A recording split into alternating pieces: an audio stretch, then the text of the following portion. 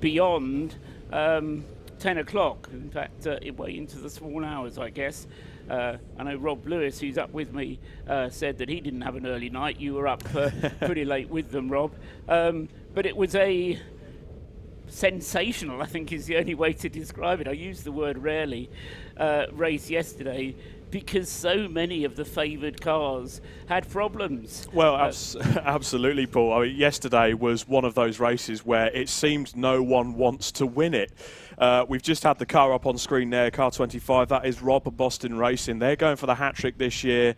I was talking to Rob and to Tom Roach last night, and they had no end of problems with that car in the end. They ended up changing an engine. They had a wiring loom go on the engine during the race twice, which played around with the ignition system. Last lap last night, there was a big coolant leak. They split a pipe on the side of the engine, which means that fried the engine, so that's why they've changed that engine overnight as well. They had a fuel pump going as well. So as Rob Boston actually put it to me, I think I had everything go wrong in those last laps last night. So but with everything going on, so we had the likes of Rob Boston leading early on. They also had a 2-lap penalty for a drive time infringement. Yeah, we haven't even got to that yet. So it's just problems with the car. They had a bit of, shall we say, an extension with the stints. We spoke about yesterday 2 driver pairings. You're going to risk having. Well, yes, but you see, this is the thing. A team like Rob Boston Racing, they normally take care of that kind of thing. And a miscalculation, you described it to me. Again, that's something that doesn't normally happen to Rob Boston Racing. Well, the 1-minute board certainly being shown at the moment, but the teams to look out for, certainly in the top 5 for the overall honours. Williams Motorsport, Callum Lockie put in a superb stint yesterday, 2 superb stints, and they had a few little niggles of their own, a few issues to sort out. Rocket Racing as well, car number 97, they currently sit in 2nd place overall. They had a failure with a connection on the alternator, which caused all the lights to go out. They had to do an unscheduled pit stop as well, so that sent them back. And that car in shot there, the Turn 7 Caterham, Callum McDougall this morning heading back to York on a round trip of 7 hours. He got back into the garage at around 3 a.m. this morning to fit a new alternator to that car because the vibrations from the old alternator literally shook the housing apart and they lost electrical power. And for the last 2 hours of yesterday's Part 1 race, they were running purely on the battery. There was no charge coming from the alternator whatsoever. Other cars with notable incidents as the grid does get underway for the rolling restart for Part 2 of this race was car 777 ES Motorsport. They had a 10-place grid penalty due to a safety car infringement in qualifying. They were making their way up through the field and they had what I could only describe on commentary if you listen back as a big fire, a spectacular engine failure which unfortunately put paid to their hopes. They were hoping to catch that Rob Boston Racing car for early honours. In the classes as well, further down the field, we've got the Royal Marines team leading the BMW Trophy class, as it were. Massive scraps going on in the smaller classes down the field. Car number 90 scrapping early on with the Royal Navy and the Royal Marines cars respectively. And in the C1 class, it's all about WRC developments currently. Car number 318, Robin Welch drove a monster 3-hour stint yesterday to get that car into the lead of the class ahead of the FDL packaging C1, and it'll be interesting to see what happens there. Unfortunately, one of the early pace setters, Silver Lake, they've had an engine change and a 30-lap penalty overnight, so unfortunately that's put paid to Alan Prebble and Greg Rose's hopes, but they've done an engine change overnight and that car is back out as we get ready on the formation lap to restart Part 2 of the Race of Remembrance. Yes, it's worth pointing out that 30-lap penalty, the reason for it. You don't just hand out 30-lap penalties without it being a reasonable reason behind it. They were given a black flag. Well, they were given a black and orange flag originally to bring the car into the pits. They ignored that. They were then given a black flag to bring them in. They ignored that.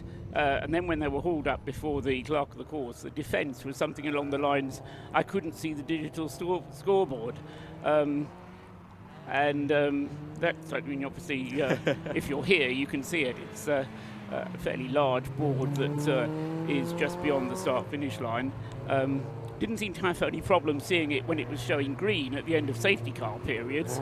Well, I mean, but yes, I mean it's not a penalty that you hand out lightly.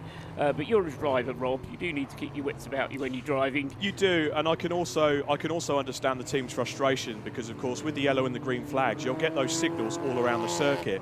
With a black flag or something like that, it will be shown at the start-finish line. And when I spoke to Greg yesterday, you know, he was visibly a bit disappointed, a bit forlorn that they've got that penalty. You know, you have to take that penalty, cop it and take it on board. But I can understand his reasoning because especially during the night time as it was going into last night, you have a lot of people up on the pit wall, illuminated pit boards and such like, so they can get their own teams to see the messages they're putting out to the drivers because they don't necessarily have a pit-to-car radio. But unfortunately, that sometimes can perhaps obscure the view, shall we say, putting it in a diplomatic way, obscure the view. I'll take that. Just a driver's point of view. I'll take that as one side of the argument. No, the other thing just to mention, because we spotted it down on the grid, the 360 Motor Racing Club Mini, which was racing pretty much all day, not quite all day yesterday, but for about 5 of the 7 hours yesterday without a boot lid. That now has its boot lid nicely fitted. It's been banged into the proper mini shape and it looks absolutely perfect. Off pulls the safety car. We're back underway again with green flag racing. The time is 3 minutes past 9, so the safety car lap counted as a lap, and the cars restart nose to tail as if we'd have a safety car all night long. And as soon as they pass the start-finish line, they're therefore allowed to overtake. So the restart and nose to tail in the same order as they crossed the line at 10 o'clock last night. So the positions very much jumbled up, but it gives the one restriction is that the driver who finished last night has to start this morning. So whoever had the late night had an early start this morning, unfortunately.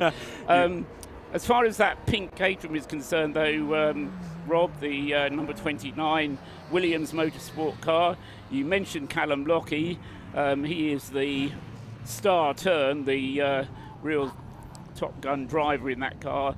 He did do 2 stints yesterday. He started the car yesterday and then got in it with about 2 hours to run, and I thought he was going to take it through to the finish. But the problem that car has, the number 29 car, it's quick, but it doesn't have one of these bigger fuel tanks. It has a regular sized Caterham fuel tank. So they have to make their pit stops a bit more frequently. They're not quite as flexible on their pit stops. Now, yesterday, that didn't really worry them because they were able to come in. But for the last hour, Callum Lockie got out of the car, Henry Williams got in, and fair dues to Henry. We've been lauding Callum Lockie, but Henry in the final stint did some great laps in car number 29, and that was his first in the wheel, running from 9 o'clock till 10 o'clock. He hadn't driven the car until that point, but he's now heading away at the front of the field, and it'll be interesting to compare lap times to see just how quick Henry Williams is compared to some of the other drivers.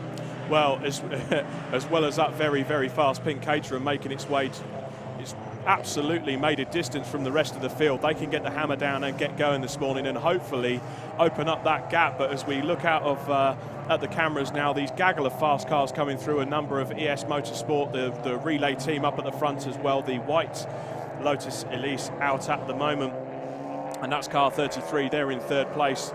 But again, with the start we've had this morning, the one factor that we need to talk about is traffic. We had that all day yesterday. So Williams Racing can kind of make hay while the sun shines in these opening few laps. They've got a nice bit of clear track in front of them, at least for a couple of laps until they catch up with the slower classes. But the likes of Rob Boston Racing, the other Lotus Elises, turn 7, they've got to make their way through traffic this morning, and they're trying to make ground up on that Williams Caterham.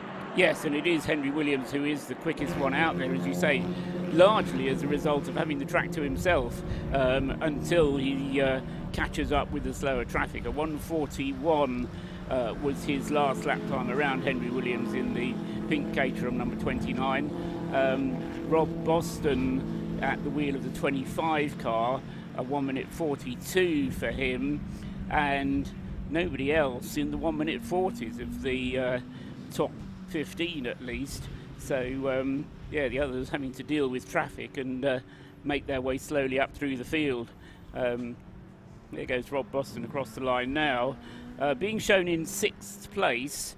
And what I haven't actually worked out is whether that 2-lap penalty that he's been assessed has been added. Yes, I think it has been added. That's car number 97 in the pit lane already. So we're just looking down at our pit lane cameras. That is one of the front runners from yesterday inside the pit lane. By the sounds of it, that is struggling to start. So the team looking a bit quizzical. They're on the radio. The driver's clearly unhappy about something, but there's no sign of the bonnet going up on that car yet.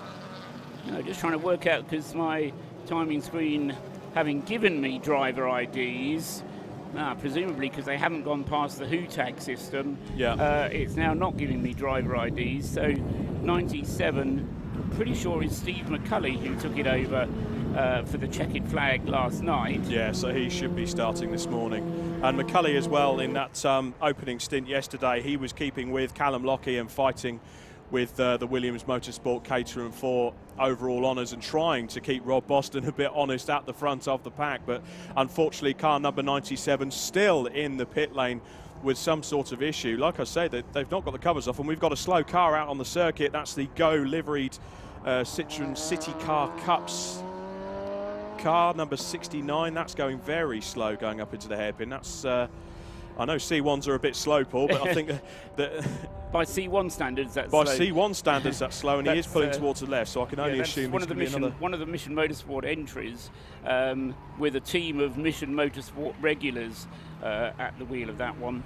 Just while we were talking about the 97, we mentioned Steve McCulley, for it is he who has taken the restart. That one was down to be a 3-driver car, but it's only a 2-driver car, Andrew Perry being the other driver.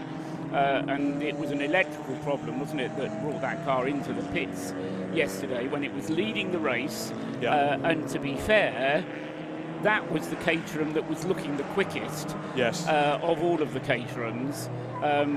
And for the longest period yesterday, in the 7 hours that we had yesterday, was looking like a race winner until these electrical problems started intervening. One electrical problem, a 10p connector on the alternator. Well, yes, but the problem is not necessarily fixing it. It's identifying where the problem is. Yeah, it's a diagnosis. And you know, the car comes in, it's got no power. Where do you start looking for it? You know, exactly that. Just as car number 97, I can tell you, has rejoined the field there, so Rocket Racing can get the hammer down and hopefully gain some ground back on the circuit. But they've lost a lap whilst they've been in the pits, and they have changed drivers. So it's now Andrew Perry who's taken that car over, and they've lost a lap. They were already a lap down on the race leader. They're now 2 laps down on the race leader. And Rob Boston, I was just talking about him, has just set the fastest lap of the race, actually, and that's not just the fastest lap of this morning's. That is the overall race. That's the overall, so quicker than they went yesterday. Hardly surprising, I would suggest, because we haven't really talked about conditions, but it is absolutely perfect. It's not even that cold today. I mean, it is cold. No, it's November, but it's a record warm November, I heard yesterday. It's a lovely mild day here, as we just see on the screen, the Operation Motorsport Civic making their way through Rocket around down the inside of the BS Motorsport Mazda, which was also one of the front runners yesterday with Ben Short at the wheel. They had problems with a broken downpipe on that turbo-powered MX5 as they cut their way through traffic. But yes, Paul, it's this race is certainly churning up a few surprises so far. But as for Rob Boston and that time he's put in, he's making hay while the sun shines in these conditions. And what was the term I used yesterday that he needed to do this morning? Get a lick on. Get a lick on, that's right. I'm learning a lot of phrases from Rob. Rob's learning a lot of phrases from me. So by the end of this weekend, we shall become indistinguishable with the phrases that we're using. Rob Boston's lap time, I mentioned he'd done the fastest. I didn't actually say what it was. 1:36.741 for the number 25 car. And as I say, he is 4 laps behind the race leader. We've got 5 hours of racing today. I did a quick calculation yesterday and suggested that a lap an hour is not impossible to catch up. No. So if you're doing quick, efficient pit stops, and Rob Boston, by regulation, has to do 6 mandatory 4-minute pit stops, but most of those, I think, will have been dealt with yesterday, which means that Once he's done one pit stop today, he'll be clear to do as quick as you can type pit stops today. So,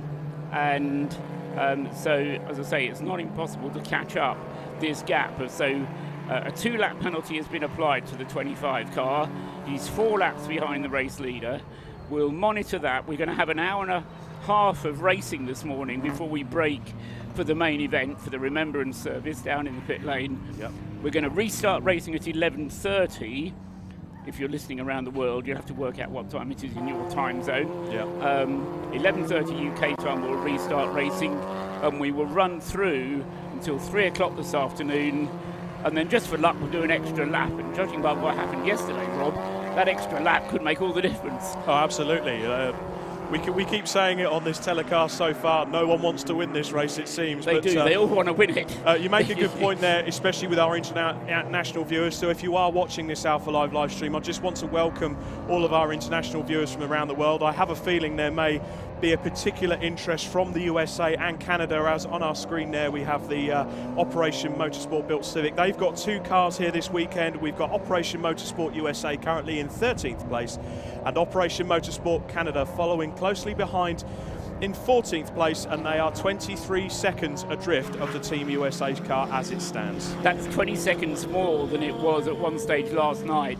Yes. They were very close last night, and they actually planned, in fact, yesterday at the beginning, we did end up speaking to Kevin Bowman. He said the plan was for the first stint at least for the 2 cars to run nose to tail.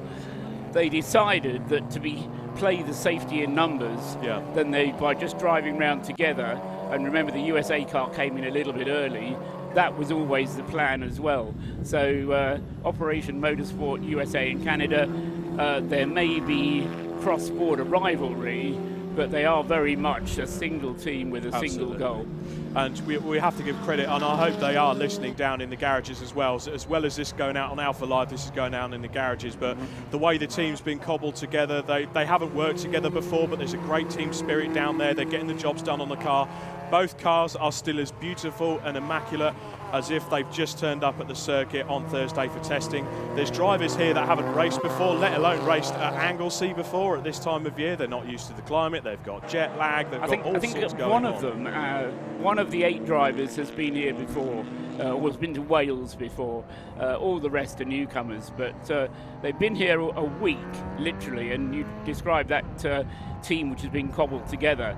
But by their own admission, they've got more people than they actually need. Yep. But it's that kind of team where anybody who, I said yesterday, anybody who didn't get off the bus in time ended up being brought out here to Anglesey to participate. Absolutely. We just saw through the shot there, they're making their way through traffic as we speak, the Team USA car, as it ducked down the inside of the green Kermit the Frog coloured Fiesta of the NJM Racing Squad there. Nick Jackson hopefully having a good time out in that car. TSL do have the drivers up, in fact, so we'll double check if it is indeed Nick Jackson in that car.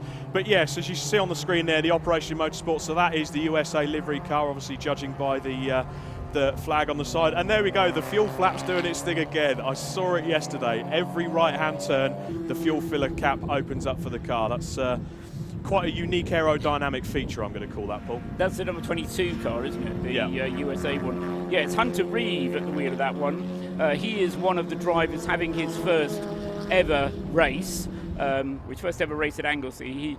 I kind of asked him yesterday if he, because he came up to talk to us, and I kind of asked him if it was his first ever race, and he suggested he'd done a couple of races in the USA, but they weren't serious races apparently.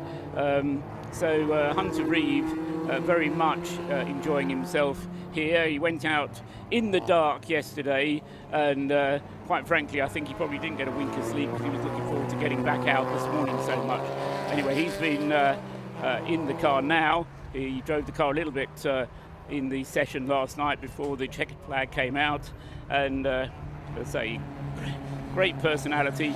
Got into racing during lockdown as a sim racing driver, and through sim racing, Operation Motorsport in the USA picked him up. said, "You seem to have a bit of talent." Next thing he knows, he's here racing at Anglesey. It's not bad, is it? No, it's not bad at all. As we just saw there, the number 90 VMS Motorsport BMW 116 getting squeezed out on the exit of the hairpin there. That number 3 traction-sponsored Mazda MX5 you saw on the screen there just now, unfortunately they've hit troubles overnight. I saw the engine loom being taped together, as it were. They were redoing some of the connections, and the team did incidentally sort of admit to me last night that car was running on 3 cylinders for the last hour of the stint. Hopefully they've sorted those issues out to get the car back in. It's a shame for the team because both the Mazda and the Lotus are beautifully prepared. It's a great looking scheme on the cars. They've got all these students in as part of the team as well, working on the car. But ironically, one of the students turned around and said to me, "It's weird, you kind of expect the Mazda to be more reliable than the Lotus, but it's turned out to be the other way round so far." So up on the screen now, is that does look like the Turn 7 Caterham. So let's just have a look and see where they've got to. They are still in 7th place with Jebsen at the wheel there. So he's got a bit of space ahead of him, but I'll use that famous terminology again. He's getting a lick on. Currently, he's got a fastest lap of a 1:40.095, so not quite on the pace of the Rob Boston Lotus Elise, but he will surely be looking to get back up into podium contention. Yes, that car with the 2 Huggins drivers, father and son, Neil and Lloyd Huggins, and Callum McDougall. So with 4 drivers, they've got a little bit more flexibility on the driver sequencing. I do hope, though, that one driver in particular, Callum McDougall, he's probably having himself a power nap, because the 7-hour round trip he had to make to York last night to get a new alternator for that car, the issues that struck that team yesterday, they were running on the battery for the last hour and a half, 2 hours of that race. The alternator casing split, which, you know, even as not as a qualified engineer, you have to sort of realise that's not good. If the alternator casing splits, it won't be doing absolutely anything to charge the battery. So that spelt a bit of trouble for the team. But luckily, they've got a new one sourced, fitted overnight, and they're back out and running. Yes, of course, at least now they don't have to have the headlights on. Yeah. They're not draining the battery as much. Yes.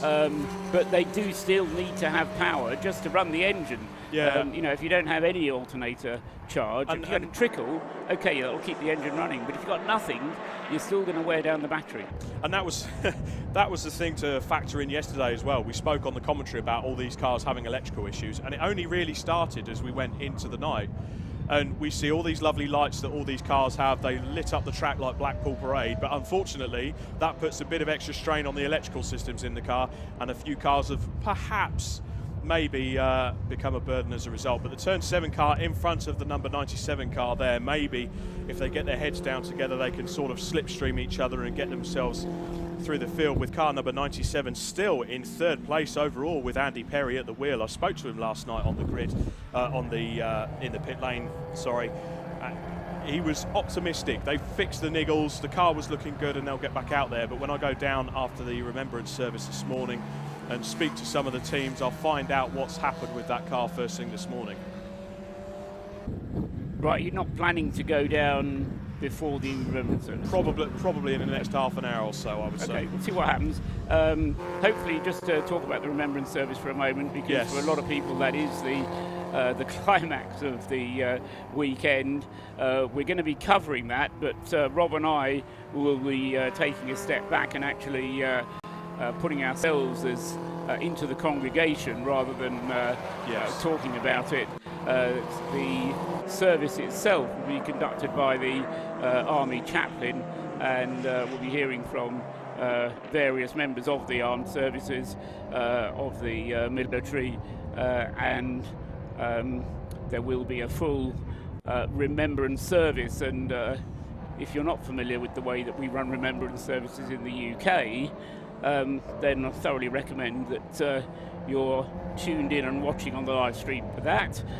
If you're sitting around the circuit and saying, oh, I've only just come into the circuit as a spectator, doesn't matter, you're very welcome. You can come down into the pit lane, and rather than have to just listen to it on the loudspeakers, you can actually stand in the pit lane and be part of that congregation as well for the Remembrance Service. That's coming up at, say, 10:30. We'll be pausing the race. The cars will stop on the start-finish line, they will be then under part fermé conditions. It won't be possible to work on the cars. Yes, so the only time, obviously, we were quite lucky last night in the fact that after 7 hours of good hard racing, many problems they had overnight, they could fettle with the cars, they could stick a full tank of fuel in there and send it back out this morning ready to go. So that's kind of been the safety cushion for the teams. But with this Remembrance service, unfortunately, the traditional part fermé rules will exist. So I'll assume they'll park the cars up out on the grid. On the start-finish line, they won't even come into the pits, that's right. Yeah.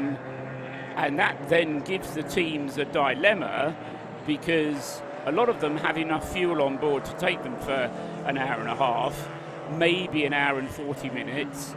Some of them won't have any choice because they've only got enough fuel for an hour and 10 minutes. Yeah. But the ones who have the choice have the dilemma. Do you come in before the checkered flag in order to get the fuel that you need to restart the race at 11:30, or do you try and stretch your fuel in order to get the best possible track position, so that even though you're restarting with a fairly empty car, at least you're in a good track position, bearing in mind you'll have to come in and get your refuel fairly soon after the race restarts at 11:30. Bit of a dilemma there as to what decision you make. There is indeed. One person that's going to be probably thinking about that as he charges through the field is car number 25 you see on screen, Rob Boston racing. Let's have a look at the progress he's making. Well, he's still there in 4th place, but his lap time's still well quicker than anybody else. His last lap was a 1:39.8. Again, compare that with Henry Williams, who's the second fastest car. He's done a 1:42.0. Andrew Perry in the Rocket Racing Caterham, a 1:43. And Andrew Jebson in the Turden 7 Caterham, car number 7, in 7th place, all the 7s. He's doing laps in the 1:44 kind of, well, in fact, exactly 1 minute, no, 1:44.8 is his lap time. So it is very much the Lotus Elise of Rob Boston that's the quickest of the cars that are out there in the top position. So he's got a lap to catch up to get into 5th place, and then once he catches up with that, he'll have 2 cars fairly close together in 3rd and 4th places, the Rocket Racing car, and the one that we've not really mentioned yet, the car 50, which is Neil Perry in the Unlimited Performance Consulting. Nice jazzy name for your team, isn't it? Yeah. You know, you've got teams with names like Rocket Motorsport or Rob Boston Racing. Unlimited Performance Consulting, Neil Perry speaking. I'll tell him you said that. The car itself is a nice one for us commentators, though, Rob. Sticks out like a sore thumb. I keep on calling it the Marlborough-coloured car. It's not got any Marlborough sponsorship on it, no money, and not the word either. But it's kind of red and white in the same colour, in the same layout as you would expect from a Marlborough-style car. I think even the team name on the side is in the same font as we just see Rob Boston making his way through some traffic there. You'll see the Dayglow Mini at the back that has got its boot lid back on the car, so that did look like the number 360 car there. I could be wrong, just looking at the images there, but they're certainly, as I would say, Paul, they're getting a lick on getting through traffic as he just slots it down the inside of the BMW E30 car number 129. They had a share of issues and they're slowing on the start finish straight there, indicating to the left. Now I'm hoping it's just a case of they're letting a few of the quicker cars through, but that car blew a head gasket yesterday and they changed the engine on that overnight. I think he was just a bit frightened by the amount of traffic coming past the 129 BMW. I certainly hope so. You wouldn't want to see that team run into any more issues again, but there is the 360 Mini on screen following the Rob Boston Racing Mini through, getting a real slide on sideways. Yeah, certainly getting a move on there, but Rob Boston making his way through traffic as he cuts through past the C1 and the BMW 116 Cup car. Now, talking of the BMW 116 class, let's just double check where we're looking in the standings. Yeah, sorry, you're looking over my shoulder here, aren't you, yeah. Rob? So, yeah, the BMW class then just go down to the column that normally has class is absent from the screen, which makes life deuced difficult. I have no class on here. Why don't I have class on the screen?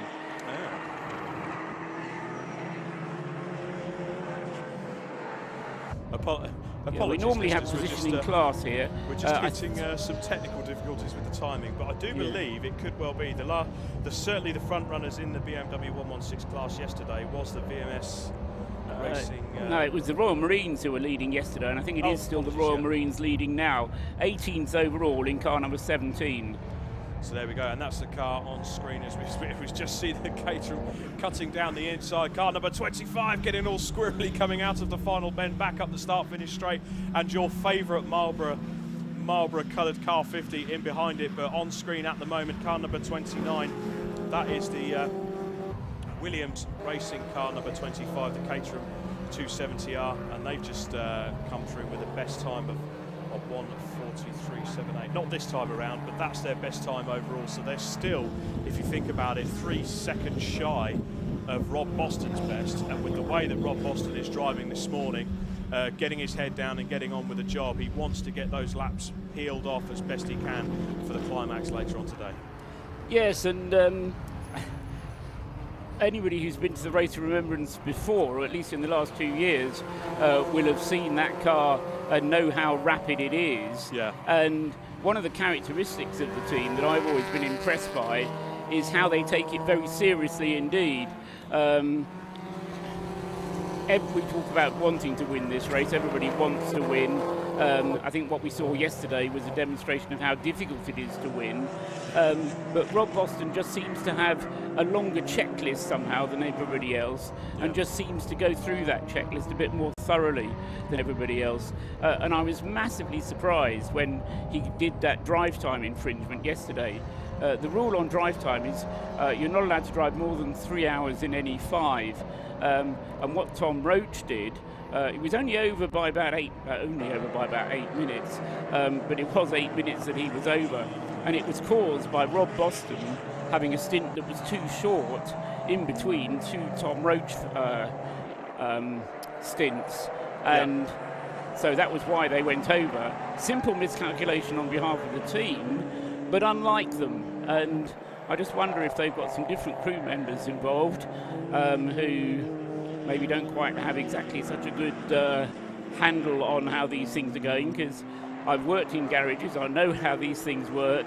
You have a number of different people making decisions in the pit, and all of a sudden somebody says, I'm coming in, somebody else says, well, the plan is to do this, and you can, as I say, make mistakes quite easily. Yeah, I did pop into the garage last night on my rounds and spoke to Rob Boston, and you know, he showed me the sort of basic plan they had, and he said it was very tight, it was very marginal. Yeah, so there were only 8 minutes over. Yeah.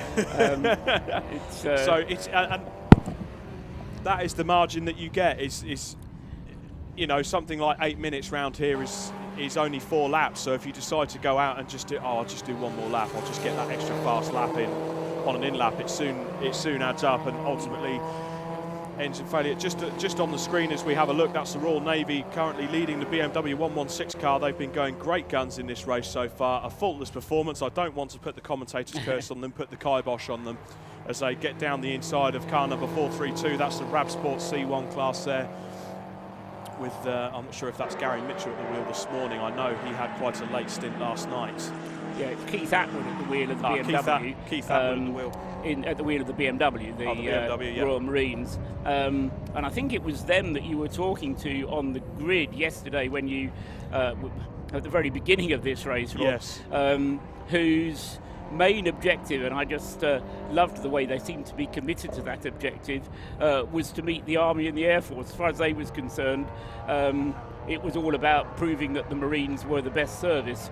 And you're always going to get that. You are always. But I love it, and I love that different aspect that they have there. They go across the start-finish line at the moment. The Royal Marines liveried BMW, and I think the other thing. I mean, I tend to be involved in British national racing quite a lot. You do as well, Rob.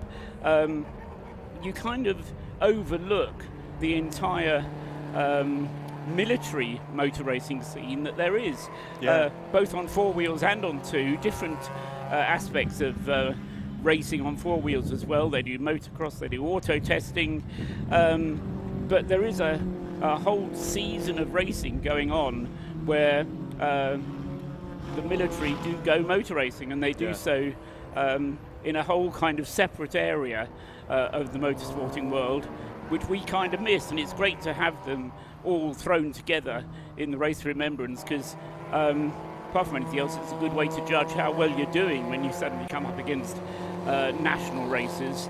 And for the Marines to be leading this class, which, as you say, is very closely competed for, is a good performance from them and the drivers in that car number 17.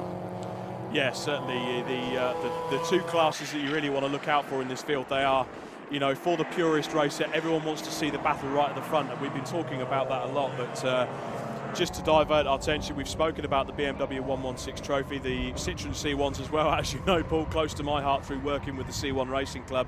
Robin Welch put in a mammoth stint yesterday in that WRC Developments car, which was car number 318, and the Silver Lake team as well, with Mike Harris at the wheel. Yes, Mike Harris, who's actually leading the Citroen C1 class at the moment in 458, the Silver Lake team, 28th overall. No, so 25th overall is a WRC Developments car, so that's David Drinkwater. Right, David Drinkwater, having been out last night until the death at 10 o'clock last night. Yeah, so it is that WRC car. You said that in the warm-up, has completed 197 laps, including what he did during yesterday. And there is the man himself on screen. So that's car number 318, closely followed by the sister car of the WRC Developments, 418, as they just turn and head up School Straight to be passed by a few of the faster cars there making their way past. But David Drinkwater is a name that Alpha Live viewers in particular will be very familiar with. He's a keen face on the 750 Motor Club package, recently racing that BMW Compact in 750 Hot Hatch. He's raced VLN Endurance over in Germany. I believe he's done the Nürburgring 24 Hours, loves his endurance racing, and a nice guy to sit down and have a beer with on an evening. Lots of stories to tell. But who's this? David Drinkwater? Oh, yes. Yeah. No, he also competed a lot at the 24-hour race in Dubai. Yes. Which I think that was probably where he kind of got his taste for night racing. And just down into the pit lane there, we've got the car 558 Silver Lake entry. Unfortunately, they had to deal with a 30-lap penalty during the race, but Greg Rose there on the fire extinguisher. The team just getting ready to get the front wheels jacked up on that car. Now, one thing we did mention yesterday was the tyre abrasiveness of this circuit, in particular with the C1 Racing Club class, but I do believe some of the BMW 116 cars also had an issue with tyre scrubbing at Anglesey, and it's just because it must be something they put in the tarmac at Anglesey. It's the same at Pembrey, so I can only assume there's an issue with Welsh tarmac just being a bit rough. And it's a bit more abrasive on the tyres, so if you are going to come and race at Anglesey, I'll bring a spare set. So back on the screen there, you can see the Silver Lake car hotly pursuing the two WRC Developments cars, bump drafting, pushing each other, working in tandem as they work their way round to the start-finish line there. 418 just in front of David Drinkwater, closely followed by 458 of the Silver Lake machine in the camouflage livery. So if you're having trouble seeing it on the screen, that could be why. They're certainly doing their best to disguise it. And the second Silver Lake car, the one with the issues, is still in the pit lane. Yeah, 458 then with Mike Harris at the wheel, provisionally at least second in the class, and then third in the class is the 417 FDL packaging. You saw more action on the screen there, Rob. Absolutely, you could really tell these drivers are going for it. It's the two WRC development cars closely following each other. No one can accuse these C1s of not pushing hard, because they can get a bit tail happy if you put you can push these cars quite hard, especially around the corners, and they will corner quicker than the BMW 116 cars, but unfortunately they've just got a bit of misgiving on the straights, as we just see down the back straight at the moment. Rob Boston still making his way through the field, following the relay team car number 33, the ES Motorsport car. But on screen we're still seeing the Silver Lake car closely following the WRC Developments car in the lead battle for that class there, as the Traction Elise just slips his way down the inside, working their way through the traffic. That car number 4, I don't want to put the kibosh on it, but so far they've had a pretty reasonable running. They haven't had a lot of issues, unlike the sister MX5 that, funnily enough, you can also see on the screen there. Yeah, you only have to, if you're watching the stream, any shot which only shows one car has got to be a tight in focus, because there really literally are cars all around the circuit. and there is never a dull moment, certainly if you're just waiting for cars to come past. Often in an endurance race, after you've had 7+ hours, there'll be little gaps building up as cars have got problems and they're trying to work on them in the garages. Not in the race Remembrance, not at Anglesey. There's always something to go on as a group of 6 cars arrives at the final turn. I'm just looking out for where Rob Boston is and whether he has managed to get himself past the 360 Motor Club car. The difficulty that we have now is that what we're seeing on the road is not necessarily what we're seeing on the track, because the timing screens are showing us the aggregate positions, including yesterday's race, and so you can have a battle on the track, but it doesn't actually get reflected onto the timing screen. But Rob Boston Racing was 6th, is now, I think, secure in 5th place on the aggregate times. They've got themselves ahead of Duncan Rogers in the 360. There goes the 360 car across the line now, and yes, so he has now dropped behind the Rob Boston Racing car. So Rob Boston up to 5th place, having started 6th on the aggregate times, and that includes his 2-lap penalty. And he's still, though, 4 laps behind the race leader. Lap time for Rob on that last time around was actually a slower lap. He must have encountered a bit of extra traffic. 1:43 for Rob Boston last time around, compared to a 1:40 for Henry Williams. Just saw on the live stream there, David Drinkwater getting it a bit crossed up and off the circuit while the faster cars were making their way through. So that battle's still raging on at the head of the C1 racing class, albeit on the aggregate times they may be close together on track, but certainly on our timing screens, and we'll hopefully be able to sort this sort the timings out as we go into the final stage of the race to really show where people are in terms of proper track position. Don't forget, this is an aggregate race because it's split up effectively into 3 parts. It's a bit like the 1994 Japanese Grand Prix when Damon Hill took that famous victory from Michael Schumacher. It's the same kind of premise as that, so if you are a keen motorsport fan, look that up. That's kind of how we're running it. Now, we do have a visitor to the box, so I think it's only right that I hand the headset over to Mr. James Cameron. I've put him on the spot here, but I think I'm going to hand the headset over to Mr. James Cameron to have a chat and bid us all a good morning. Always nice to hear from James Cameron, the CEO of Mission Motorsport. I don't think he was expecting to be called upon, but having been put on the spot, you are familiar enough with contemporaneous speaking, James, to be able to talk without much preparation. I think it's on my LinkedIn profile. Yeah. I'll feed you the questions. We were talking yesterday about the race we've had. It's been a phenomenal race so far, continuing to be so. I have to say, you do this every year. Whatever the weather throws at us, come Sunday morning, the sun shines. And I've had to bring me sun cap, as you can see, in order to deal with the sun in my eyes. How do you make the weather work for you every year? It is extraordinary, and the reason why you've ambushed me is because I come up for the view.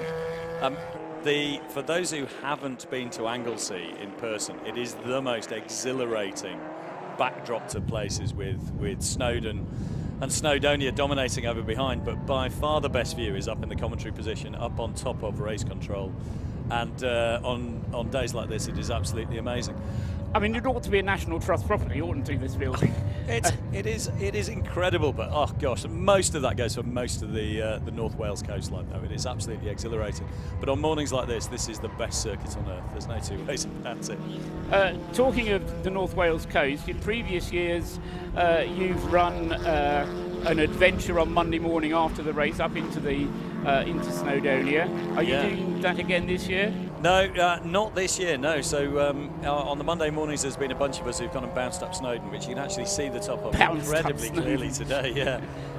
Today it would have been a glorious day. Tomorrow, not quite sure what that looks like. But for me, tomorrow, I'm at Three Sisters running a veteran karting event for a whole bunch of beneficiaries just outside Wigan. So Yeah, no rest for the wicked. We're bouncing straight on to the next thing. Other things to do, and of course, talking of other things to do, we are but an hour away from bringing this portion of the race to a close to build up towards the Remembrance Service, which I've been plugging for the people who are listening on the live stream to stay tuned for the Remembrance Service. You've been working with Northwest Sound and Light to get that set up, and I think virtually everybody here who's been here before is looking forward to that service. Yeah, absolutely. It's the reason we come here for this weekend. You know, there are some other activities that we do around it. You know, one of which being a 12-hour and a bit automotive motor race. Just a 12-hour race. But otherwise, it'd be a bit silly coming here and we wouldn't have anything to do. We'd be kicking our heels. So, in order to, it's a bit like, I think that there was a theory which I think that there was a theory that the little chefs were built on the confluence of ley lines, and then the roads came along later and joined them up. I think Race of Remembrance is very much in the same way. It's the same philosophy behind it. Will you be speaking during the service? No, all of that is. You have an army chaplain to actually run the service, don't you? I think we've got a Royal Air Force chaplain. So Royal Air Force one, right. he's a fine bloke. So actually from RAF Valley.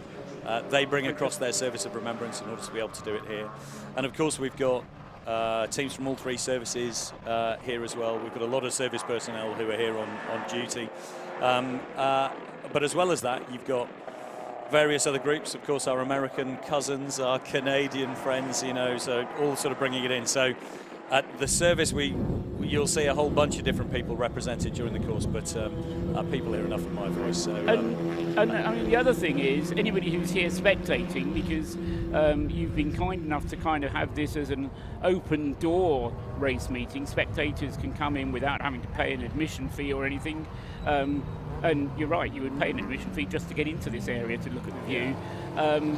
But they don't have to stay in the spectator enclosures during the Remembrance Service, do they? They can come down into the pit lane. Absolutely encouraged to come and take part, because it's not about it's a service of remembrance, and the obvious focus is those sort of in the front ranks with you know, sort of berets and medals on and all of the rest of it, but actually remembrance is a shared activity. It belongs to the community. It's not just about one specific thing. And so with Anglesey, we've worked as part of our you know, conditions for being able to run the event, and what we ask Anglesey to do and what they provide for us is to waive the gate fee, because it needs to be open to people so that not just motorsport and military community can come together, but local community can too. And if people are within reach of Anglesey this morning and want to come up and join in the service, then they're absolutely encouraged to do so. And of course, somebody said yesterday, how often do you go to a motor race and still get the opportunity to go to church on a Sunday morning? Yeah, no, that's very true. Or where the pause for church bells on Sunday morning is something that's positive and not an embuggerance. True enough, true enough. Highlights of this year for you so far? I will wait until the end of the race. I'm going to wait till the end of the race. I mean, isn't it wonderful having the Op Motorsport team back, having missed them last year? I mean, this is the biggest by some margin. You know, 55 cars starting. We've still got more than, you know, sort of more than 50 running right now, which is incredible. All of those things are wonderful, but it's that whole sort of community coming back together. And the really interesting thing for me, because it's really easy with your sort of iPhone or whatever these days, to do year by year and just flick back and look at pictures from previous years. How it has grown is quite astonishing. You know, in my head, Biathlon of Foolishness is 20-odd people, a few of whom are in costumes. That was not the case yesterday. I think there must have been 150 people starting yesterday's Biathlon of Foolishness. It was just extraordinary. So it's really good. So our job and what we've been planning in the background, and clearly we're running a couple of race teams and there's a bit of motor racing which is going on as well, is coordinating all of the things that need to be done for that service and working out how to get those people into actually a space that we're starting to spill out of, to make sure that we get everybody in for it, and just making sure that we can do it safely and link in with the BRSCC staff who are busy running the race in the background. And doing a great job, I have to say, the Incredibly BRSCC, because as you say, it isn't something which necessarily is that obvious as to how to do, and kudos to the Mission Motorsport people for bringing in the BRSCC to actually run the race meeting as a race meeting. Yeah, so thank you for that, James. No problem. you have to. Yeah, I'm going to quietly step off into the background. You guys are doing a fantastic job, and I'd also like to particularly credit, I think, those who are producing the imagery as well that's going out across the world. We've had the most fantastic feedback from people who are watching this from all over the world, and for those who are joining us from the United States, who've got out of bed very early this morning in order to watch a Remembrance service, welcome. Welcome. You too are looking at a random piece of bodywork which is now lying somewhere on a piece of Welsh mountainside. I can tell you, got somebody listening from Zolder in Belgium, Axel Goldstein. Welcome to him. Somebody else last night was tuned in from Bathurst in Australia, and somebody else, Erwin Raven, has tweeted that Anglesey is a nice track indeed. There's a nice element of understatement. Yeah, it is a little bit. I came in early this morning, went and sat at the top and just watched the sun come up over Snowdon, and it is. It's a truly special place. Gorgeous. Thank you very much, James. Thank you. You probably have things to do. We've got a Remembrance service to organise, and as I say, that is less than 3/4 of an hour away now, and we will be concluding this segment with a flag that we couldn't really see properly last night. But the red and white checkered flag, I don't know whose idea that was. I should have asked James. He'll probably deny all knowledge of it. Somebody had the idea and we decided to do it. But I tell you what, the views, yes, you tell us. The views we've just been discussing now, we saw that out on the screen. That's what we've got from the commentary box times 10. the 360 panoramic view with the 180 panoramic view we've got here of the North Wales Mountains with this beautiful racing circuit. Now, the one thing I did see on the images while we were just talking there to James Cameron, car number 318, the leader, WRC Developments, in the C1 class is in the pit lane carrying out their pit stop, and I did see David Drinkwater get out of the car, but the WRC Developments team, they've done their fuel stop, they're busy getting to work. One of their sister cars as well, car number 528, is also in the pit lane as we carry on. But overall... just a question on the 318, and then we'll go look at the overall positions, Rob. You will...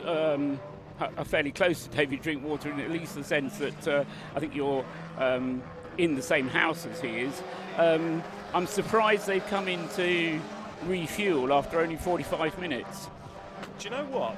From what we were discussing earlier, so with the way the Remembrance service works and there's now part firme conditions, I reckon they're effectively setting themselves up to go a further hour after the service and not have to immediately pit afterwards. We just saw on the screen there the 360 racing team have come into the pit lane as well. They're dropped down to 6th place as a result, but that looks like that is a regular stop for that team, and they have been going brilliantly as car number 318 is now making its way down to the end of the pit lane and heading out onto the circuit, and we should be told by our timing screens who that's now gone in to. the 318. That'll be the WRC Development Paul car. Hinson. So Paul Hinson has now joined the circuit out in that car. And he's an experienced driver, so absolutely. Another we'll be expected to go quickly, because they've, in the 318 car, had Nicole Drought driving yesterday, of course, who isn't here today. No, unfortunately, she's decided she fancies doing a bit of rallycross today, so they headed on the boat back to Mondello Park tonight. Just on the screen there, we've got car number 223, the Pure Track Racing team. Hopefully, at some point today, we'll have Sarah Dennis joining us in the commentary box. But 2 cars they're running this weekend. The husband and wife pairing of Sarah, Matt Dennis, and Simon Coombs running the team with them. So hopefully, we'll see that they want to come back every year and improve and get better every time. So back at the front, we've still got Henry Williams leading the way in the number 29 Williams Motorsport Caterham, the pink car, on 233 laps completed. On 222 laps completed, therefore 1 lap behind, is the number 33 relay team, Mike and Bailey Edwards. Mike Edwards is out at the moment. Michael Edwards is in the white Lotus Elise. Yeah. If you catch it on the screen, there are 2 number 33s. There's a white one and a green one. If it's white, it's Michael, and if it's green, it's Bailey Edwards doing the driving for that relay team. Not eligible to win the trophy, but nevertheless having a great race. Currently running 2nd place overall. On 231 laps, Rocket Racing with Andrew Perry at the wheel of the number 97 car. And then in 4th place, although not for much longer, I don't think, because Neil Perry in the Unlimited Performance Consulting Caterham, number 50, is being closed in upon by Rob Boston. Everybody is being closed in upon by Rob Boston, but Rob... I think the whole field is at the rate yes, quite.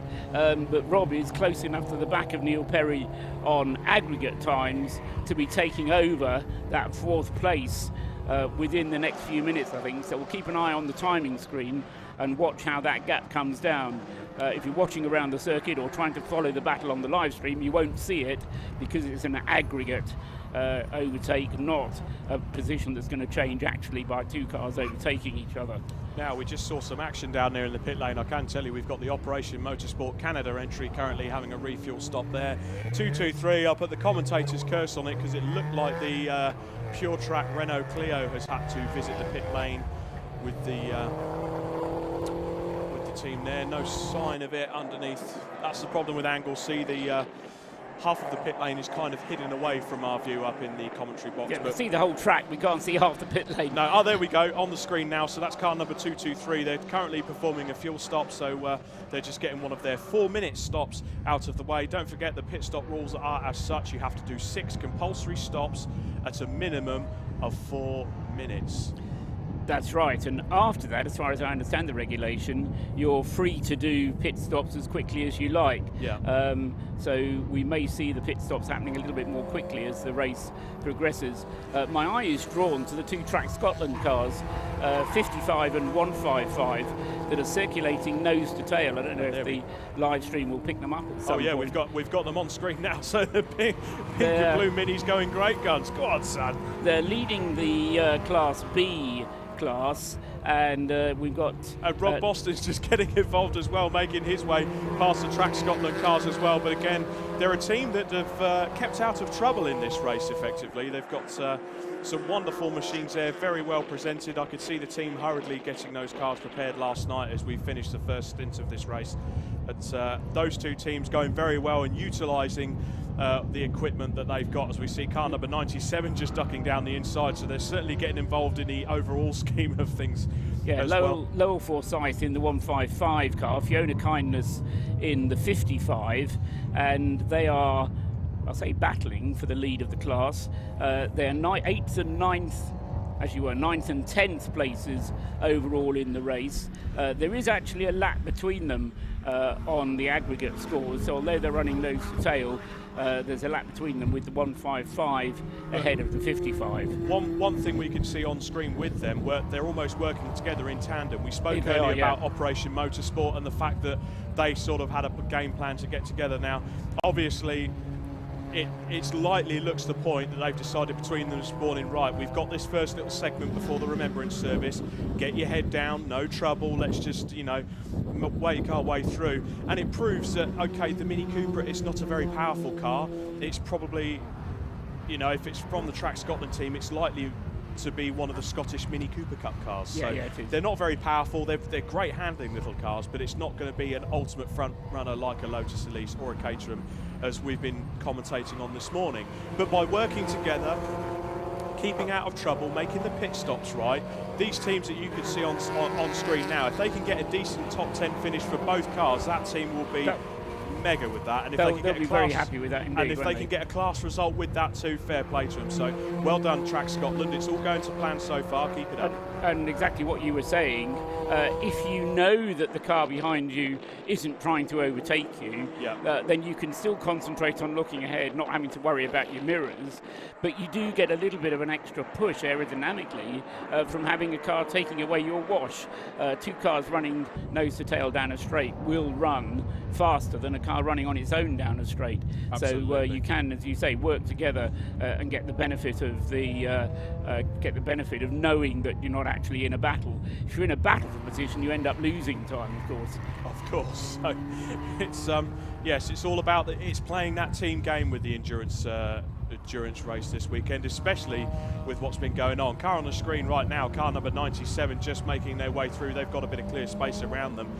One of the jobs I need to do before the Remembrance Service gets underway, certainly, I'll make my way down to the pit lane shortly and just see if I can have a word with a few of the teams and find out a few more of the niggles that's been going on this morning with certain front runners, certainly. Yes, and Probably if you can get to the bottom without sending any of them to give anything away strategically, how they're going to deal with that dilemma that we were describing of question, do you refuel before the interval or try and go through to the end and get more track position? I mean, to me as well, Paul, that'll actually hurt a lot of the Caterham teams a lot more. They've got a fuel issue as it is. They can't, apart from the cars like Turn 7 that have modified their fuel tanks, effectively they've got such a tight window around this Remembrance service because they can't fuel the car, they can't work on the car, so it'll be interesting. I'll see whether they'll actually tell you what they're doing is another matter altogether, but you can pose the question and see whether they shift uneasily from one foot to the other. Then I'll know. Yeah, exactly. You don't always need to hear what they say as long as you watch how they say it. The Rob Boston car, 25, continues to make progress. Remember, it was 6th an hour ago. It's now 4th.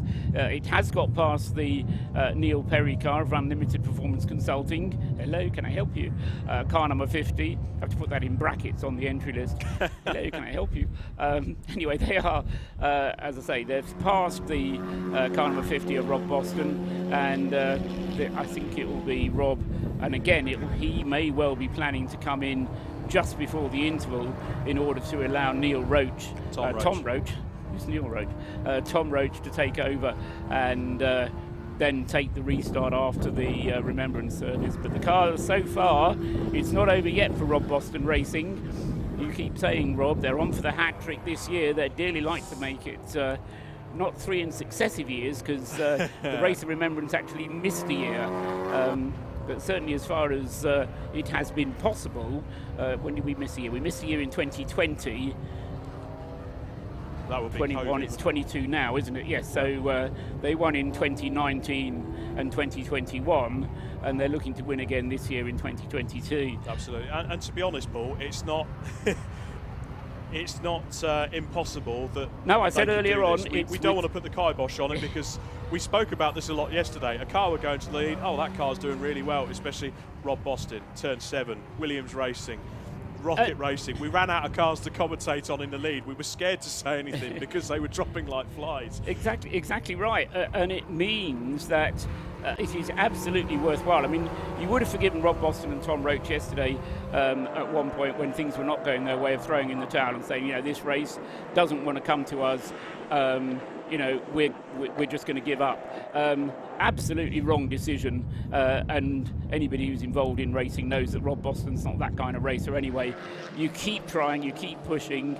As I say, it's not beyond the realms of possibility that they can do this even just on pace alone, let alone if one of the leading runners, particularly Henry Williams in the Williams Motorsport pink Caterham number 29, starts to fade away. Or has another of those niggly little problems. Indeed. Then Rob Boston is still in with a chance of winning this race. Absolutely, but let's not discount Williams Motorsport. They are absolutely... No, I mean, the race is theirs at the moment. Yeah, we see them on screen now. They've just got the target on their back. Look, there's a target painted on the back of that car. Let's not put down Williams Motorsport. And ES Motorsport, the relay team, they're in second overall. Okay, they're not eligible to win the trophy, but if they can get a decent overall podium result out of this by... Well, it's. I think the phrase is props to them. Yeah. Is that the modern phrase, props to them? Yeah, why not? Yeah. Let's go with that. I know about these modern phrases. Yeah, I've learned from my son. Yeah, and Rocket Racing in third, 97. That's one of the teams I'll be making a beeline for. So, lads, if you can hear us down there, expect to see me shortly. I want to find out what's been going on with that car and that early stop this morning. But, car on screen there. That's a Williams Motorsport overall leader with Williams at the wheel. He'll be. He's just got his head down. He's churning out consistent 142, 143, making his way through traffic. The only car really to worry about, I would say, in that top 5 at the moment is Rob Boston, because he's lapping. Okay, he's a bit slower this time around, but earlier on he was still in the 139s, about 2-3 seconds ahead of the pack. So, like we say, whether they decide to gamble before the Remembrance Service, they bring it in, they fill it up and get Tom Roach out in the car. I mean, the problem is... this is going to be the commentator's curse. We've run for an hour and a bit so far this morning without having the dreaded safety car word.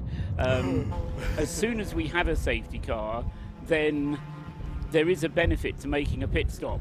There is a penalty to making a pit stop because you're going to lose time, and if you still need to make your 6 pit stops, you're going to lose 4 minutes getting refueled. Yeah. I mean, to be nearly fair, 2 laps. To be fair, the good thing yesterday, I mean, how many safety car periods did we have? About 8? 9. So it was 9 in total. So that is a lot of safety car time that teams could have utilised to pit under that, because, you know, for the folks watching on the stream that maybe aren't too familiar with the endurance racing aspects of it, under a safety car period, obviously the field is touring a lot slower.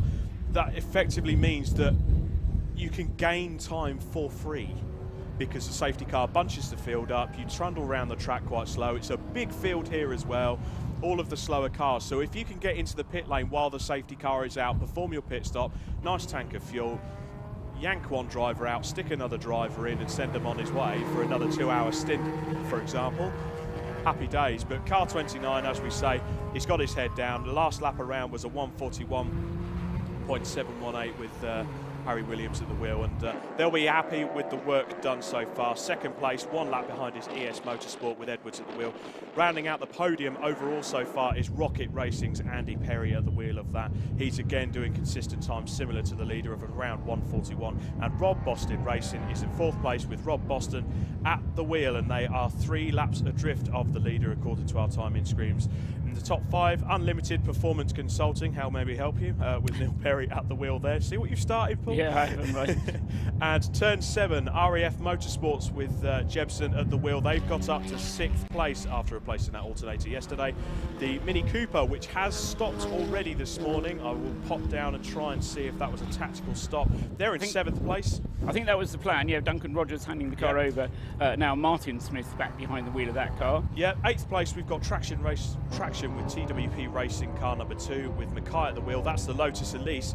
And the 2 Track Scotland Minis, Track Scotland 1 and Track Scotland 2, are rounding out our top 10 in 9th and 10th place. A good effort from Track Scotland. They've had a really good race. And a big shout out as well. I know George Grant will be excited down in his garage at the moment. They're running out of the Rob Boston garage this weekend, but in the Mazda MX5 car number 169, the Clapham North MOT entry, they're in 11th. And those 3, 9th, 10th and 11th, are all leading their respective classes, or at least 9th place Track Scotland 1 is leading Class B, and in 11th place Nick Rutter with the Clapham North MOT car number 169, which George Grant will take over at some point this morning. Just the 2 of them, Nick Rutter and George, driving that car. They're still leading Class C, so top class leaders in the lesser powerful cars, going well there, just inside or just outside the top 10.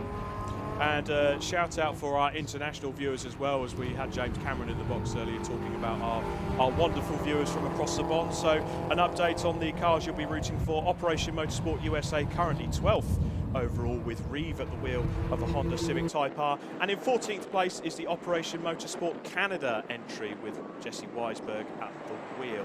And a car that we've not mentioned, Rob, and I don't know if you can add this to your list of cars to investigate when you go down into the pits, but sat over by the 2 ambulances on the far side of the circuit is car number 77. I hadn't spotted it earlier on. I thought it was just one of the Marshall's car, but it is actually a racing car. It's the Strongbrew racing car for Russ Howe, Neil Broom and Scott Armstrong, the Mini Cooper, which stuck over there, and it must have come to grief there since this morning. They wouldn't have left it there all night. No. They restarted this morning 7th in their class, in car 77, but have been sat over there for, well, I'll just take a guess, because I'll say 20 minutes. But as I say, the car is pulled safely out of harm's way, but isn't playing any further part in today's activities. And I just wonder if you can find out from the team. Absolutely, what's going on. Just look at the screen now. So just on your right-hand side, he's managed to pull off to safety now. Without being a doom mongerer, that would tell me that it could well be something fairly terminal. Well, they can put. Of course, the problem is now is how do they get it back without just throwing the safety car? And there's no reason to throw a safety car because the car is not in a place of danger. If he's pulled off and out of the way, it could well be that he's told the marshals, you know what, lads, sorry, it is what it is. The engine's failed or whatever. But on the other hand, it may be one of those 10p bits that if they get it back to the garage, they'll be able to get it going again. So during the Remembrance Service, I imagine they're going to pull that car back to the garage and give the opportunity for the team to just have a look at it and see whether it's a quick and easy fix, or, as you say, whether it's terminal. Absolutely. Stop-go penalty being issued for car number 19.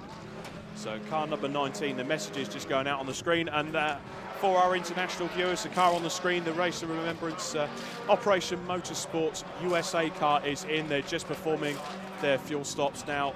The one thing to remember, we're going to have a few representatives hopefully come back up to the pit lane to chat later on in the day. These Skip Barber racing cars, beautifully prepared. I love the wraps on them. They're so, I mean, the artwork on the bonnets of these, Paul, is something to behold. They are. I mean, they're Skip Barber Racing School training cars, which have been brought over from the States. We did mention this yesterday, but they've been literally shipped over and from the Skip Barber Racing School, the largest racing school in the world. And so, yeah, if anybody's going to prepare your cars for you, then you want it to be them. Skip Barber is certainly not a bad choice at all. Now, we're just going into the last 20 minutes of this race, and we're just looking up and down the pit lane now. I can tell you, turn 7 Caterham has come into the pits, and the driver is getting out. The car's up on screen now.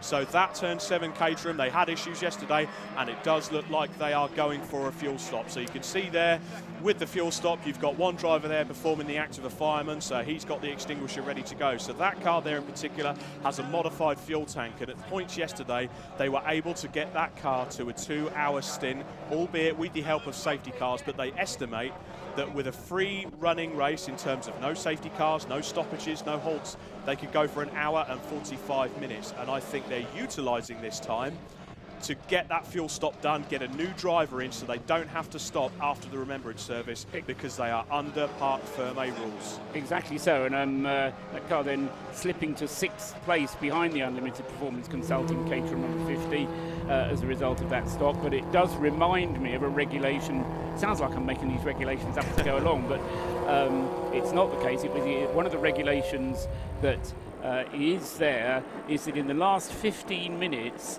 leading up to the Remembrance Service, there is no refueling allowed. You can come into the pits, you can do a pit stop, but you can't refuel the car. So right. They don't want any fuel about in the last 15 minutes before the Remembrance Service starts.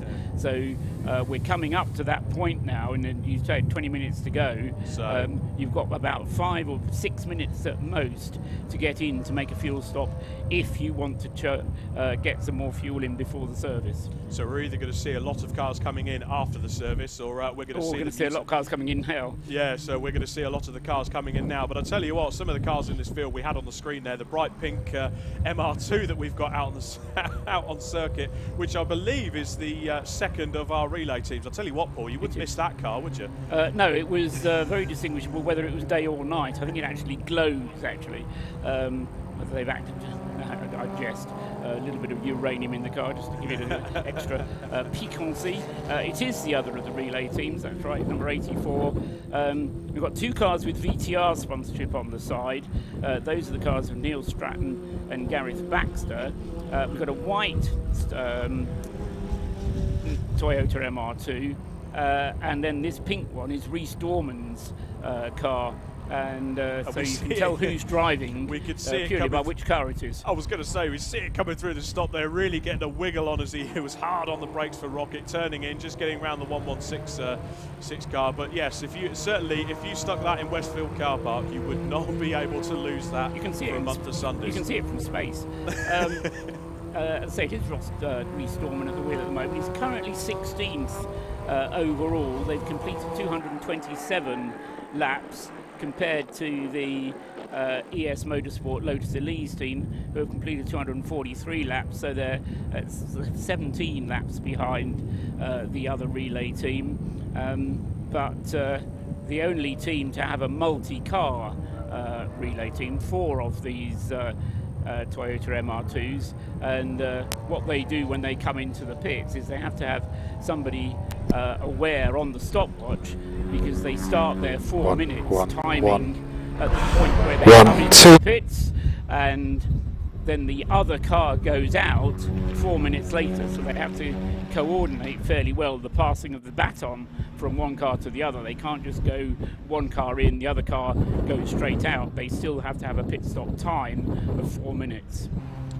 Yes, and just seeing the final throws of this race at the moment. So as we come up to the 15-minute mark, we've got a few cars coming into the pits. I'm going to take the opportunity to head back downstairs, including the race leader. So I said with 15 minutes to go, refueling is banned. Henry Williams in the race leading car coming into the pits. So he's sorted that out. 18 minutes on the clock. He's got that right on the lock stop. Perfect. So Henry Williams doing exactly that. You said it was going to get busy, or maybe not, but and Rob Boston coming in. So they've read the rules. They know there's no refueling in the last 15 minutes. So Rob Boston is in. Or was he? I thought he was in. Has he gone in and gone out again very rapidly, or was that me misreading the screen? That might be a misread, Paul, but it's a long day. At this point, I'm just going to take the opportunity now. We're coming up to the 15-minute mark, so I'm going to head downstairs and see what information I can grab from the teams. But certainly seeing that Williams Motorsport car in, that'll be the garage I head to first. We'll have the Remembrance Service, and then hopefully when the race resumes, I'll be able to bring some more interviews from the pit lane and join you back in the commentary box later, Paul. Okay, thanks very much. Rob Lewis there, who's been up here since the start, and thank you for your input from up here, and look forward to hearing from you down in the pits and what else, other information we can find out. So race leader in the pits being refueled. It's a routine stop, nothing to worry about. There's no work going on the car. They're just waiting for the 4 minutes that are required to tick away. 6 mandatory pit stops to be made over the course of 12 hours, and also into the pits now comes the 97 Andrew Perry Rocket Racing Caterham. And as I say, we're getting close to this 15-minute, call it a curfew if you will, for refueling. Fuel is already in the number 29 Caterham. It's going into the 97 now, and as I say, the team then has to just wait for the mandatory 4 minutes to elapse. Driver change has already happened, and for 29, I wonder whether it's going to be Callum Lockie, Toby Ballard or Roger Patkey. They're the drivers that are at the disposal of the 29 team, and 97, who's also in the pits, they have no choice. It's Steve McCulley taking the car over from Andrew Perry. Time ticks down. I'm still a little bit puzzled by Rob Boston, whether he's going to come in, because I swear I saw his name come onto the screen as a pit stopper, but into the lead, not for the first time of the race, but the first time today, first change of lead, goes Michael Edwards in the relay Lotus Elise. He will also be due a pit stop, or try and maintain that lead so he can restore it come part 2. And of course then they'll have to make a pit stop to change driver, but it will still be a 4-minute one for Michael and Bailey Edwards, as we go through an hour and a quarter into this morning's racing.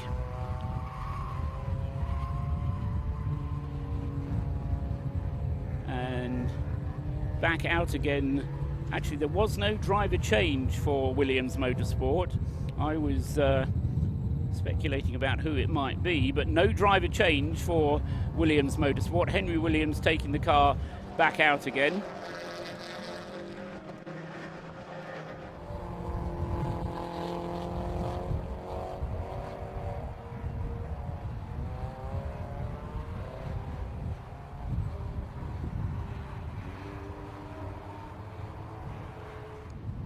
So Henry Williams staying behind the wheel. He has to now make sure that he doesn't exceed the drive time limit of racing for 3 hours, although it may well be that the drive time resets during the pause, which if it does is good news for him. There he goes now, back out onto the circuit then, Henry Williams, crossing the line and completing how many laps? 246 laps in total, but he is now a lap behind Michael Edwards' Lotus Elise relay team of father-son team Michael and Bailey Edwards. Andrew Perry still in the pits with the Rocket Racing car 97. The fuel is in, and that is almost certainly now Steve McCulley, just looking down through the binoculars into the pit lane to see if I can identify Steve McCulley behind the wheel. But it was a good stint from Andrew Perry to get the ball rolling this morning. Car just waiting still, waiting for the time to tick down, and the team looking across to check when the time says go. It says go, up he goes. First of all, he gets to the WHO tag recognition system, waits for the green light to confirm that his WHO tag, the driver identification tagging system, has been identified. The light goes green, says yes, I know who you are, and the screen hopefully will update itself. It does, to Steve McCulley. And so Rocket Racing back into the race, still 2 laps behind Henry Williams in the Williams Motorsport car number 29. So we're beyond the point now where refueling can be done, and Rob Boston Racing hasn't taken the opportunity to come in, but they have got themselves a lap back in this first hour and a half. Remember, after the Remembrance Service, will be resuming at 11:30 for a further 3.5 hours, and so that will give Rob Boston a further chance to catch up. Is he going to be able to catch up 3 laps? We'll have to wait and see. And his lap times continue to be a lot quicker than anybody else's, a 1:40.917. So the screen is now telling me it's Tom Roach, so that car did make a pit stop. So Rob Boston Racing has made a pit stop, has come in and changed to Tom Roach. So it was a quick stop, but I don't think they took on any fuel. If it was 4 minutes, then hats off to them. They did a good stop, and they've got a car now with a tank full of fuel. So Tom Roach on his way. There he goes, in fact, across the line now. A 1:40.841.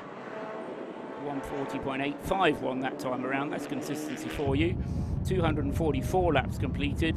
They are 1 lap behind the Rocket Racing car of Steve McCulley, and a further 2 laps behind Henry Williams in the Williams Motorsport car. So all 3 of our leading runners in the top 3 places for the Heroes Trophy are full of fuel, and we're counting down into the last few minutes before the Remembrance Service, which will be starting in just over 10 minutes time. Henry Williams across the line, completing 248 laps now, although Michael Edwards has already completed 250. Just goes through now with 8 hours and 22 minutes on the clock, waiting for that to update itself.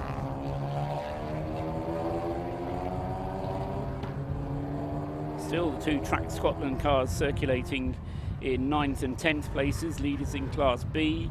Nick Rutter leading Class C with the Mazda MX5. In Class A, I'm not sure if we'll be able to pick that one out. In the BMW class, if you like, the Royal Marines still leading the BMW 116i class with Keith Atwood in car number 17. From the Royal Engineers, who are it's the VMS team, which is second in the class, car number 9, and that is Warren McKinley in the number 9 BMW, and then the Royal Engineers team is third in the class with Tom Sykes in the Royal Engineers car.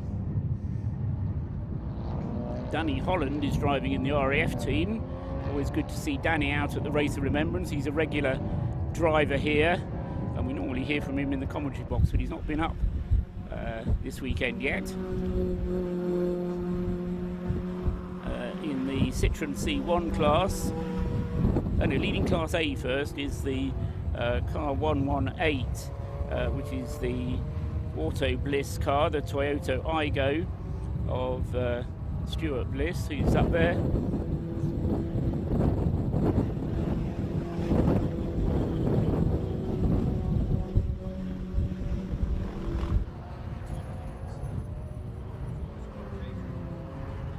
You can be multitasking. I've been joined up here by a driver I've not met before, Henry Williams. I said, it says here you're in the car. He said, yeah, I've just told the timekeepers that. And they've taken that on board and updated the screen. So it's now Callum Lockie behind the wheel. You've answered the question. Henry, it took a long time for you to get into the car. What was it, about 9 o'clock last night when you first got into the car, pitch black, but you did get in the car in the end. Well done. Yeah, no, the guys, they wanted Callum to start and sort of strategy for me to finish and then start today. So yeah, it was entertaining waiting for many hours and then sort of being thrown in it and frustrating. Told to go. No, not at all. I mean, this event is amazing because it's just a team event. So, you know, you do what the team tells you, and yeah, it's great. I was talking to Callum yesterday, in fact, about how the team event works, because and he was echoing the fact you have to do what you're told as a driver in terms of deciding when you come in, when you go out, and you're very much, yes, okay, you do the laps and you're the heroes because you're turning in the laps, but you're also being very obedient. And say if the team manager says pit this lap, Henry, you have to come in because. That's exactly right. I mean, it's all about team strategy, and it's. I mean, luckily, you know, Callum's an incredible national champion, very well known, but we all lap at a very decent pace, and you know, the whole thing is keeping the car going. So out on this stint today with myself and Callum, you know, with the strategy of fuel, and you know, we can only use 30 litres out of our tank, unfortunately. So we don't have an endurance tank. So I was eking out the last. I think I came in with 1 litre to spare. You know, everything is. There was some coasting going up into 5th. So. Yeah, not accelerating too hard. It's a tantalising situation, and looking forward to the race after we've had the Remembrance Service for the last 3.5 hours, because, as you say, you have the track position, you have the race advantage, but you do have a slower overall package because of these more frequent pit stops that you have to make. Yeah, and that's exactly right. I mean, and it was today, I mean, we were very lucky. I think we came out on pole, and we managed to sort of gain a lap Everybody else was quickly. in traffic.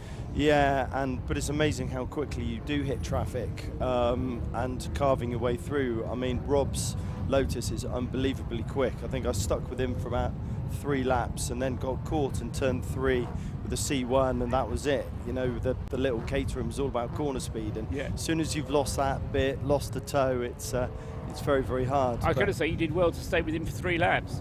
Yeah, that car is very fast. And they've had their share of problems, more than their fair share of problems, you could say.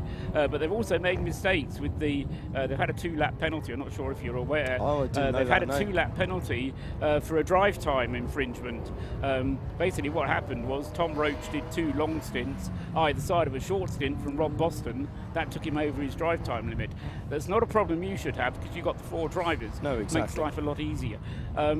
But it's Roger's car, isn't it? Roger Patke. Yeah, it's Richard Patke. Yeah, Ratuj, Rog. Yeah, it's Roger's car. Rog came into. I met Rog through Callum, and he came and did the Caterham Academy this year. Yeah, fantastic guy, really great guy. Managed to win the academy in only 4 races. Got unfortunately knocked off in his first race. Did the next 4, won outright, and then didn't even do the final round. I was there for him not doing it. Yes. Yeah. But then there was a kind of final end of term race beyond that, wasn't there? Yeah. Unfortunately, Rog got a hit. Again, so, he didn't finich. But so it's obviously a good car. It's a lovely car. It's your name on the team though, so. Yeah, help me out here. Yeah, so I've got a Caterham dealership, do a lot of motorsport, run the team, and Roger's, you know, he's a customer, but yeah, he's become a good friend now. So yeah, it's our name on the car, and but the car's a very nice one. Okay, good news. You're back in the lead. So you've good to know. Got back in the lead as a result of getting ahead on aggregate of the ES Motorsport relay team Lotus. Even if that car wins, it's not allowed to take the trophy. So you still have that advantage. But as you say, there's this tantalising last 3.5 hours Yes. with 4 drivers to get through. Are we going to stick to the same driver order, so it will be Rog getting in next after Callum? I don't think so. I'm not too sure. We'll really see after. You're just going to go down after the service after this stint and see what the team manager says. Yeah, see what Melindy tells us. Do as you're told. Fingers crossed. I do as I'm told, especially with Melindy. But I mean, obviously, this is this your first race of Remembrance? You've done it before. So this is my first. Your first. It's and it's absolutely amazing. And we're already talking about next year already. Good. I mean, it's good and bad. At end of season, you can be fed up with it and you don't want to do any more. But I think this year, with some uncertainty about where the economy is going next year, we've had a record entry this year. I mean, it really has been a great advertisement for the event.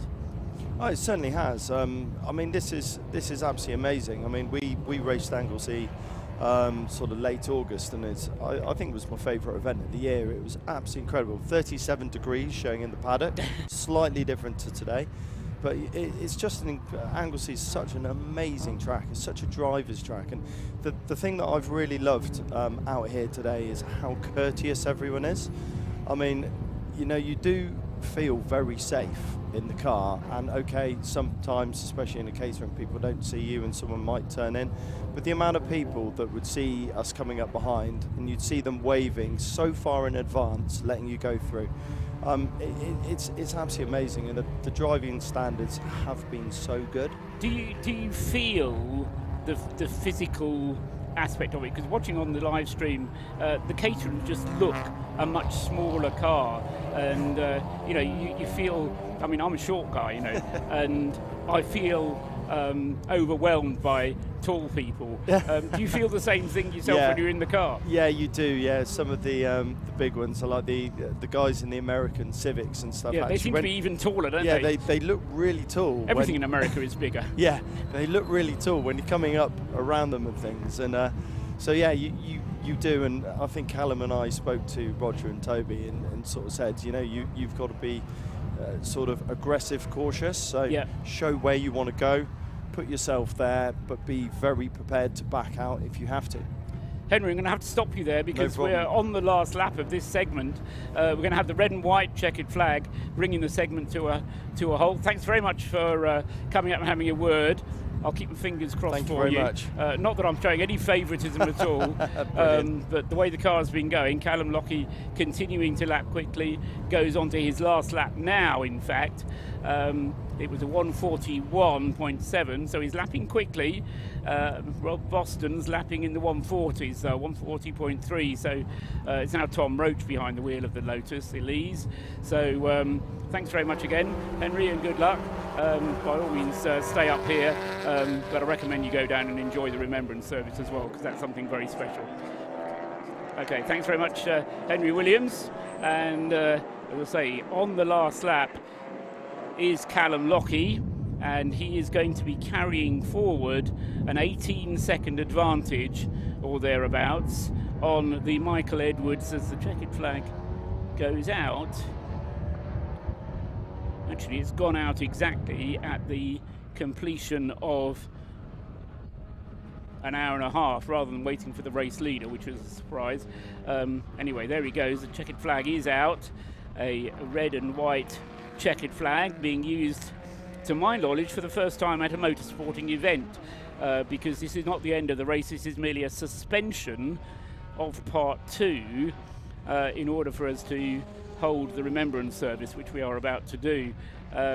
So the cars will complete this lap, a slowing down lap, no overtaking allowed, and then they'll come into position on the start-finish line and be lined up nose to tail in Parc Fermé conditions in order to then be able to restart as soon as we've done with the Remembrance Service.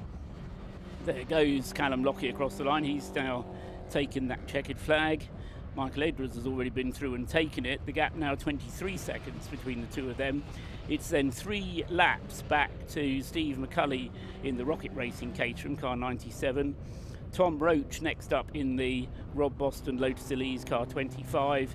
A further lap behind still, so he's got his work cut out. It's going to be a tough last 3.5 hours for Tom Roach and Rob Boston. David Rook is 5th in number 50. In 6th place is Neil Huggins at the wheel of the Turn 7 RAF Motorsports Caterham. In 7th place is Martin Smith, and these are the drivers that are going to have to take the restart. In 8th place is Andy Mackay in number 4, as there's a change there as Martin Smith goes through and takes the checkered flag, and on aggregate moves ahead of Neil Huggins. So it's Martin Smith in 6th, Neil Huggins in the Turn 7 car in 7th. In 8th place is Andy Mackay in the number 4 Lotus Elise. In 9th and 10th places are the 2 Track Scotland cars, leaders of Class B, and that's Lowell Forsyth and Fiona Kindness. In 11th place, Nick Rutter, still at the wheel of the Clapham North MOT Mazda.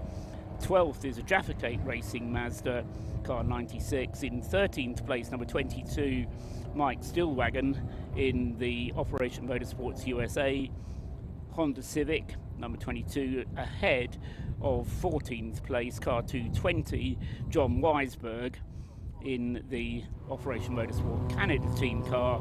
And then 15th, car number 84, is Rhys Dorman with the bright pink See It From Space Toyota MR2. Those are the positions, and the cars, having completed their slowing down lap, are now coming onto the grid, where, as I say, they've been taken around for another lap. I think that's just possibly to enable them to bunch up and enable them to safely then be lined up by the marshals, ready for the restart after the Remembrance Service. And in a few minutes' time we'll be closing down the public address from up here and handing over to our colleagues from Northwest Sound and Light down in the pit lane to cover the Remembrance Service. But before we do that, Rob Lewis is back up here. What did you manage to find out, Rob? Not a lot, unfortunately. It's a lot of the teams at this point of the race. There's a lot going on to prepare for the race of Remembrance. So after the race, for the Remembrance Service. For the Remembrance Service. So yeah. After the Remembrance Service, I shall be getting some more teams up and down. What I did do, I did speak to Callum McDougall on the Turn 7 team. They found a lot of the Caterham teams, including themselves, even with the modified fuel tanks, with the way the pit stops go, they've had to get the fuel in early because the Caterhams just don't have the fuel and stint capacity. So they've had to get that stop in early before the 15-minute mark. And of course, you had the interview with the Williams Motorsports team. As soon as I saw the driver, I was like, you know what? I think Paul would want to have a chat with you guys. So that's fine. No, it was very interesting to speak to Henry. Not a driver I've met before, but very impressed by him. What I'm confused about, you may have seen the frown that I was wearing a moment ago, Rob, is that they've lined up Michael Edwards as being the race leader at the moment, which he isn't. So either TSL have missed a trick, or the marshals have missed a trick. So can't quite explain that one, but the screen shows quite clearly a 23-second lead for Callum Lockie in the Williams Motorsport Caterham over Michael Edwards in the white Lotus Elise. But let's say the marshals, well, they showed the checkered flag at the Lotus Elise. That was what puzzled me. Yeah. And I thought at the time, oh, maybe they were just doing it based on time. No, I think. But I think the marshals think that Bailey Edwards is leading the race. Yeah, I think at this point what they're doing now, I think they've just got to a point they want to get the Remembrance Service up and running, just reading the body language down there. The drivers just starting to get out of their cars, but indeed the lineup being comprised of the ES Motorsport Relay team up at the front. But I think... here comes Callum Lockie down into the final turn now, and he's saying, I'm leading, I should be up at the front. Are we going to have a wave by? Will be the only way to do it. It's not a huge number of cars to wave by, probably about 20. And that number 77 Mini, which was parked over by school, is now being pushed back to the garages. So it rolls on all four, and So that'll be another task for us to find out after the Remembrance Service, is whether we're going to see that number 77 resuming racing, because as James Cameron said when he was up here, we've still got over 50 cars running in this race, Remarkable, which is a remarkable illustration of the reliability of most of these cars. I mean, they're based on road-going cars, so they should be reliable. They are just when race hard, that yes. can, so some of them have proved a little fragile, should we say? a little bit fragile. And who would have thought that RKC Motorsport turning up with 2 Hondas? Well, I know their lorry's packed up, they're ready to go, they're staying for the Remembrance Service, but by the looks of it afterwards, they're hot-footing away so, and getting on the road. But, understand. Sorry, when you say their lorry had packed up, no. I thought that was slightly ambiguous what you said. But what I would say is the most important part of this weekend is just about to get underway. So I believe, without further ado, as the crowd make their way down the pit lane, the cars are indeed lined up on the grid. I believe it is time to... Yeah. So from the commentary team for the moment, stay tuned. We should be bringing you some images of the Remembrance Service that is taking place, and it's time for us to head down and pay our respects. Yeah, so as Rob says, just a few minutes to wait until we're ready to go with that. There'll be, as I say, a different production company is handling the output of the sound. Alpha Live continuing to provide vision, and orders of service being handed out down in the pit lane.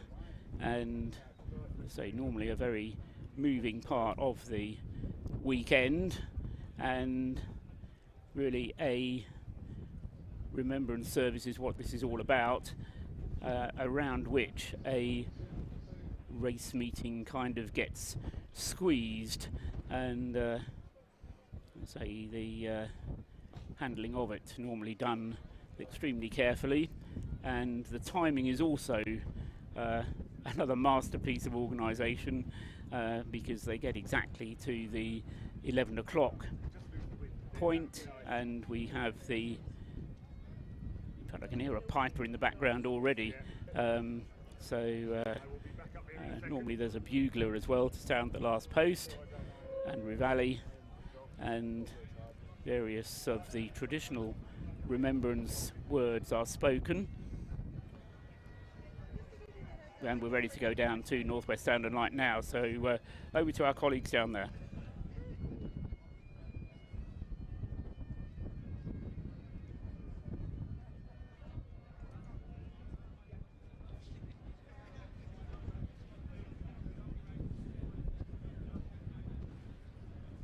One, two, 1, 2, 1, 2, 1, 2, 1, 2, 1, 2, 1, 2, 1, 2.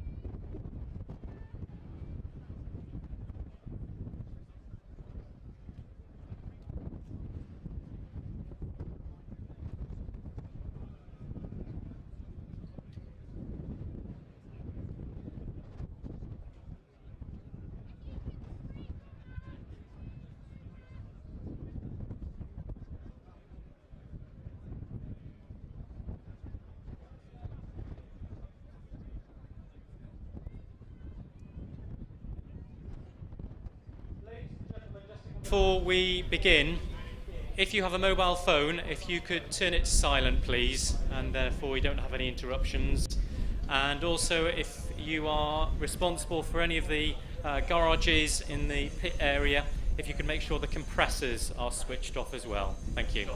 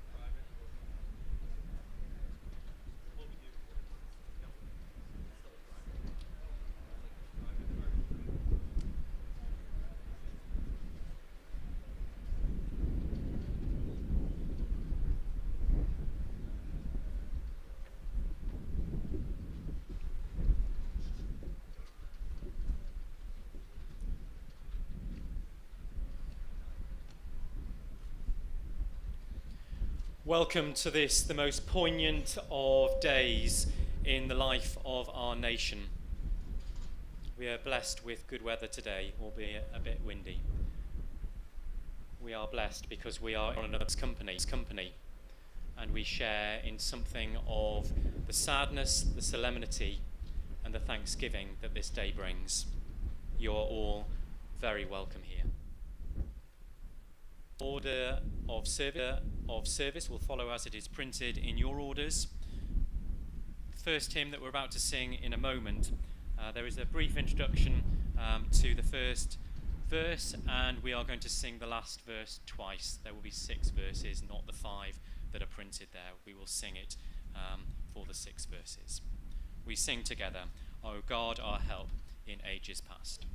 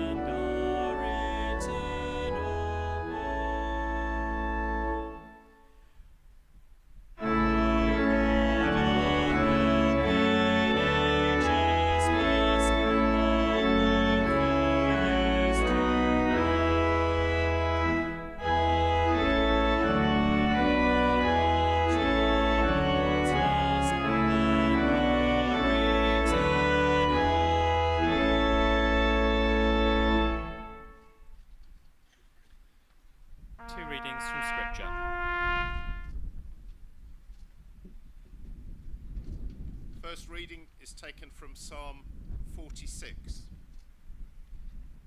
God is our refuge and strength, an ever-present help in trouble. Therefore, we will not fear, though the earth give way and the mountains fall into the heart of the sea, though its waters roar and foam and the mountains quake with their surging.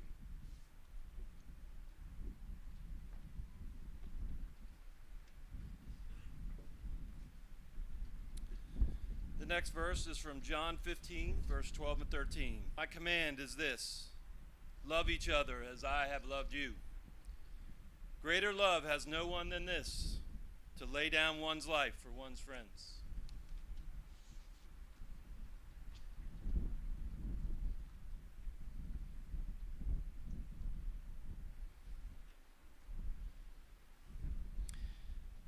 These readings are particularly poignant, not only for those of us who stand here today, remembering friends, colleagues, family members who fought and suffered, and some who have died in the cause of peace and freedom. They are poignant for us in all times and all generations,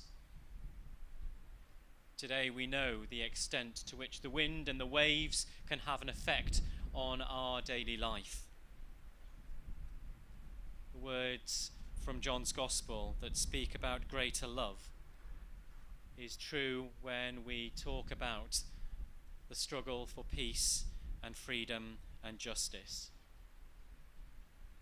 But if I may add one more reading to our two readings this morning, it would be a reading from a letter that was written to the early believers, those who found truth and freedom in the person of Jesus Christ. It is these words: "I have fought the good, worthy and noble fight. I have finished the race. I have kept the faith. And there is in store for me the crown of righteousness." For those of you who are racing this weekend, those words have a deeper significance. But as we think about the life that we live, the world that we inhabit, the things that we hope and pray for in our lifetime and for generations, these words have even greater significance. We all have a part in fighting that good, worthy and noble fight, to speak out for truth and justice, and to work for that which is honourable in our time and generation. For many of us, the race is still going on. For those we remember today, the race has been completed.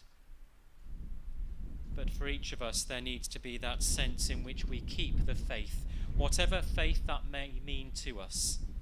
Faith in humanity, faith in one another, faith in what we believe. For those who are prepared to put their trust in the values that we are remembering today, the values that those of previous generations have fought for and given their lives for, there is that crown of righteousness.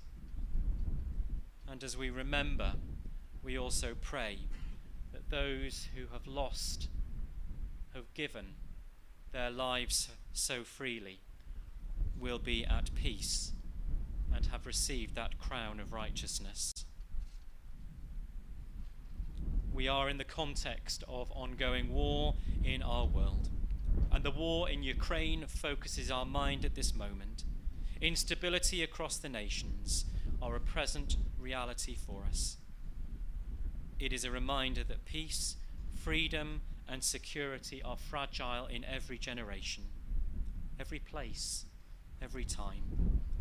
But we have our part to play in it, and it is worth striving for. We are hope. We have been hope, and we will continue to be hope if, as today, we hold to those values that so many have given their lives for. On this day, when hope may feel that it is just out of our reach, lives so many gone, broken, lost or diminished, the greater love is ours. I pray, as we hopefully all pray today, that we will continue to have hope in ourselves, in others, and in the future, as we struggle, as we strive, as we dream for peace and justice, truth and life and love in our time. For those we remember and give thanks for today, we offer them once again to God. May they rise in peace.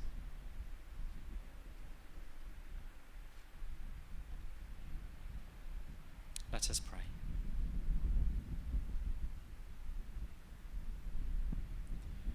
We meet in the presence of God. We commit ourselves to work in penitence and faith, for reconciliation between the nations, that all people may together live in freedom, justice and peace. We pray for all who in bereavement, disability and pain continue to suffer the consequences of fighting and terror. We remember with thanksgiving and sorrow those whose lives in world wars and conflicts past and present have been given and taken away. They shall grow not old, as we that are left grow old. Age shall not weary them, nor the years condemn. At the going down of the sun and in the morning, we will remember them. We will remember them.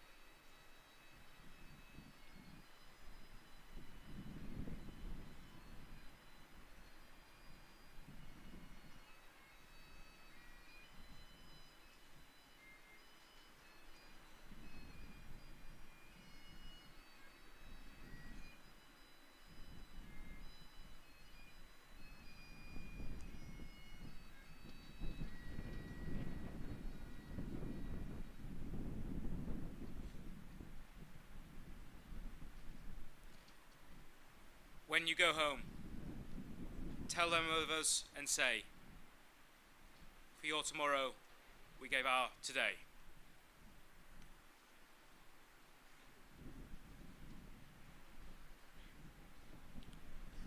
Let us pray. Almighty and eternal God, from whose love in Christ we cannot be parted either by death or life, hear our prayers and thanksgivings for all whom we remember this day. Fulfill in them the purpose of your love, and bring us all with them to your eternal joy. Through Jesus Christ our Lord. Amen. We pray for the leaders of the nations, that you may guide them in the ways of freedom, justice, and truth. Lord, in your mercy, hear our prayer. We pray for those who serve in the armed forces of the Crown, that they may have discipline and discernment, courage and compassion. Lord, in your mercy, hear our prayer.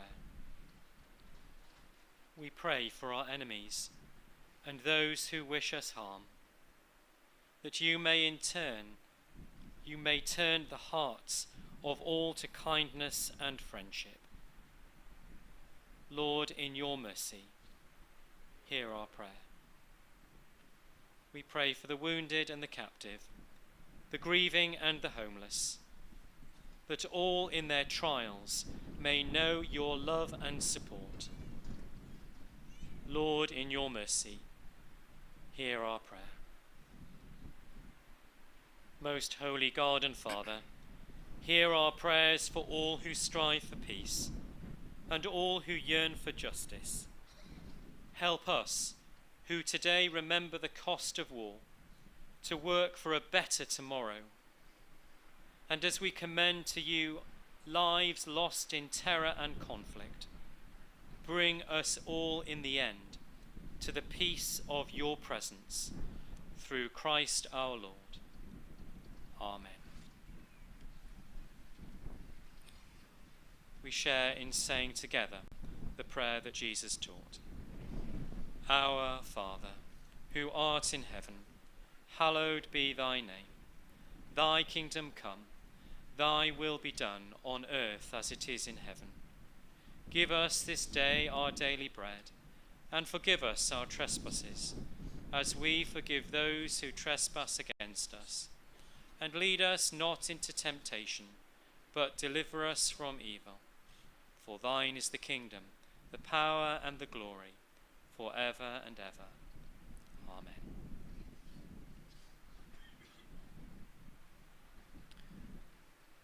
We sing together our second hymn printed on our orders of service. Amen.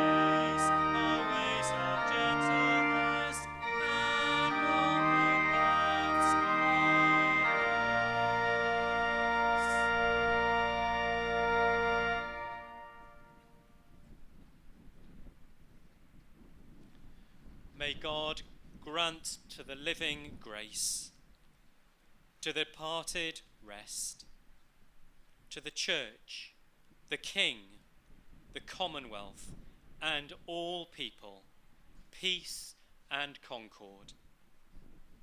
And to us and all his servants, life everlasting.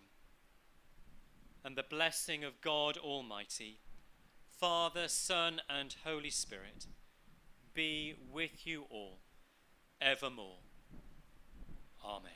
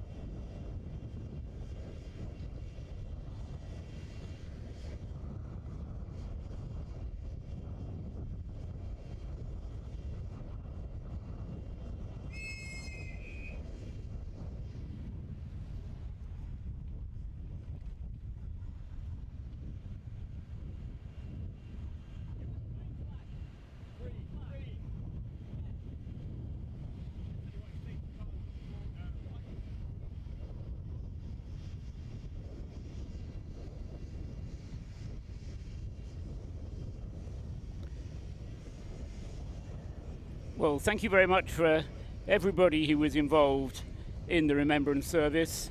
I think everybody was moved by that, and it lived up to its reputation, and we're very grateful to all of those involved, particularly Northwest Sound and Light, who provided us the coverage.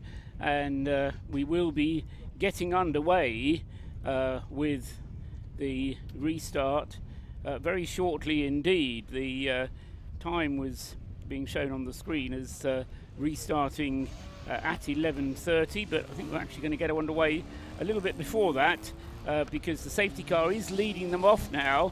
The race recommences, the race time countdown recommences at this moment, and we are now going to continue the 2022 Race of Remembrance. Let's go racing, said James Cameron, and I'll echo that sentiment. Let's indeed go racing, and we're now having not exactly 3.5 hours. We're going to have a little bit less than 3.5 hours of racing, because the race yesterday evening ran a little bit over 7 hours. On Saturday evening we went up until a minute and a half practically past 10, and having completed part 2 we then got up to 8 hours and 32 minutes, so there remains but 3 hours and 27 minutes to go. And the TSL timing screen, if you've got an opportunity to look at TSL timing, tsl-timing.com, then they will be showing you the race positions. Confusingly, this is always a confusing race, part of the tradition.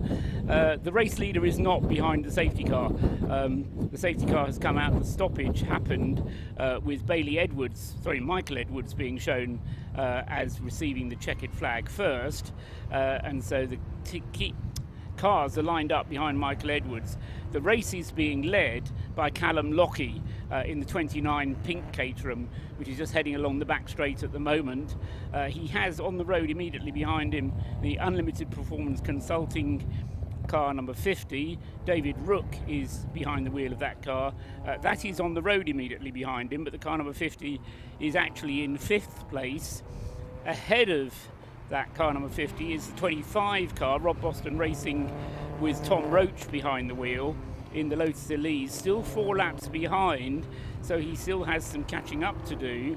Then we've got Steve McCulley, who is 3 laps behind in the Rocket Racing Caterham, number 97. And then ahead of him is Michael Edwards, who leads away at the front of the field. So Michael Edwards is going to get a few clear laps in, although it was interesting when we were speaking to Henry Williams. He was in a similar situation at the beginning of the day of leading the way, and he said, wasn't that long before I started catching up with the traffic, and I know what he means, and he'll get a couple of clear laps in, but it will enable him just to extend a couple of seconds on the rest of the field for Michael Edwards. Then Callum Lockie will be fighting through traffic. He's got about 20 cars ahead of him that he has to overtake. The green flag is waved though at Michael Edwards. We're back underway, racing for the Race of Remembrance, and so Michael Edwards then heading off up towards target. Here comes Tom Roach with the playing catch-up Rob Boston Racing car, and he immediately pulls out and starts overtaking. They have to wait until they reach the start-finish line before they're allowed to overtake. There's Callum Lockie. He waits to the start-finish line. Very good driving from him. And as I say, behind him, David Rook, putting Callum under a little bit of pressure there. Although if they work together, those two, they're not battling for position or anything. So if they work together, they might actually be able to tow each other round. And in Caterhams, of course, where slipstreaming is so important, that might be good for them if David Rook can keep up with Callum Lockie, of course, which is not necessarily the easiest of tasks. In fact, Callum already heading off down the back straight and making up ground, not making up any places. He's overtaking cars, and he's kind of left David Rook just gasping a little bit in his wake. So race positions then, let's just recap. Race positions and the gaps between them, which are more important, is that Callum Lockie this is where the race gets confusing. Callum Lockie does actually lead the race. The TSL timing screen shows us that he doesn't, but when he comes through and passes the start-finish line, then he will be leading the race. The screen showing us that Michael Edwards is leading, and the gap on aggregate between the two of them are 1.5 seconds, but as he goes through, now you see he still leads. So this is, let's say, where it gets just a little confusing. Tom Roach goes through and does what is in effect his first flying lap in 1 minute 40.373, and so he right down onto the pace straight away. We're still waiting for Callum Lockie. Here he comes across the line, completing his first flying lap, caught up in traffic just a little bit, and yes, even though he's gone through, he is 1.4 seconds behind. So there is a battle on in virtual reality. So all you sim racers out there, look at the screen. That's where the real battle is on, because the distance in aggregate between the now new race leader Michael Edwards and Callum Lockie in second place is 1.4 seconds. So I was saying this was going to get confusing. Rob Lewis is back up here again. Where were you? First of all, Rob, your first Remembrance service at the Race of Remembrance. First impressions? Very, very moving. Very moving. There's nothing. There's nothing quite like having a Remembrance service of that magnitude in the middle of an event like this. It's certainly, yeah, it was teary-eyed and very struck by everything going on. But I took the time to come back up to the commentary box. I just ducked into a few teams to see what was going on. WRC Developments, it turns out, have actually gained a lap at the head of that C1 class battle. So when the red and white checkered flag flew for the 318 WRC Developments team, it actually cut a line effectively in between the 318 car and gave them an extra lap over the car chasing them, the FDL packaging car. So that's actually given them a bit of a cushion. I was chatting to Robin Welch downstairs, and he can't believe his luck. Well, it's actually a cushion which will be an illusory one, because remember, it's an aggregate race, so the distance between them as they cross the start-finish line will be maintained. Even though it cut a line, that's in terms of what's happening on the track. In terms of the aggregate positions, that cushion will be maintained. So it's kind of an emotional luck. But as I say, once the aggregate times come through, they'll find out whether or not it's actually happened as well. One bit of news that arrived on my doorstep. It's great. I get news just kind of dumped in my lap. Would this be car number 77? Yeah, exactly. I did manage to head down there, and I told them to come up and keep you company for 5 minutes while I was having a wanderpool. Yeah, so he came up and kept me company, and so that car sadly out of the race, second engine for the number 77 car. They worked till 2 o'clock in the morning to put a new one in, lasted on his first lap. I think gutted is the word you've been using, but very disappointing, over the for that team. That's the number 77 car that stopped over at school on its first lap. I said it was kind of 10 minutes into the first session, but it didn't even make that far. Wasn't very long, was it? So, no, it was actually on its first racing lap. So, sadly, number 77 will no longer be participating in the race. That was the Strong Brew Racing team car. It was actually the transporter next to which we parked our car, so I hope they don't pack up too early, and I hope we're not in their way, because I assumed that they would be staying till the end, but never mind. So what else have you found out in your perambulations? Not a lot at the moment. Yet. A few of the teams are just starting to get back into the groove. Like I said, WRC Development sort of celebrating a bit of a win there. As we see the number 4 release, that's into the pit lane just over the shoulder of the live screens we have in the commentary box. That's Andy Mackay coming in with the number 4 out of 8th place. Yeah, so fuel it looks like going into that car. I dropped in to see the Pure Track Racing team to see if their luck was improving. They had a couple of unscheduled stops this morning. Unfortunately, a little bit of contact has actually sheared 2 wheel studs on the Renault Clio 197, so they were just sorting out getting that rectified. I was going to say something fixable at least, but a delay for them. Yeah, just going back to the Remembrance Service, there were 2 points of it in particular that caught my eye. One was the laying of the reeds, which is always an emotional part. But the fact that they were laying the reeds on a Lamborghini Huracan Super Trofeo car, you get used to seeing reeds being laid at the cenotaph or at your local war memorial, but to have them laid on a Lamborghini, I don't know, it was just added to the poignancy of this event somehow, the mix of these two entirely different communities. Very poetic. Motorsport and the military coming together in remembrance. Exactly. That's the kind of thought I had in my head as those and at the end of the service was the other point, where the Padre, the RAF chaplain, gave the blessing. We sang the national anthem, God Save the King, for the first time for many. I know, I found that so strange. Got the words wrong, bet some people. However, having done that, we then had James Cameron saying, let's go racing, and everybody hugged each other. I mean, what an outpouring of emotion that was when all of a sudden, as I say, there was this outpouring of the stillness which had been during the 2 minutes, and then, as I say, this huge amount of hugging. I don't know if you got hugged at all, but everybody seemed to be hugging each other down there in front of the Lamborghini. It was very moving, poignant, as you say. Very poignant. Car number 17 into the pits, the Royal Navy, Royal Marines Motorsport. Very good looking driver, just getting ready to go in there. So they've been going great guns in that BMW 116 class. I cast my mind back to the early stages yesterday when the battle with the VNS Racing BMW 116 as well. It's been on for young and old in that class, as well as the C1. So the team just getting to work there, talking the wheel bolts, getting the driver strapped in. They will be good for another 2 hours. So and still leading their class. Still leading their class, and the bit to cast your mind over as we look at the timing screens and things like that is the amount of pit stops in terms of mandatory pit stops. So for this race, you've got 6 mandatory stops that are 4 minutes long, and you have to get them done within 4 minutes. So how many of those teams have done that? If they've ticked that box, happy days. They can go for a splash and dash at the end. Actually not. No? I misled you earlier on. I apologise for that, because one of the reasons that I don't actually go downstairs for the Remembrance Service is it gives me a few moments just to collect my thoughts and check through things. Any pit stop involving refuelling or a driver change, or in the case of a relay team, change of car, any of those 3 categories of pit stops must be 4 minutes.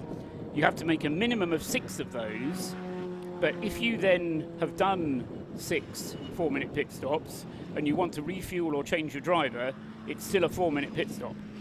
Oh wow! So you can't go quick as you can, which, as I say, I may have misled you, and that's what I thought was the case, but it's not. So any pit stop involving refueling has to be a mandatory 4 minutes. They don't want people refueling in a hurry, is basically the message there.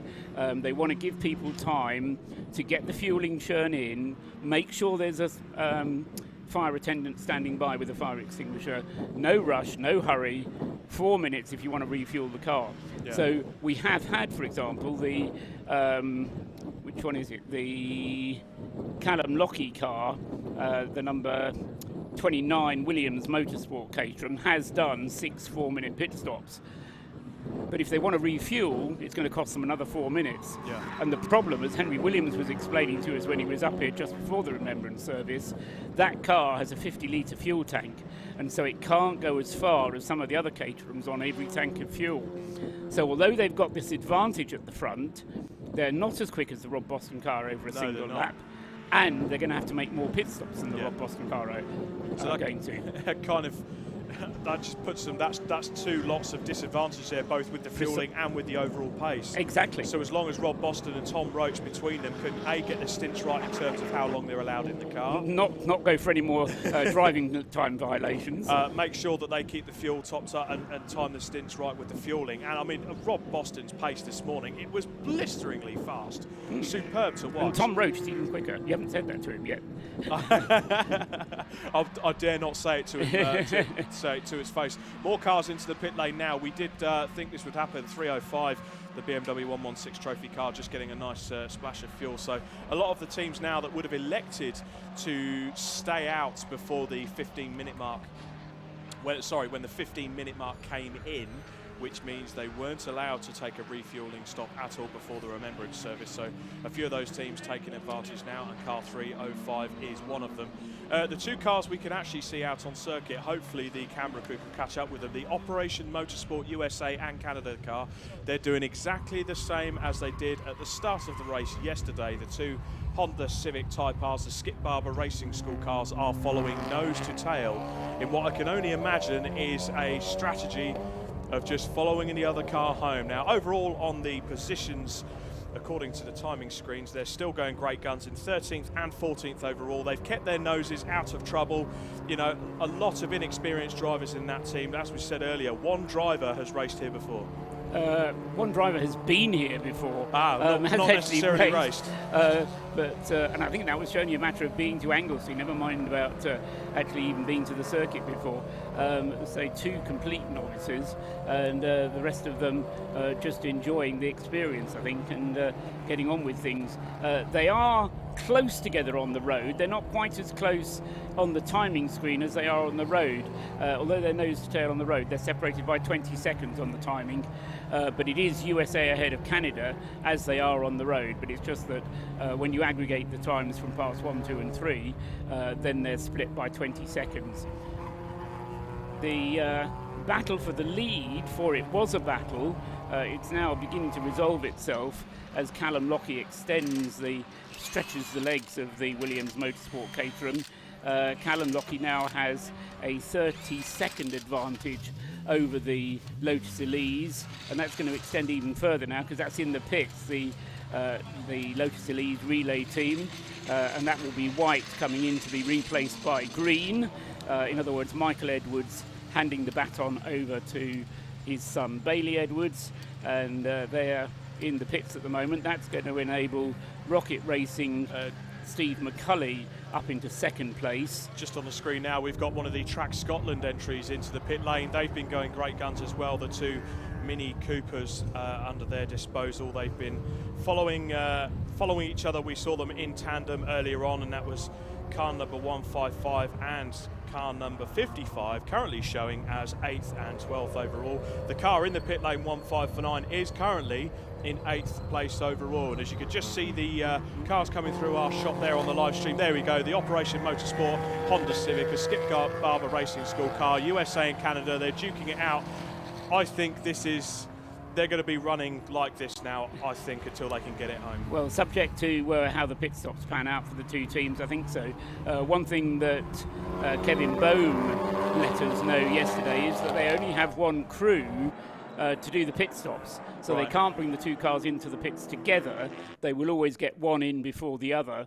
And that might mean that the cars get separated, obviously, as one pit stop may work a little bit better than the other, or not, as the case may be. But they will bring the cars into the pits on different schedules, and they've said if they get split up, okay, they'll get split up. If they're running together, then they'll run together. They'll see how it goes.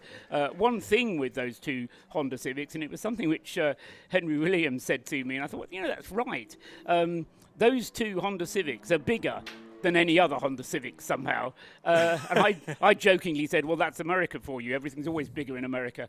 But they do give you that impression that they're looking at them on the screen or out on the circuit. We're lucky enough to be able to see them on the circuit. They just seem to be a bit bigger than the other Honda Civics, do you know what? They? I'm glad you said that. I thought that myself. Because you thought so too. I didn't want to say anything. You almost feel bad. You don't want to say, oh, your car's a bit fat, isn't it? Yeah, it is. But, you don't want to say that, but you see him going through it. Okay, now looking at the screen, a Citroen C1 is always going to make it look rather big. But as we see them coming up the school, well, we call it a turn really. I call it the school straight because it's flat through there. A little bit of right hand down as you go up into Rocket, hard on the brakes. So those guys are running line astern. But the one thing you cannot fault, those cars are beautifully prepared. Back in the pit lane, we've got the car number 33, the relay entry. So the relay crossover would have happened. What they're doing at this point, they just counted down. They'll have a man there that's just at his driver's window with the stopwatch. He's not going to be asking whether he wants fries with that, I'm sure, on the drive-through this time around. Maybe if he can pop into McDonald's later on the drive out of the circuit.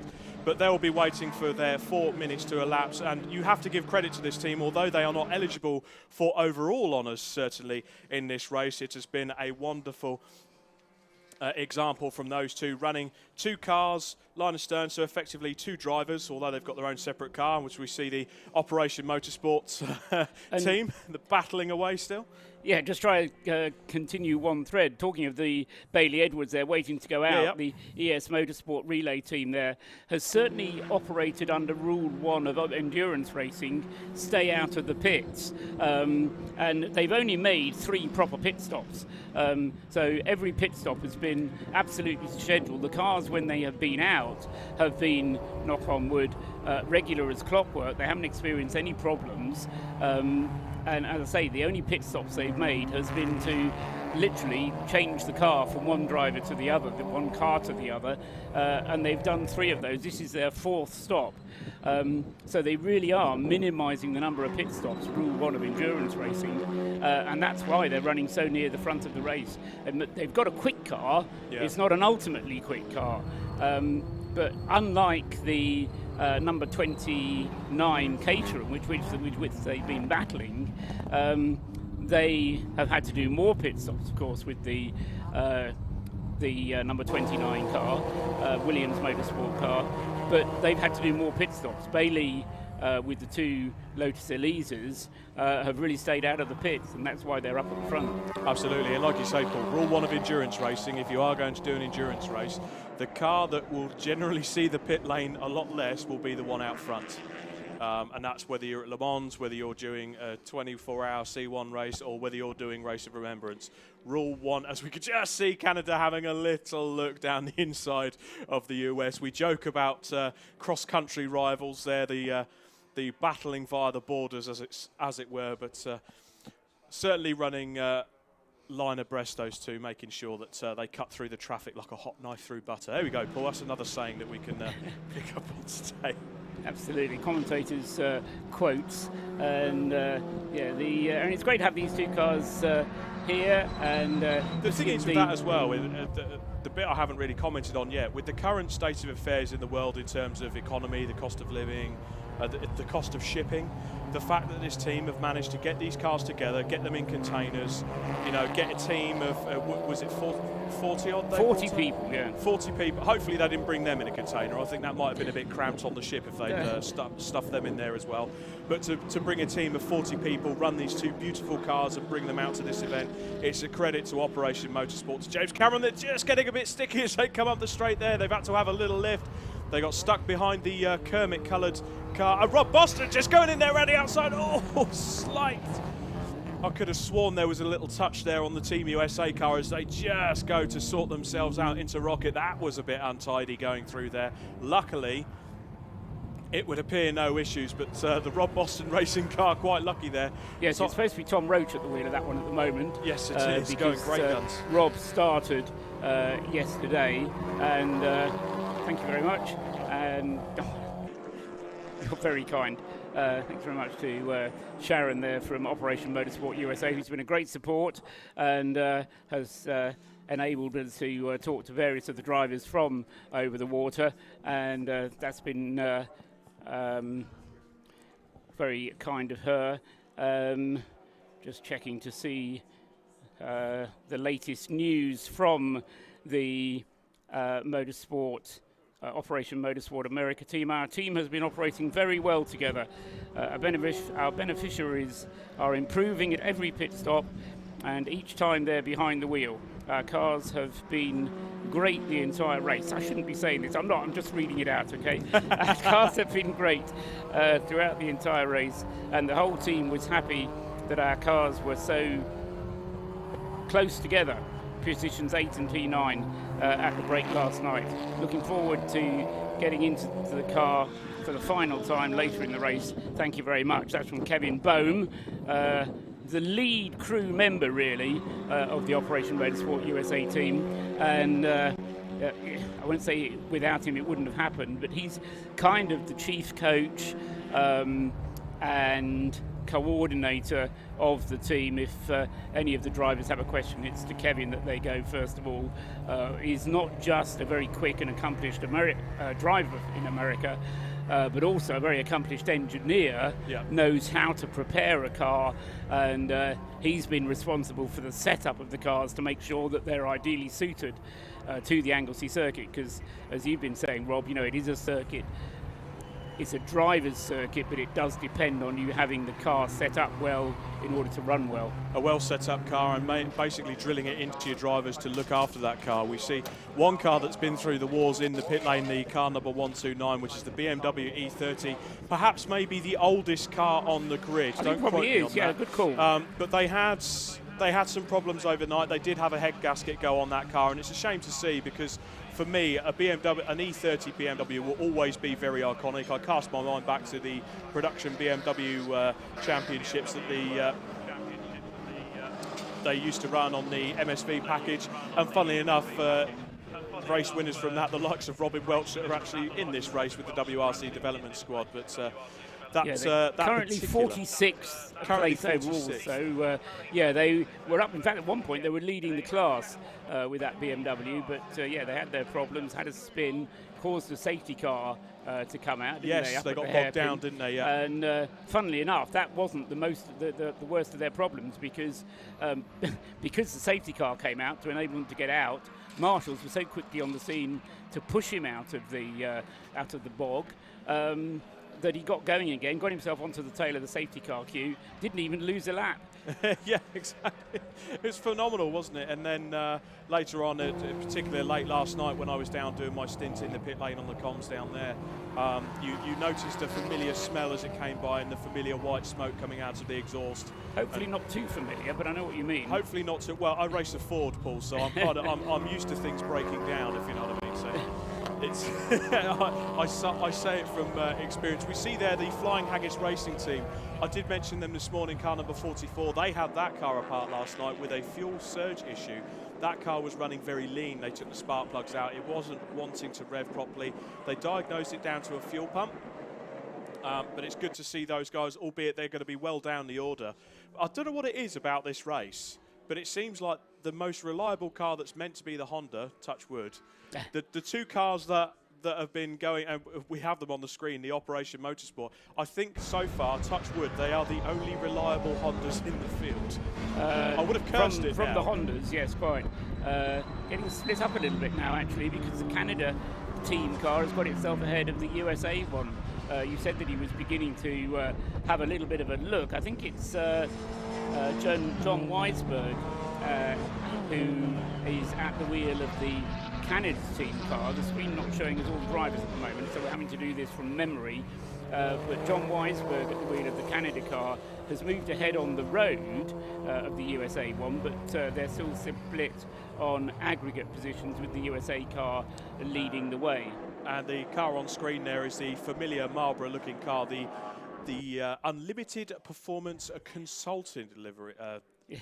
Limited it is livery. The entry. That's the entry, yes, and yes. Certainly a team name that you wouldn't expect. No, I took the mickey out of them earlier on, and certainly no offence meant, and hopefully none taken, all in jest. And they're running well. That's more to the point. It's more important that we talk about them. Car number 50, 5th place for that Caterham. David Rook, I think, should still be the driver, and we're due to see Benja Headley getting into it at its next pit stop. And Benja Headley, a very quick Caterham driver, who should be expected to drive that car pretty quickly when he gets behind the wheel.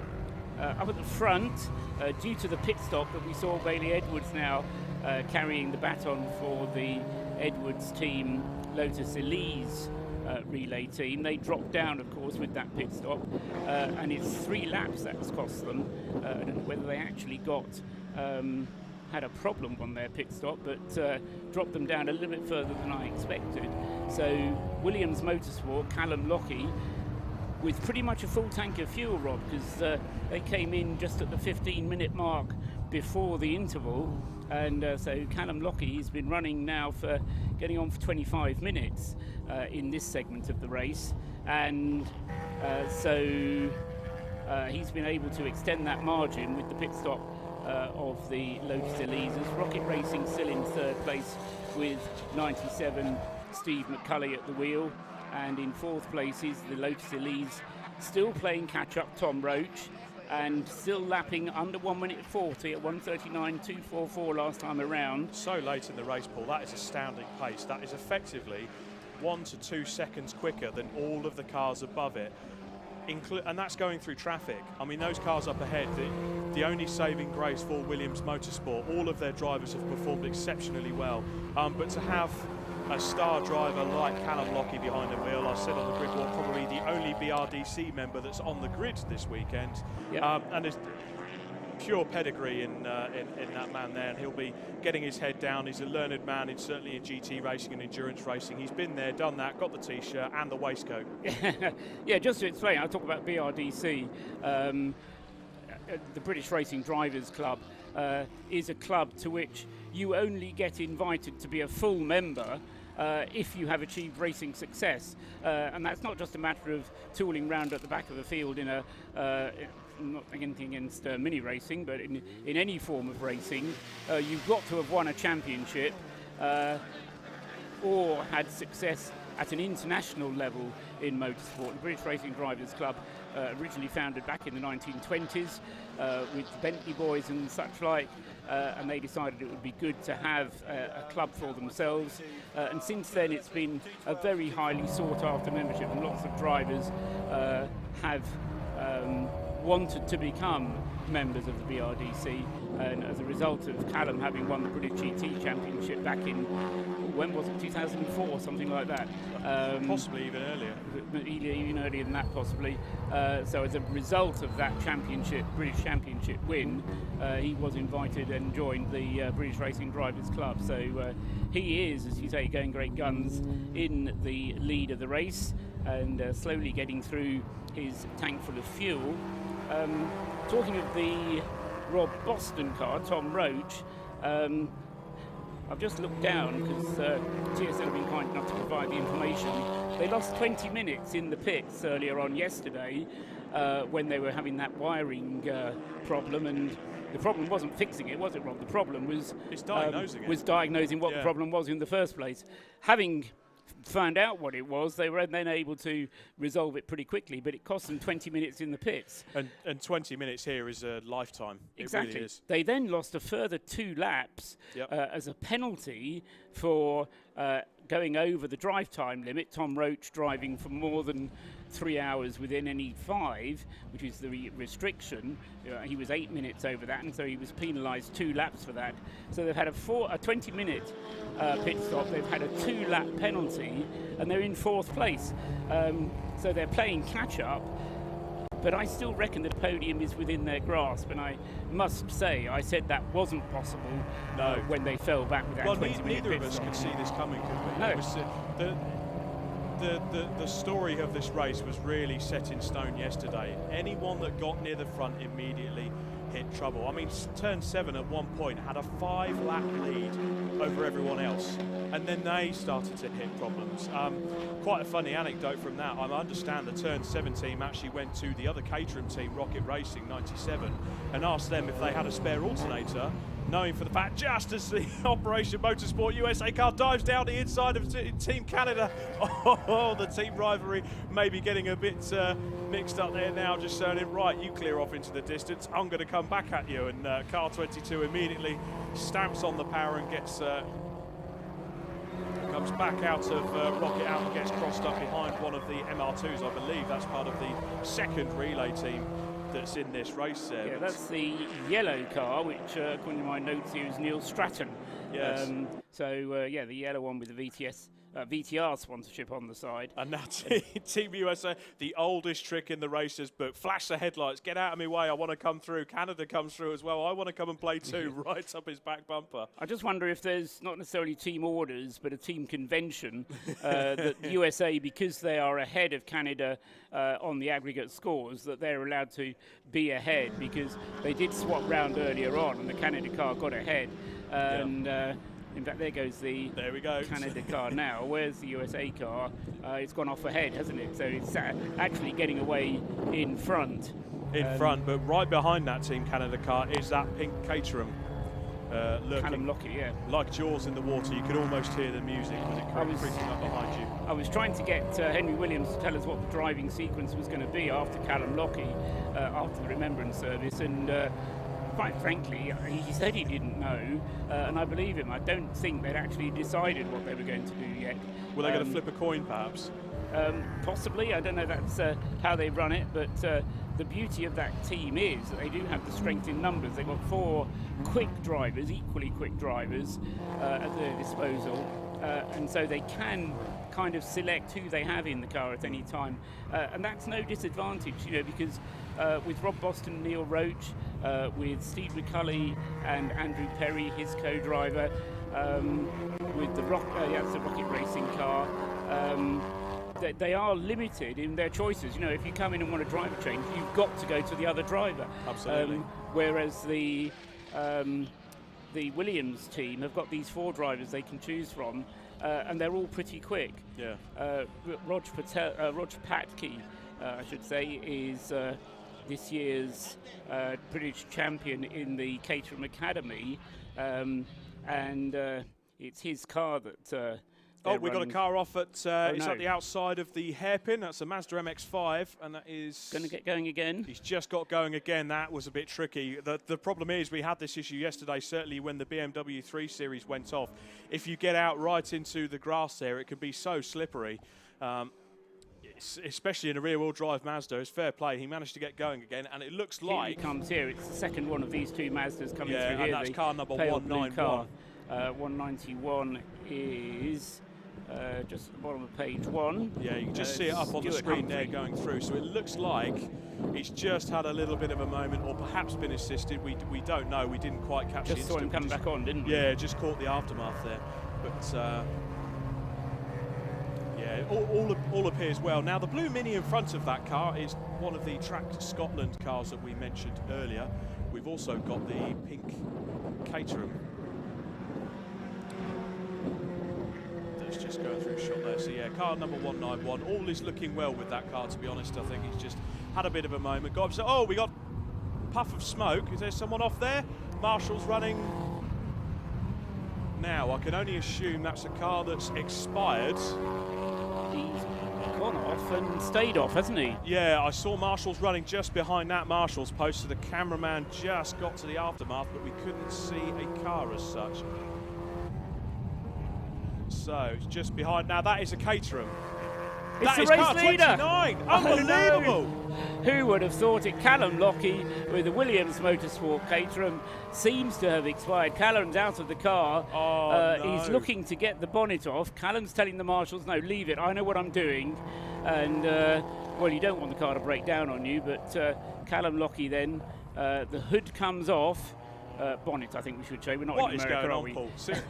Race leader, the drama never stops. The 2022 Race of Remembrance will be remembered for the race that no one wants to win. And poor Callum Lockie, he's having a good look underneath, but the amount of smoke that came out then, I can only imagine this could well be terminal for the team. It will certainly be terminal for their hopes of winning this Race of Remembrance. He's having a good look both sides of the engine. There was certainly enough smoke there to suggest it has expired. And what a disaster. Oh, it's tragic, absolutely tragic. But what this does do, this puts ES Motorsport, the relay team, in the overall first position, and Rocket Racing on your screen there, car number 97, they are in the box seat to win the Race of Remembrance. I'm not going to tempt fate, Paul. I'm not going to tempt fate, but at the moment, they're in the box seat. And another thing to remember, the car that's in 4th place on our timing screens, but effectively would be in... He's playing catch-up. Well, he's playing catch-up. He's 4th place on our screen, but when the Williams Motorsport car gets overtaken, that'll sit in 3rd place on the timing, 2nd overall. And that's Rob Boston Racing. And after the troubles they had yesterday... 20 minutes in the pits and a 2-lap penalty. You couldn't write it, could you? You could Amazing. not write this race so far. This is astounding.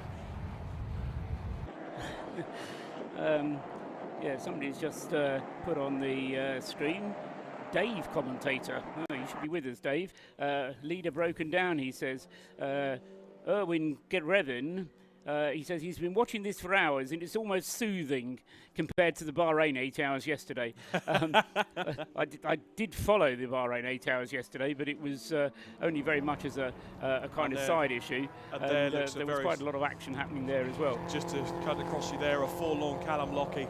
He's getting busy. He's trying to get that done, so the bonnet's going back on. I'm not sure if... Yeah, no, look, the body language of Callum there suggests that he knows what he's doing. Safety car on circuit. So teams coming into the pits. That is the FDL packaging car. That is fighting for the lead of the C1 racing class, and that is the BRSCC safety car out on circuit that has picked up the ES Motorsport Lotus Elise, effectively the leader on track, although the timing screens would suggest they've still got 2 laps to overtake the stricken Williams racing car. I'm surprised they've called the safety car for this, if it is for Callum Lockie, because the car is safely out of harm's way, tucked behind the marshal's post. I wonder how exposed it is to drivers coming back down from the banking, because although it's tucked behind the marshal's post, if you're going into turn 1, into target, you might be a little bit more exposed if you're coming down back from the banking. But this gives us a moment just to give a big shout out to the officials and course workers. They were absolutely flat out yesterday, especially when we had the big fire, as it was described in the Lotus Elise. That will go down in motorsport history. I think big that will. Fire, big fire, big fire. And interesting, the remnants of that big fire still evident on the circuit, with the trail of cement dust down going into turn 1 and up through target up towards the banking. There's still that trail of cement dust as evidence of the car having expired there. So that is effectively the race leader on the timing screens, Callum Lockie's load, and they're going to winch it up onto the flatbed. So that tells me it's trailing fluid at least. They won't want to tow it behind a Land Rover if it's trailing fluid. So they'll get it up onto that flatbed truck. They'll hopefully get it back into the team. And if they have either a Caterham, okay, an engine change isn't a 5-minute job, but if they can get the engine changed in that, if it is such a thing.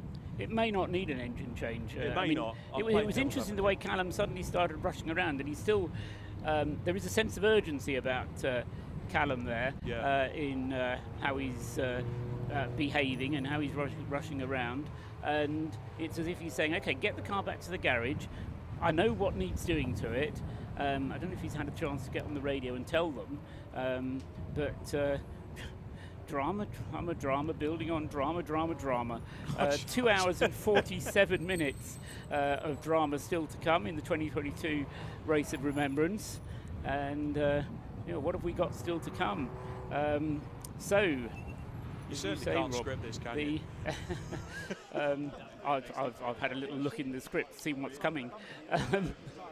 The ES Motorsport Relay Lotus team then from the Michael and Bailey Edwards team leading the way, or at least they will do when they catch up enough laps on the race leader. Rocket Racing are 33 seconds behind, and of course that's a gap that's going to get squashed behind the safety car, because they're on the same lap. We'll count them through at the end of the lap. You said that it is Bailey Edwards, yes, who's picked up behind the safety car. Yep. Now, where is Rocket Racing? The answer is right behind him. So that's going to be a nose-to-tail battle for the race lead. Cue the Jaws music. However, it's not quite as simple as that, because what you see on the track is not what you get in real life. We have to add that to the result of part 2. Lucky I had that printed out for me. So according certainly to our live timing screens, they are 33 seconds to the good ES Motorsport ahead of this Caterham. So because of the way the aggregate times and because of the way this race is split up into 3 parts, just to tell the viewers at home, think back to the 1994 Japanese Grand Prix, Damon Hill's famous win over Michael Schumacher when it was in 2 parts due to the rain. Think of it a bit like that. It's the same kind of... In fairness, those of us over a certain age, any race which had to be stopped was run as an aggregate race. And you can go back to the 1981 race at Brands Hatch when the Group C cars were running.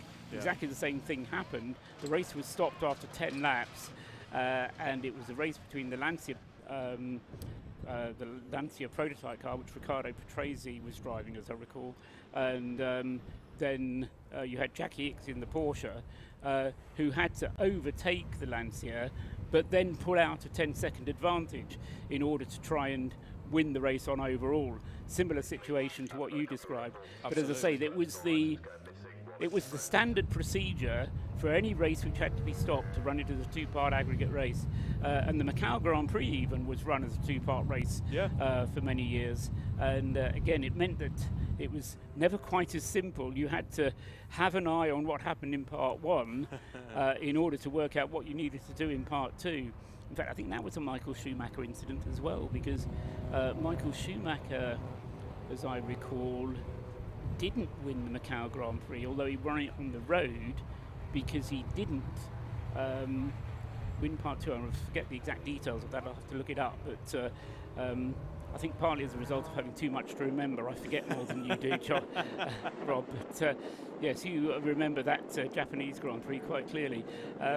Anyway, the safety car remains out. For how much longer, I don't know. Well, Callum Lockie's car is on the back of a low loader. And has already come back into the back of the paddock. Right. Well, so we could be good to go. I was going to say, what I will do at this point is see if I can grab hold of the camera crew and a microphone, and I'll see if I can get some wise words from Callum Lockie and find out exactly what happened. Or Henry Williams, or Roger Patke, or any of the rest of the Williams Motorsport team, because that really is an absolute disaster for them. And as I say, having only met Henry Williams for the first time, the safety car is in, so we are back underway with racing. Steve McCulley at the wheel of the Rocket Racing car, trying to chase down Bailey Edwards in the number 33 Lotus Elise. And just to see if we can give you any further confirmation of the drivers who are actually at the wheel at the moment, because the main screen is not giving us that information. Yeah, Steve McCulley, it is suggested, at the wheel of the Rocket Racing car. As into the pits this time comes Rob Boston Racing. So more work for Rob to do when he gets down there, because now we've got into the pits Tom Roach with the Rob Boston Racing Lotus Elise for what should be a scheduled pit stop. We've also got Track Scotland, you can see on the stream there in the pits. Going out of the pits is car 118, that's the Auto Bliss Toyota Igo. Going out onto the track once again, identifies himself at pit out, and we've also got in the pits at the moment car number 18, which is the car that Brian Watson is driving. Brian is the overall head of motorsport for the RAF, and whether it's him or one of his co-drivers, I'm not sure, but that car number 18 then for the RAF Motorsports entry, heading out onto the circuit. Well, yeah, so Steve McCulley goes through in the lead of the race on the road. 1 minute 42 was his last lap time, compared to a 1 minute 45 for ES Motorsport, Bailey Edwards, and the gap on aggregate just over 23 seconds. So Rocket Racing will be trying to extend that advantage on the road. Steve McCulley will be trying to extend that advantage on the road. Let's have a look at what it is on the watch. If I can get my watch into the correct mode. And the gap first to second on the road is 5 seconds, so it needs to be 23, so a further 18 seconds needs to be eked out by Steve McCulley, and then that should change on the timing screen as well, so that'll give us something to keep our eyes on. The screen is showing us the Track Scotland Mini car number 55, which is currently in the hands, is it still in Fiona Kindness? No, it's Ian Bonthrown driving the 55 car now, and they are currently not being shown as the lead runner in Class B. I think that might be a glitch on the screen. We'll have to pick that one up. Track Scotland 1. No, it's 155 which leads the class in Class B. Track Scotland 1. As Bailey Edwards crosses the line, and the time on the road between him and Steve McCulley. Got the cars the wrong way around, haven't I? So being shown on the screen as 19 seconds, so the gap continuing to come down, and as Steve McCulley continues to draw away on the road from Bailey Edwards, now to the tune of 9 seconds. And so he's got to get it up to around about 25 seconds before he will actually take the lead of the race overall. But it's not a situation that we've had to worry about in recent years in the Race of Remembrance. The last time a relay car won is in my notes on this page here. The last time that a relay car won was in 2018 when a relay team of Caterhams won the Race of Remembrance, and in those days they were eligible for the race win in the Race of Remembrance overall. Now relay teams are not allowed to win the Heroes Trophy, and so it's going to be an interesting situation if they win on the road and then have to smile politely as the trophies are given to someone else. That's always assuming that the situation continues to unfold the way it is. We've got just over 2.5 hours still to go. There goes Steve McCulley across the line again in the 97 car. Here comes Bailey Edwards in the 33 Lotus Elises, the mean green lean machine, and he crosses my timing line now. 12 seconds is the gap, and it's a further 5 seconds. Steve McCulley going like a rocket in the rocket racing car. Now 12 seconds ahead on the road, and he needs to gain 25 in order to take the position. So he's doing everything pretty much right. Going strongly in third place, and just having had a pit stop, which has by rights put Rob Boston back at the wheel of the number 25 car.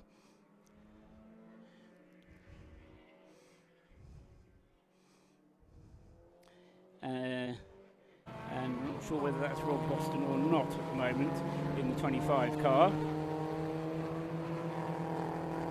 But he came into the pits for a stop, and I'm assuming that was Neil Roach handing it over.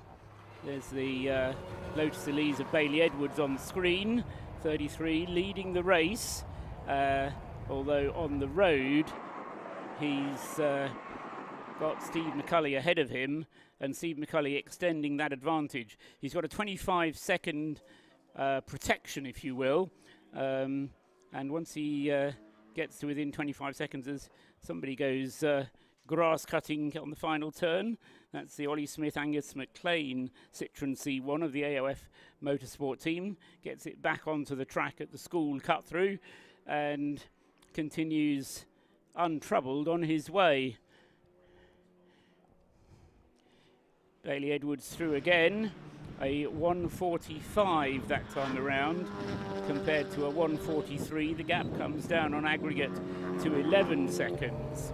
Rob Boston, whilst those two were lapping, it was 1:45 for Bailey Edwards, 1:43 for Steve McCulley, 1:41 for Rob Boston.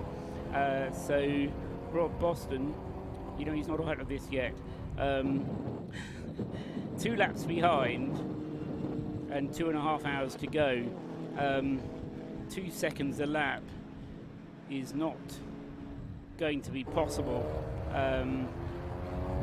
But who's to say they're not going to strike further problems? So Rob Boston will keep on pushing away. No point in giving up just yet. And a podium, certainly his for the taking for Rob Boston.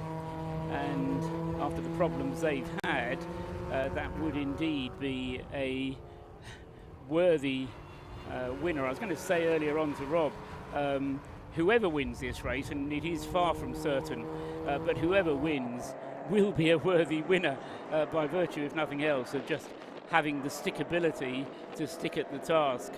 There goes Rob again through another lap in the 141s. He completes 279 laps. The two cars ahead of him, Steve McCulley there closing in, completes his 281st lap. So he's 2 laps ahead still, but it is pretty much exactly 2 laps ahead. Where is Bailey Edwards with the Lotus Elises? Well, there's a fair deal of traffic back to him now. Here he comes out of the final turn across the start-finish line, 20 seconds. That means 5 seconds is all there is for the lead now. 5 seconds then for the lead of the race. Just refreshing my screen to see if we've got classes on this thing yet. No, we haven't. So there they go. We've got Rob Lewis. He's been working very hard up here with me. He's now down in the pits working even harder. Rob, what have you got for us?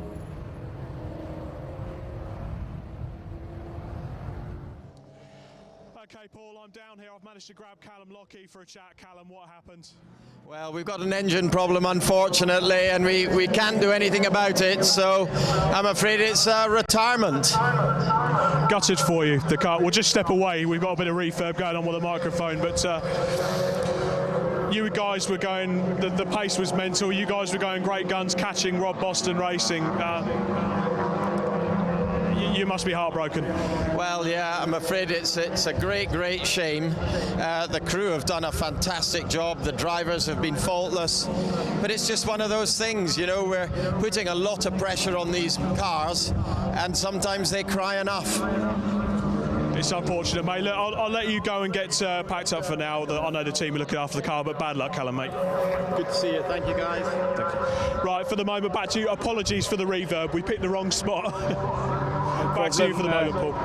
Thank you very much, Rob Lewis down there. At least it meant that we could hear a little bit from Callum Lockie there. And the battle for the lead continues, and it's changed. So Bailey Edwards just not quick enough with the Lotus Elises. Rocket Racing, Steve McCulley, has been living up to the name of the race team. I am glad that it is Rocket Racing that are going so well. Purely because it's a good name for a team.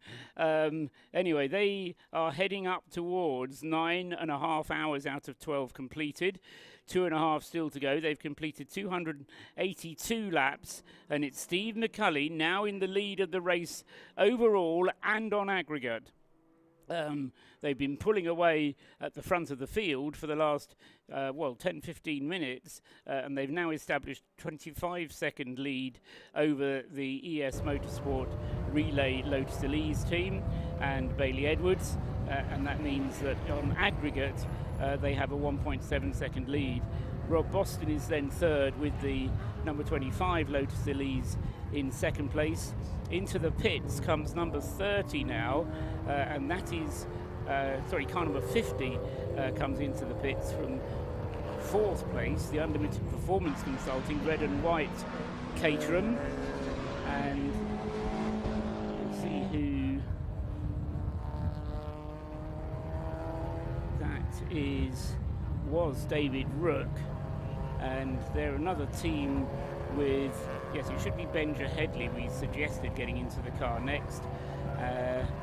So David Rook, who's been at the wheel since the restart following the Remembrance Service. And so that car number 50 in the pit lane, and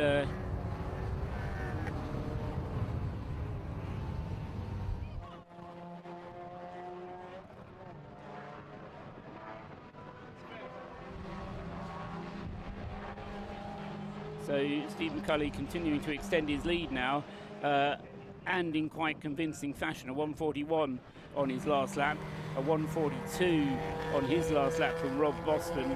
That gap till 2 laps then back to Rob Boston. The Unlimited Performance Consulting car losing ground in the pits now, but we're getting to the stage where they can start, what I call back timing, and that is to say, look at the end of the race and work backwards from there. Where are you going to plan your pit stops? With 2.5 hours to go, an hour and a half potential fuel in the tank, and so the next pit stop, whenever it might come, could be the last one. If you pit in the next half hour or so, then no, you are going to need 2 more pit stops.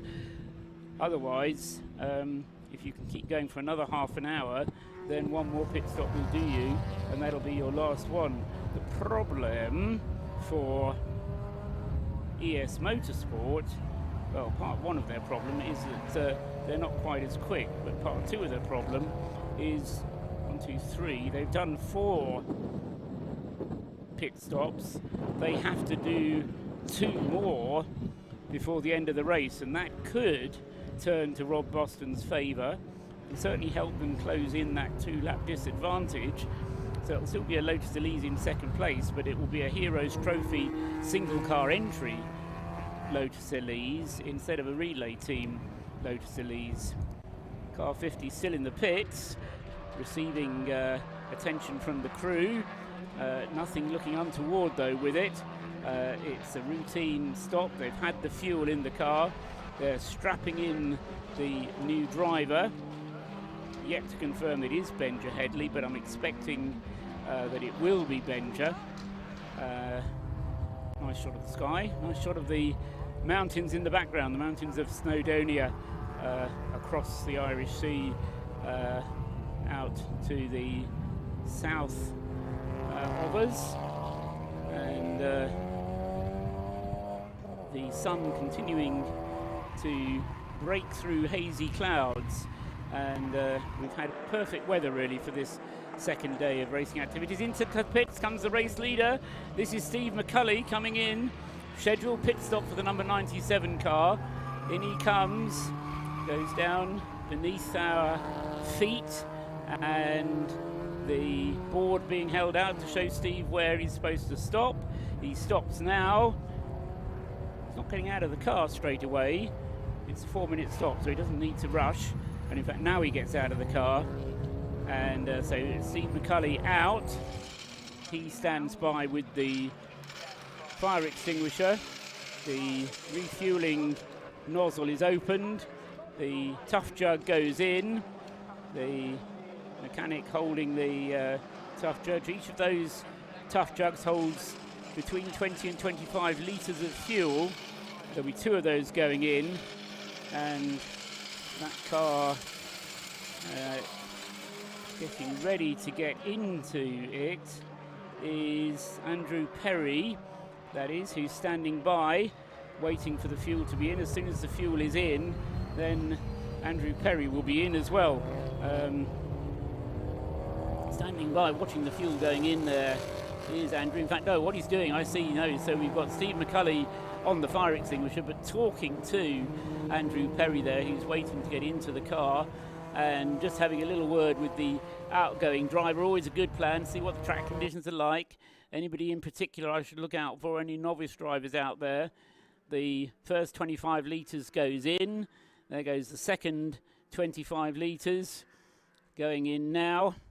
And the pit stop then for the number 50 continuing. You can see why they want to make these 4-minute stops, because what you don't want to be doing is taking any chances with getting that fuel in a rush, and any butterfingers, any slip-ups causing any difficulty for anybody, as we wait then for the completion of the pit stop. This is the race leader, and of course, as long as he's in the pit, so it's allowing Bailey Edwards with the lean green Lotus Elise to catch up, and he'll be in a position to retake the lead overall. And it's allowing Rob Boston to catch up as well, because Rob Boston has already made this equivalent pit stop. There's too long to go to get Andrew Perry to the checkered flag from here. Fueling is done. Nozzle is, the fuel canisters are taken away. Andrew Perry slots himself into that Caterham. That is not an easy car to get into, but no driver is allowed to remain in the car during the refueling. But Andrew Perry then as I say, he slots himself between the rollover cage and the tyre pressure's just being checked. Andrew wants to talk to somebody. He needs a hand with his seatbelt, I think, and just checking that all is well. 4 minutes can tick away. You don't want to be spending more than 4 minutes. Of course, gives you time to do what you have to do. What it doesn't do is give you time to faff about. And it's so easy to change a relaxed pit stop suddenly into a faffing about pit stop. There's the team manager is down there, and see even Luke Souch is down there with from the BRSCC watching what's going on, and now we're waiting just for the time to tick away. I think Andrew is happy in the car. Off has gone car number 191. Not the first time that car has visited the grass. This is the Stuart Humphrey Howard Ashcroft Mazda MX5. Having taken to the grass, he gets going again. I think that was a rocket. No, maybe it was coming back from the banking. So anyway, he gets going again. Lucky to do so, having been in the grass, and that's very magnetic grass. Once you get into it, it's often difficult to get off it again. But Andrew Perry then on his way in number 97. The lead has gone back to Bailey Edwards, but Bailey is into the pits again. Now that strikes me as being too soon, too early into the pits for for Bailey Edwards, and certainly didn't expect to see him back into the pits just yet. So more problems heaping upon problems. What's happened with the relay team? Maybe he's just doing these pit stops now because he has to get them out of the way, so at least we know where he stands on aggregates. The Operation Motorsport USA Honda Civic is in the pits and having again what looks like a routine pit stop. 3 tough jugs of fuel ready to go into this one, and they look like slightly smaller ones. They're probably pints because they'll be American spec cars. They'll measure the fuel in gallons rather than in litres, and so in goes the first one, top comes off the second one, in goes the second one, and this is I think that was Mike Stillwagon who's got out of the car, and I think probably Jason Bivens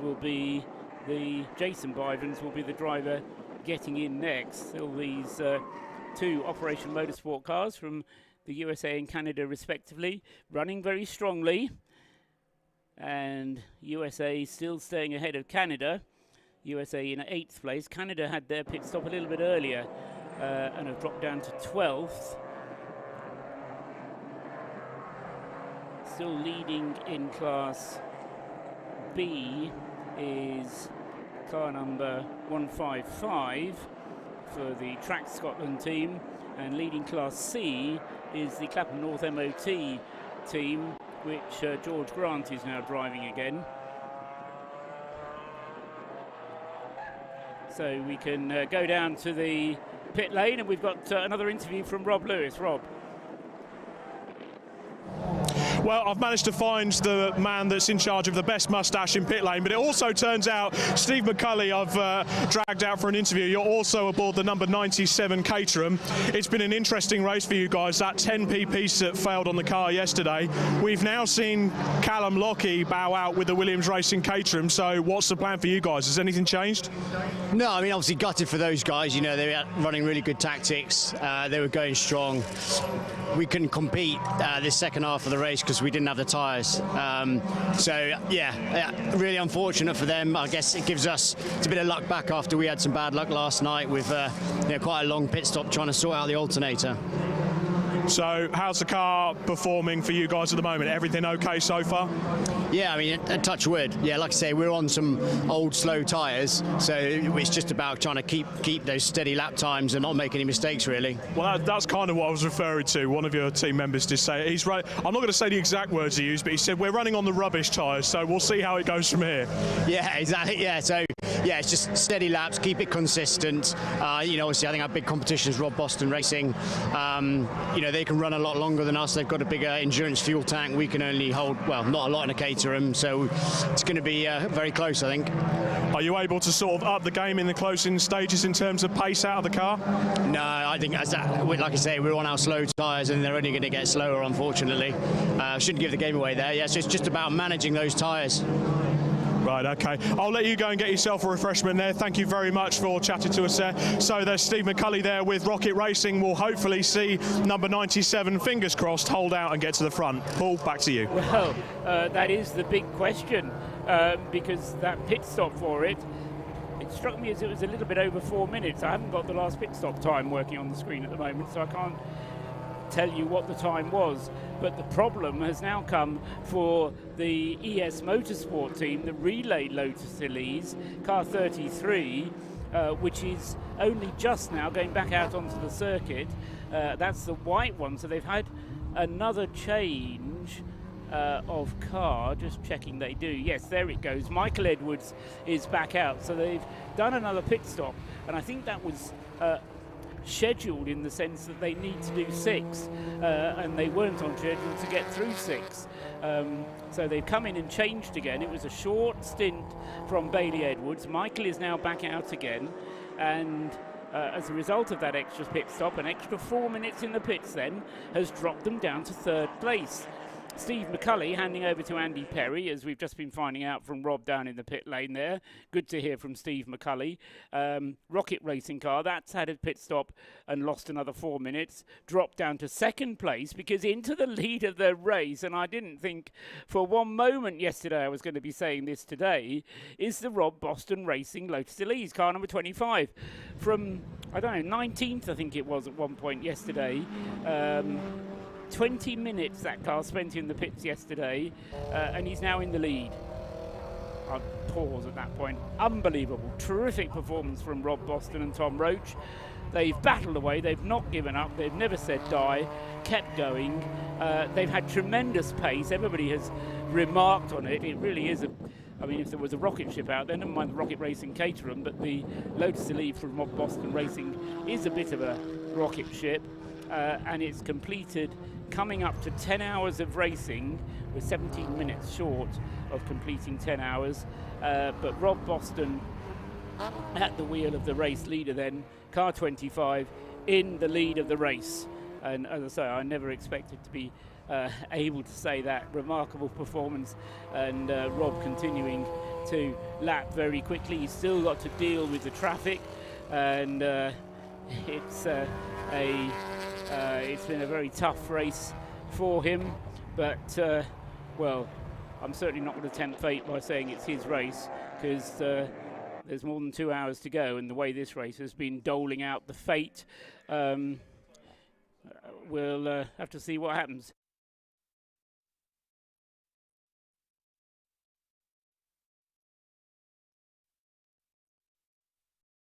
So the gap first to second, what's that? 1 minute 21 seconds on aggregate.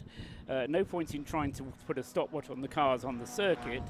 What we need to see is what the lap times are and whether Rocket Racing with Andy Perry can go faster than Rob Boston at the wheel of the Lotus Elise. 1 minute 41.2, 1 minute 41.2.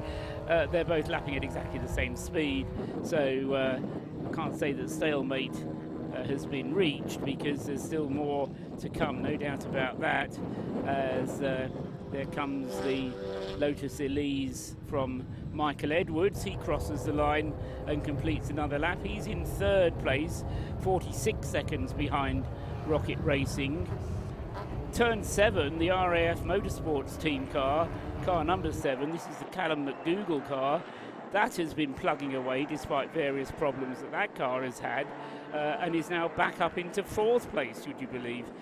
So turn 7, do we have any idea who might be at the wheel of that? No, the screen won't tell me who's driving turn 7 at the moment. There's been so much going on, I kind of lost track. It was Andrew Jebson when they came in for the Remembrance Service. There goes the car across the line at the moment. My guess would be that Callum McDougall's back at the wheel. So it is his turn. No doubt we'll be able to find out from Rob when he can get in touch with the turn 7 people, but they're back up into 4th place.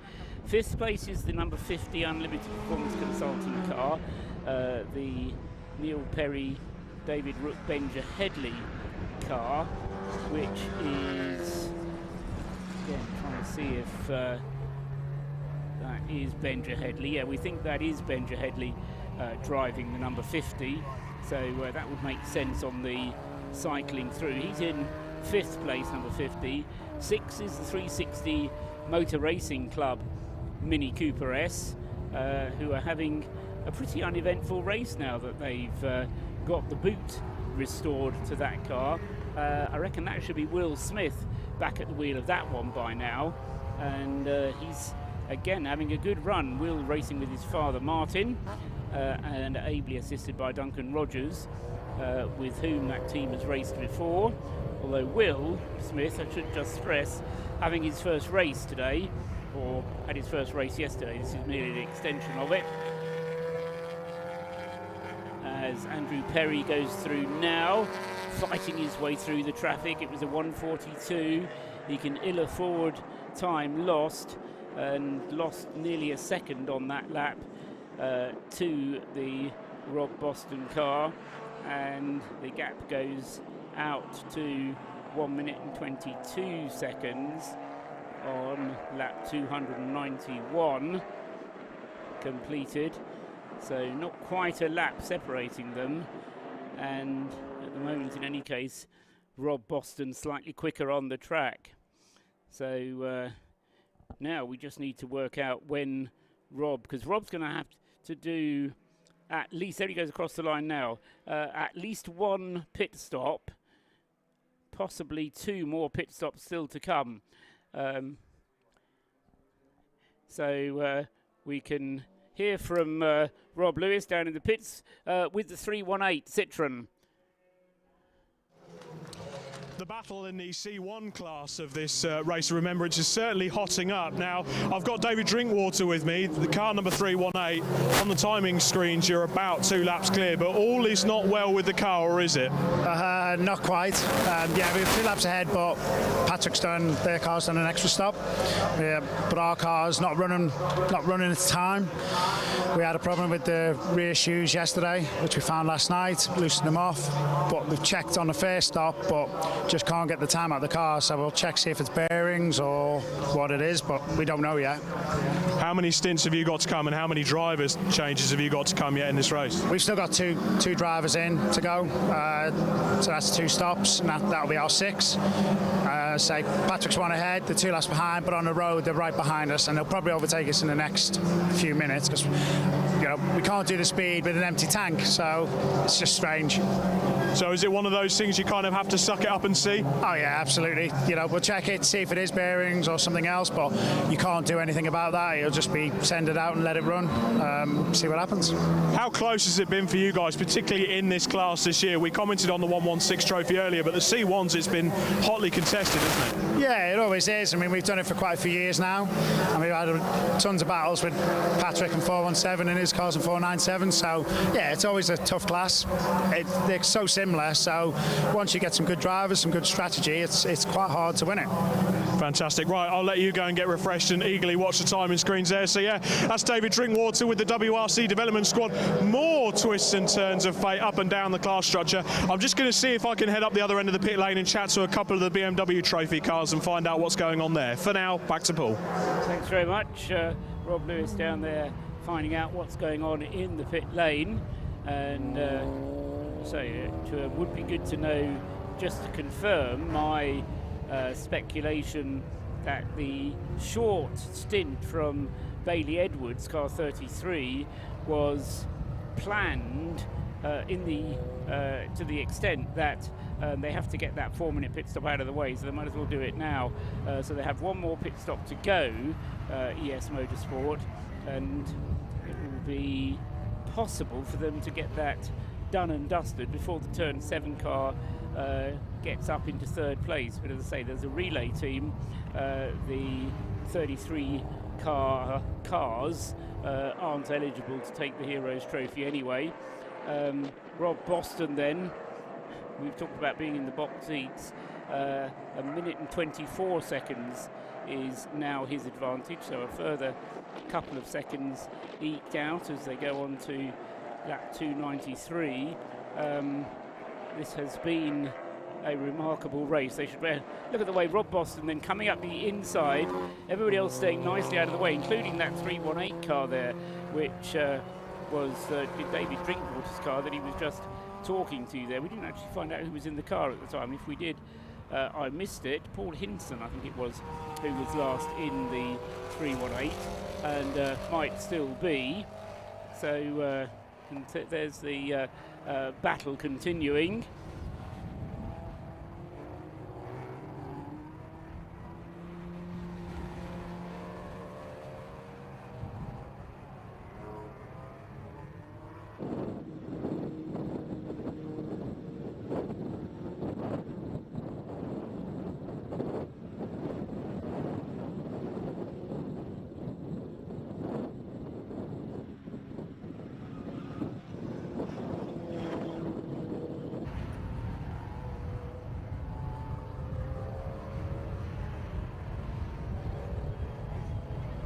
Just been joined up here by Martin Lewis. Martin Smith. Martin Lewis is somebody else altogether. Martin, who we're talking about, young Will. The boy's done good. I was saying, you were just telling me, Martin, you're planning for him to go to the end from here. It would be a 2.5-hour stint for him under those circumstances. Yeah, and I think he's up for it. He's well up for it. It'll be nice if he can do it. Nothing like a baptism of fire, is there? It is what it is. I mean, if you're going to be a bear, be a grizzly. But, no, he's certainly, as I said to you last night, he's warmed to it. He's done very well with the car. The guys at Track Toy Racing have done remarkably well with the car, considering we had to repair it overnight because I lost a boot, which we managed to do. Is it the same boot that you've bent back into shape? I must say hello to the marshals because they...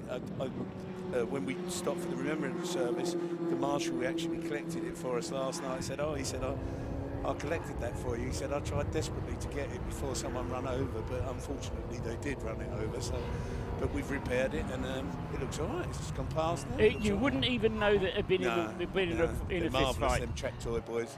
But, no, I mean, as you say, Duncan Rogers then was in the wheel at the start of this morning's because he finished the race last night and therefore had to be in the car this morning.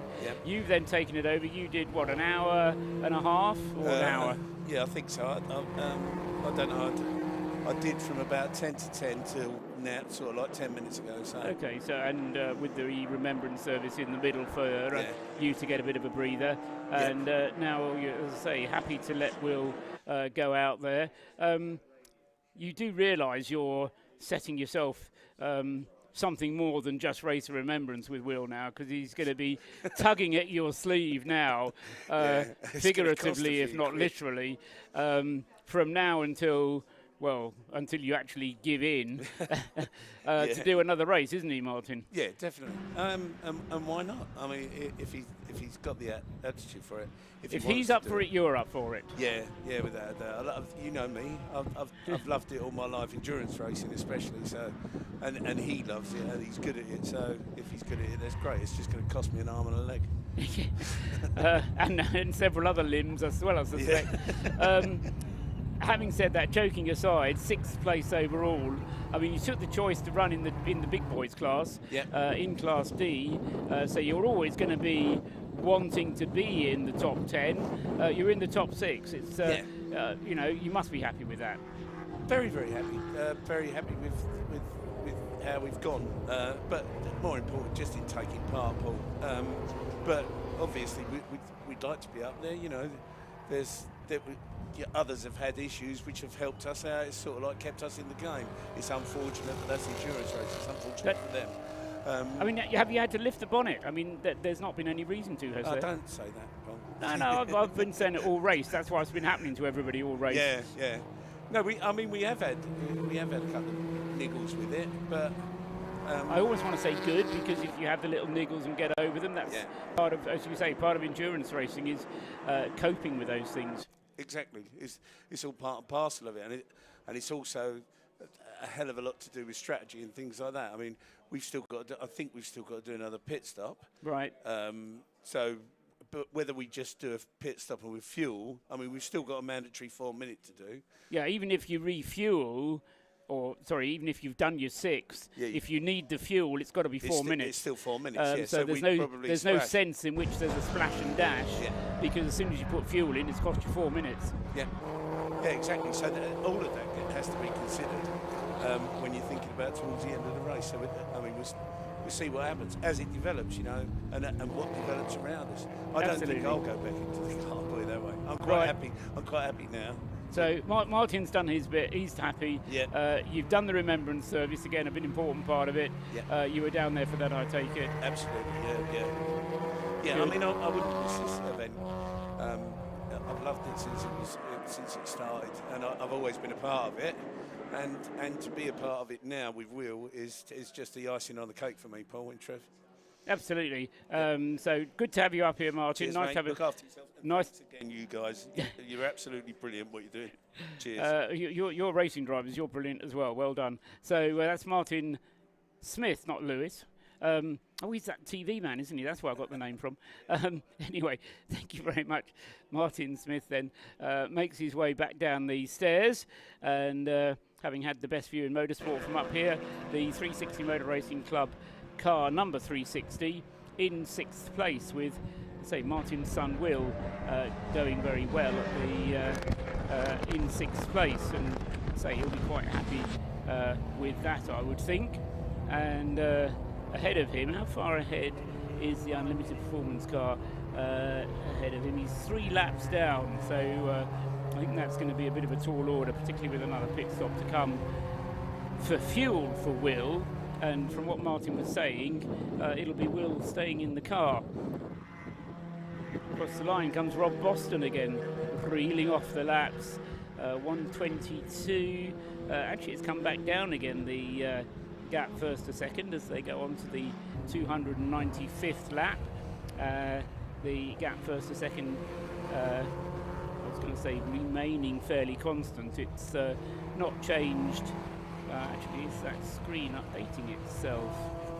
9:52. Yeah, we are still pretty much on schedule as we go into the last 2 hours of the race, or at least we will be doing in a couple of minutes' time.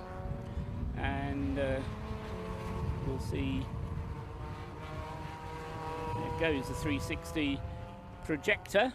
Mini Cooper S in 6th place, and Will, certainly from the outside, looking as if he's been racing all his life, as Martin has said. I mean, yes, he's his father, so of course we'll talk nicely about him, but he certainly does seem to have an aptitude for it.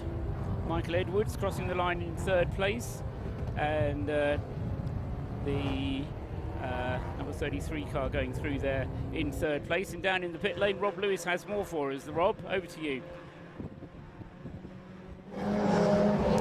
Hi Paul, I've got with me Keith from the Royal Navy Royal Marines Motorsport team, the BMW 116 trophy car number 17 that we've commented on quite a lot during this race. Keith, the battles you were having yesterday we caught on the live stream were mega. How's this race gone for you guys so far? It's going very well. We've had a couple of ups and downs, but by and large we're where we want to be. We've got 1 stop left to do hopefully today. We're on track to get the result we need and we want, particularly against the other services as well. That's the important thing, against the other services. I must apologise, actually. We did get the name wrong on the commentary, so it's the Royal Navy Royal Marines car in that order. So I'll make sure I get that right. But as well, we've commented a lot on the C1s and the BMW class of car. It's so competitive. What's the secret to getting the best out of this car? It's really down to the setup and having confidence and seat time into it. They're pretty underpowered, as you've seen out there, but once you get the feel and the confidence for it, you can really chuck that car into the corners. But you've got to get that rear end lively, make it dance for you. And as soon as you do, that car can actually take some really good cornering speeds, and that's the really important thing for these underpowered vehicles. Keeping your speeds up through the corners to maximise what you can do on the straights. And it's the only way to get ahead of the other members in class, it really is. Fantastic. And again, immaculately turned out car. This event in particular, though, how special would it be to win the class at this event? I don't think we can describe what it would mean to us as a service, actually, and to all the people in the military, to have a class win from a military team. That'd be very special for us. It's a poignant day, not just for the military, but for everyone in this country. Irrespective of who wins today, it really doesn't matter. It's the coming together, celebrating our act of remembrance, thinking about our fallen colleagues, the people who gave their lives, the ultimate sacrifice for our country. And the racing immaterial, it is coming together at the end, being friends, discussing on how we reflect on this, and enjoying it, really. I don't think you could say it fairer than that. Keith, thank you very much for talking to us. Hopefully we will see car number 17 keep on that good form and cross the line in the 116 trophy cars. For now, back to Paul. Yes, the car leading the class at the moment, and as Keith Atwood was saying to Rob, as far as the other services are concerned, the Royal Navy Royal Marines Motorsport car beating the other services. 17th place overall for car 17. Seemed about right to me, although interestingly they're still playing catch-up on Callum Lockie's Caterham. Remember how long ago Callum Lockie's Caterham came to a grinding halt with a broken engine? The Royal Navy Royal Marines team yet to catch it. So that sort of gives you an indication of the relative pace of the Caterham versus the BMW 116i's. But nevertheless, if you, I think he was kind of saying, take them by the scruff of the neck and throw them at the corners, they'll look after you round the corners. There goes the car on the live stream now, actually, just going into target, the left-hander, and then up the hill towards the banking. It'll go, and then turning through the banking, the long looping right-handed hairpin, and then back down the hill. So the car having been driven by Michael Wells, Adam Dewis and Sebastian Unwin. Currently Michael Wells is the driver of that car, and leading the way in its class. I'll hesitate to say comfortably, but they've had a trouble-free run, which was the aim of the exercise. And just echoing what Keith Atwood was saying there about the motorsporting community, something that I am not really aware of because I'm not involved in it, is the military motor racing community, because there is one, and they do all kinds of motorsport, and we've met various members of the military motorsporting community this weekend, not only from the Royal Navy Royal Marines, from the Air Force as well, and other services. And it's great this weekend to have the opportunity of mixing the regular motor racing community with that military racing community, and everybody has spoken of how courteous everybody is to one another, how great it is, and the sense of community that we do get, and obviously that is part of what makes the Race of Remembrance so special. We're over the 2-hour mark, and so an hour and 56 minutes in all that remains of the Race of Remembrance, and maintaining that advantage as they go on to 200. You see my lap.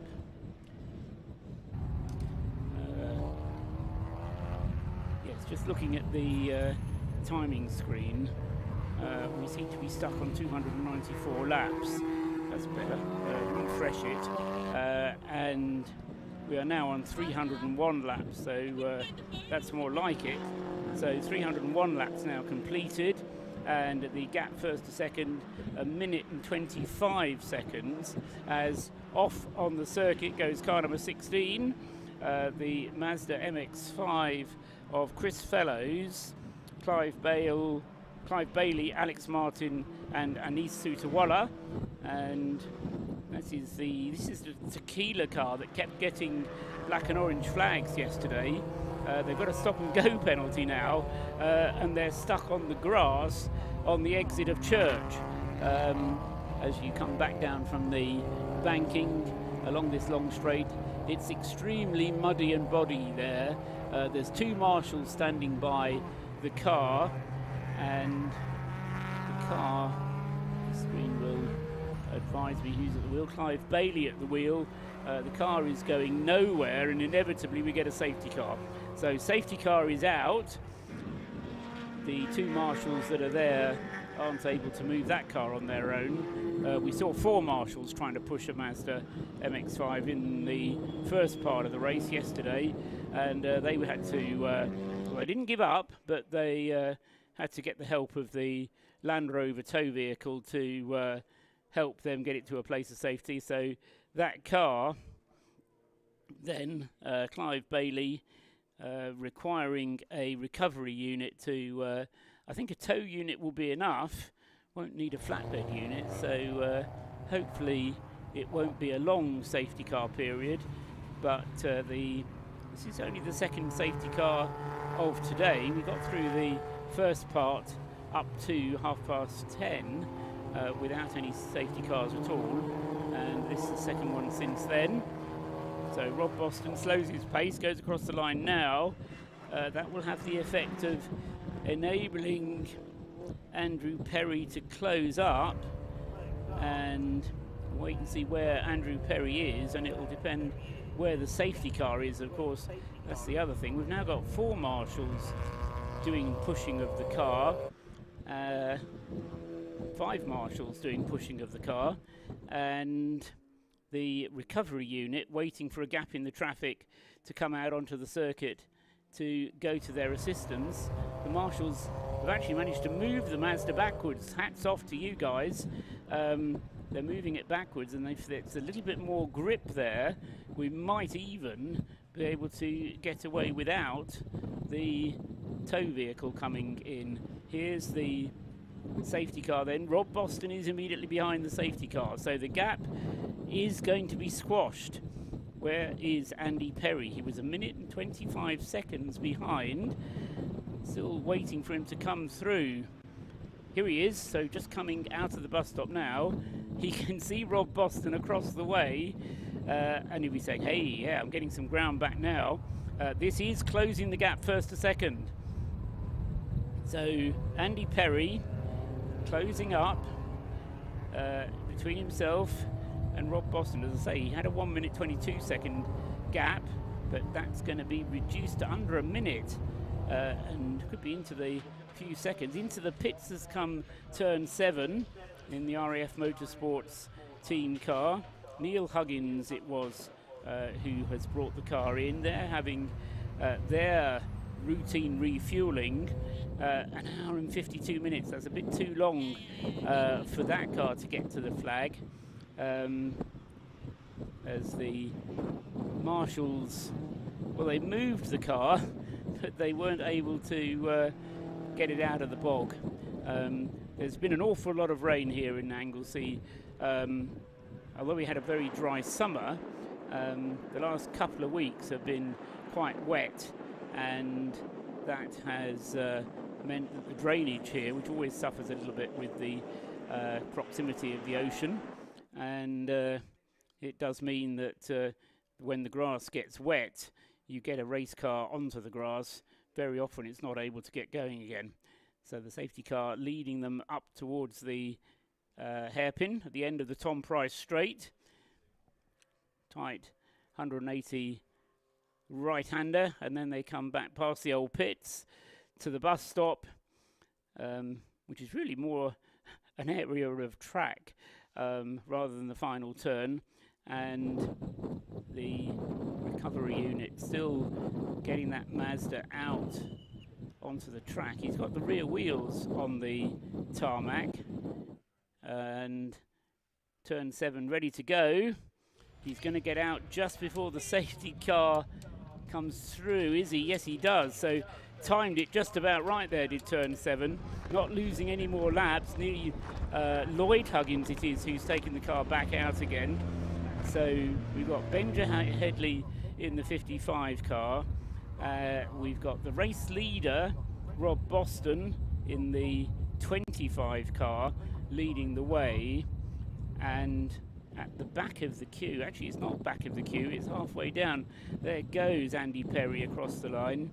Well, he's 47 seconds behind, but that's going at, 50 miles an hour, possibly even 40 miles an hour behind the safety car. The recovery unit tows the Mazda out of the grass. They can't get it restarted, that's the problem. They were willing and able to let it go, but the number 16 car had just been pinged anyway for a stop and go penalty, I believe it was. Does my screen still tell me the message? No, it doesn't. But I think it was a stop and go penalty that they'd been pinged for anyway. But the safety car then taking them slowly along the back straight. The recovery unit, I think, will take them in through the back entrance of the paddock. It'll cut through the club circuit. Yes, there he goes, through the club circuit. And so by the time the safety car gets back to start finish next time, I do suggest that that's going to be back up to full racing speed, and the safety car will be able to pull off. We'll be able to get racing back underway again, with Andy Perry much closer to Rob Boston than he was before. Both of them still needing a pit stop. The problem is it wasn't quite just yet, and so for them, an unfortunate timed safety car, because they could have done with that safety car coming out in about another 15 minutes time. The Mazda being pulled back. Clive Bailey, number 16, the tequila car then. That's back in the paddock now. Safety car lights are still on at the moment as he comes down through the corkscrew. And all eyes are going to be on Andy Perry. Where is he? See if we can count him through. Rob Boston is there. He's about 10 or 15 cars behind is Andy Perry. So he's not going to be on Rob Boston's tail, but he is going to be a lot closer than he was. As I say, a lead of 1 minute and 22 seconds has suddenly been whittled down to something which is going to be more like about 30 seconds, I would guess, when we get underway again with the safety car.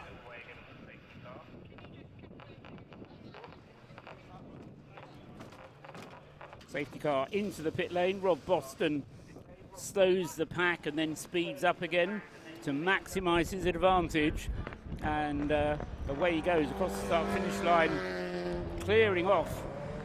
Ooh, that's an unfortunately timed car going back into the race, out of the pit lane, and no overtaking until he crossed the start-finish line. That's crucial, otherwise you'll get a penalty for that. Here comes Andy Perry. Wait. Oh, that was desperately close.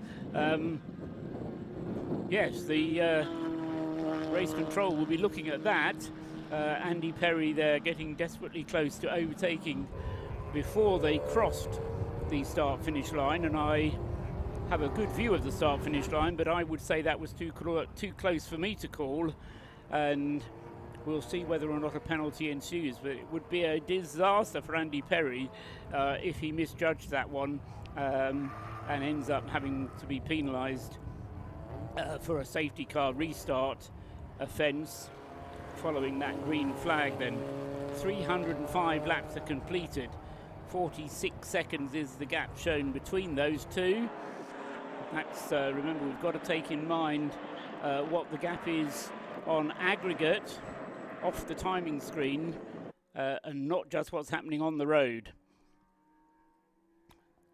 Rob Boston pulls away at the front, goes into the hairpin at the top of the Tom Price straight, turns right, 180 degrees, back down the back straight, past the old pits, into the bus stop, hard on the brakes.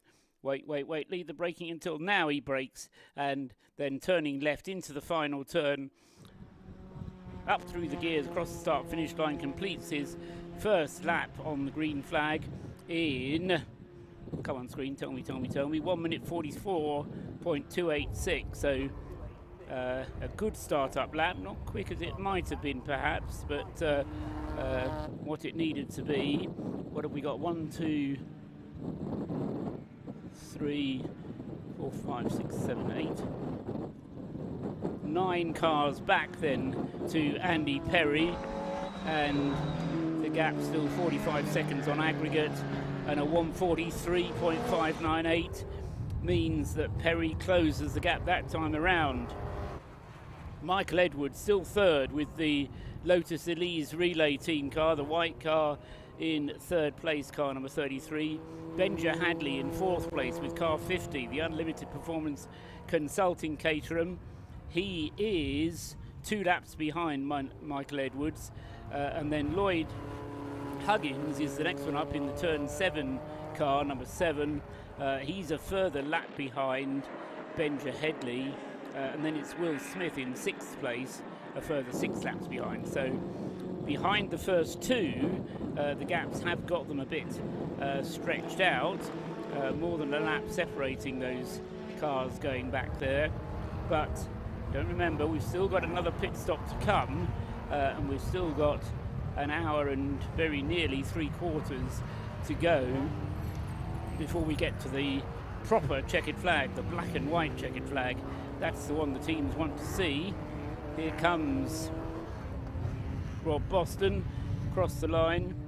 307 laps now completed from him, and we wait for Andy Perry to see what progress he's making. But while he is making the progress, let's go down to the pits and hear from Rob Lewis.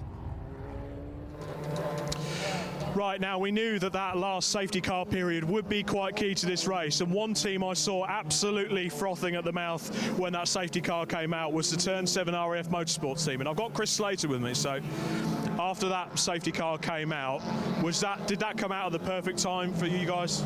Yeah, so racing against the other Caterhams, we've put in a bigger fuel tank, so we have a bit more endurance. We've had a window for we had a 30-minute window 25 minutes ago that before that safety car came out, that we could take gas and then get to the end without another stop. So we don't have the pace to go against the Elise of Rob Boston and Rocket in the Caterham, but we're just hoping that we could try and get them on a tactical. So that we'd put our strategy together before the race that we wouldn't need like 6 fuel stops. But we had our alternator problem yesterday, so we've taken our mandatory stops when we were doing battery changes to get ourselves to the end yesterday. So we were 5 in front yesterday at 5 hours, and then we were 5 behind. So we started this morning for a 5-hour session, 5 behind. We're currently 4 behind, but we don't have to take fuel again. So we've put Lloyd Huggins out. Lloyd's quite experienced in Mazda MX5s. This is his first go in a Caterham, so yeah, well that's us. If we're playing poker, we're all in. But we saw the Mazda go off coming out of church, and luckily Neil was at the hairpin, and we got him on the radio and boxed him. And the scene from Days of Thunder where he's bashing the dashboard saying "Get me out in front of that pace car," he tagged out as the safety car came around the last corner. So that will effectively got us a lap as well. So yeah, it couldn't have really gone any better for us. Almost a fairy tale last stop for you guys. Yeah, and we've all worked really hard. You know, we've got some university students here. They've never seen the car, they've never met us before, and we've got people from all over the place that are all chipping in. And yeah, that last stop was a little bit over time, but it pretty much sucked the whole tank's worth of fuel. Right, tell you what, I'll let you go and relax now, watch the timing screens, and hopefully we could well see Turn 7 eke their way above the leaderboard in terms of tactical, as Chris was saying. But for now, back to Paul. Let's see how they fare against the quicker boys. Yeah, they're up into 5th place overall. it's kind of maximising the chances, isn't it, what they were doing there. It's good to hear from Chris, because we did note how the car got underway just as the 4 minutes was up, just before the safety car came round. So I hope they got their timing right with that car. It was actually a slightly longer pit stop, according to the unofficial timing I've got here, than it needed to be. But importantly, he did get out before the safety car came round. So rather than gaining a lap, it saved him losing another lap, shall we put it that way. But Lloyd Huggins, certainly the man to have in the car, as Chris was saying there, his experience of the Turn 7 Caterham, and with the extra large fuel tank on that car, they will be planning to get it to the end of the race from here, although that might not be straightforward. They might need a safety car in order to enable them to do that successfully. There goes the Rocket Racing Andy Perry through for another lap. He's still trying to close in on the race leader. The safety car helped. It could have helped him more, but yeah, so the gap having come down from 1 minute 25 seconds down to 40 seconds. So, well, that's halving it really, isn't it? So with 309 laps on the board, it's now 40 seconds separating Rob Boston from Andy Perry in second place. Not many people can come to the Race of Remembrance to see close racing. I think I'm probably the only one who does, but they've certainly kept me happy, and we've had a lot of close racing here at Anglesey this weekend, and it's been good to see it. Lots of commitment shown, and the words of the RAF chaplain echoing in my ears as well about fighting the fight and running the race. That's exactly what they've been doing. Michael Edwards is still there in third place, although he's dropped now a lap off the lead lap. 2 laps behind him is Benja Headley with the Unlimited Performance car, number 50, and then a further lap behind is Lloyd Huggins with the Turn 7 car. So the top 5, well, there's 5 laps covering them, 4 laps covering them, and with an hour and a half still to go in the race, it's still everything to play for. In 6th place is still Will Smith, knowing that he's still got an hour and a half to drive that car, and knowing as well that he doesn't have enough fuel to get to the finish. So Will is going to have to be in to get fuel. That will cost him 4 minutes in the pits, and then that should enable him to hold on to 6th place. I'm just wondering if Will can do any better than that. I think it's going to take a problem from one of the cars ahead of him in order to get the 360 Motor Racing Club car any higher than 6th. 5th is the Traction Lotus Elise, and there's David Smith at the wheel of that car in 7th place. In 8th place is the Track Scotland car 155, and that's Alexander Dawson, Alex Dawson, number 155 in 8th place, leading Class B. In 9th place, hooray for Operation Motorsport, car number 220. That's the car of, who's in that car at the moment? It is car 220 down as Hugh Leahy, and Hugh Leahy then in 9th place overall in the Canada Operation Motorsport team car. Where's the USA team Motorsport? That's dropped a little bit further down, had a longer pit stop, I think, the USA car, because in 10th place, just rounding out the top 10, is the 2nd place car in Class B, the 2nd of the Track Scotland team cars, Ian Bonthrone, car 55. Then it's Jaffa Cake Racing, car number 96, with Sam Moody driving that car in 11th place. That's a Class B car, so they're 3rd in Class B. And then in 12th place, that's as far down as that car has been for some time actually, Nick Rutter, back at the wheel of the Clapham North MOT Mazda MX5, car 169. George Grant done his stint, Nick back at the wheel of that car. Still leading Class C is Nick Rutter, so they've had a good run, although they're down in 12th place overall. And then in 13th place overall is Jason Bivins in the Operation Motorsport USA car. As I say, that car, having had a longer pit stop, has dropped back a little bit. And then in 14th place is the second of the relay teams, the Toyota MR2 team, jovially calling themselves the mostly rusty two-seaters. Think about the initials. And number 84 then with, who is it? It's Sean Trainer, the white Toyota MR2, which is out at the moment. Ahead of the 15th place car is the car 14. 15th is car number 14, and that is Phil England at the wheel of the Lancaster Insurance Mazda MX5. That's the top 15 places. We've lost the car class positions off our screen at the moment. They are working on it. But for the moment, what I can tell you is that the BMW class is still being led by the Royal Navy Royal Marines, and that car with Mike Wells at the wheel leading the way for the Marines. 16th overall now for car 17, and they lead, as I say, the BMW class.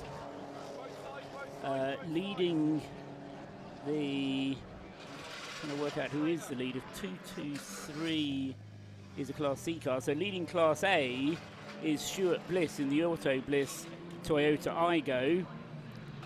So they lead a class. And then 318 leads its class, the WRC Development Citroen C1, leading the C1 class there, with Clive Brookson at the wheel of the C1. And that covers all of our class leaders. With a little over an hour and a half still to go, Rob Boston comes into the pits, and the camera elsewhere, but this should be the final stop for Rob, will it be? Handing over to Tom Roach down beneath him. Let me lean over and see if I can see anything. No, I can't, the roof sticks out too far. So we'll have to wait until the cameras pick up on that pit stop for Rob Boston.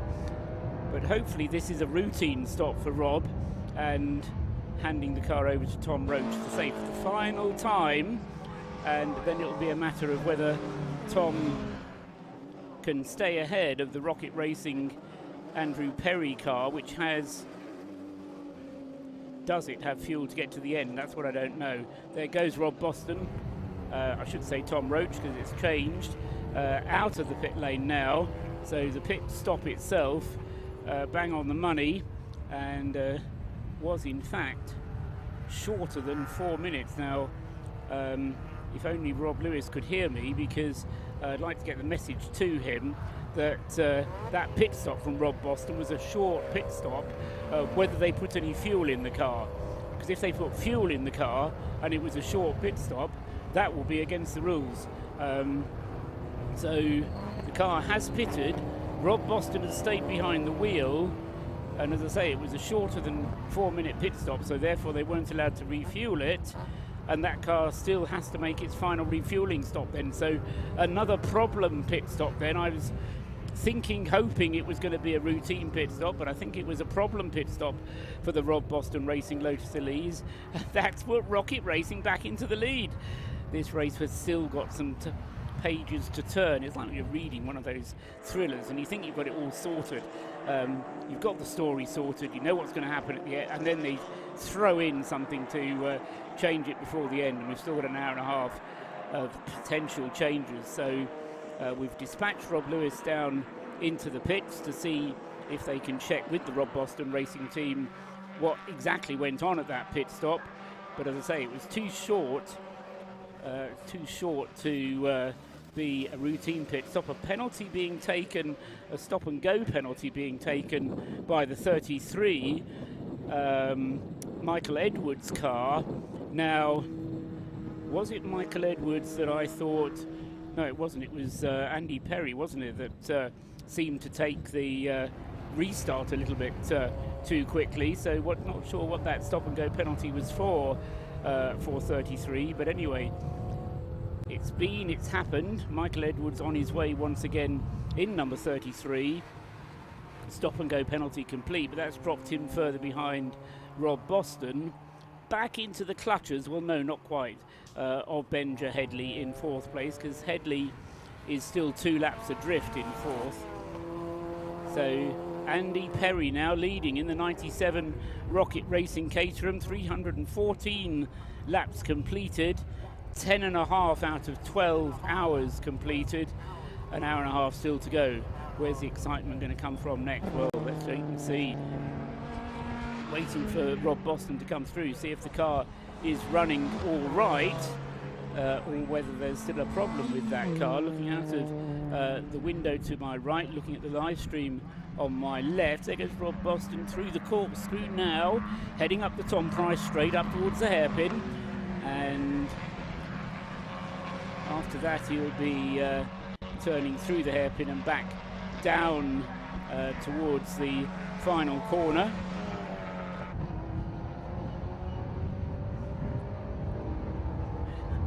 As they come through to complete another lap. Here comes Andy Perry. By pure chance, Rob Boston is just behind him. So Perry crosses the line, leading the race. Boston crosses the line in 2nd place. There's nothing to choose between them. They're a lap apart according to the timing screen. So although they're on the road, 1st and 2nd, not quite nose to tail, but a good opportunity for the two of them just to size each other up a little bit. It was a 1:43 from Andrew Perry and a 1:42 from Rob Boston.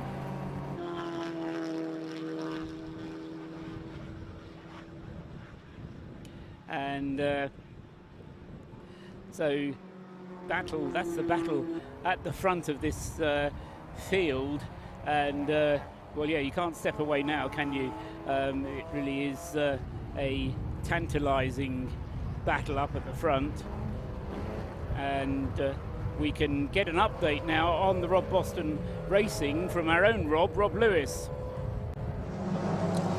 No driver interviews this time, Paul. Just a quick update from the pits. Yes. I headed down to Rob Boston Racing to talk to the team. Tom Roach is suited up and ready to go, but that 90-second penalty was for overtaking under double wave yellows, in particular to the MX5 that was parked up and caused the last safety car period. A big no-no in motor racing, and it also highlights one of the problems with this race with the big speed differential in the field. It was likely that Rob inadvertently overtook someone unsighted, maybe a C1, a BMW 116 Cup car, but because that Lotus Elise is so fast, purely accidental. But Rob's came in, took the penalty, and we are expecting them to pit within the next 15 minutes. Okay, thank you for that, Rob Lewis down there in the pits. Also thanks to Dave Goddard, listening from who knows where, who's just given me the same piece of information.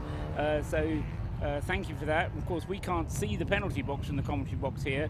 We rely on the TV cameras picking it up. We saw the stop and go penalty for number 33, Michael Edwards. What we didn't see was, or I didn't see, was a stop and go penalty for Rob Boston. So he's had that stop and go, and it's must have been a stop as well. They must have penalised him by about a minute, I reckon, before letting him go again, whereas the 33 car was a much shorter stop. So as you say, Rob, down there in the pits, Rob Boston coming into the pits for his what will be final scheduled pit stop.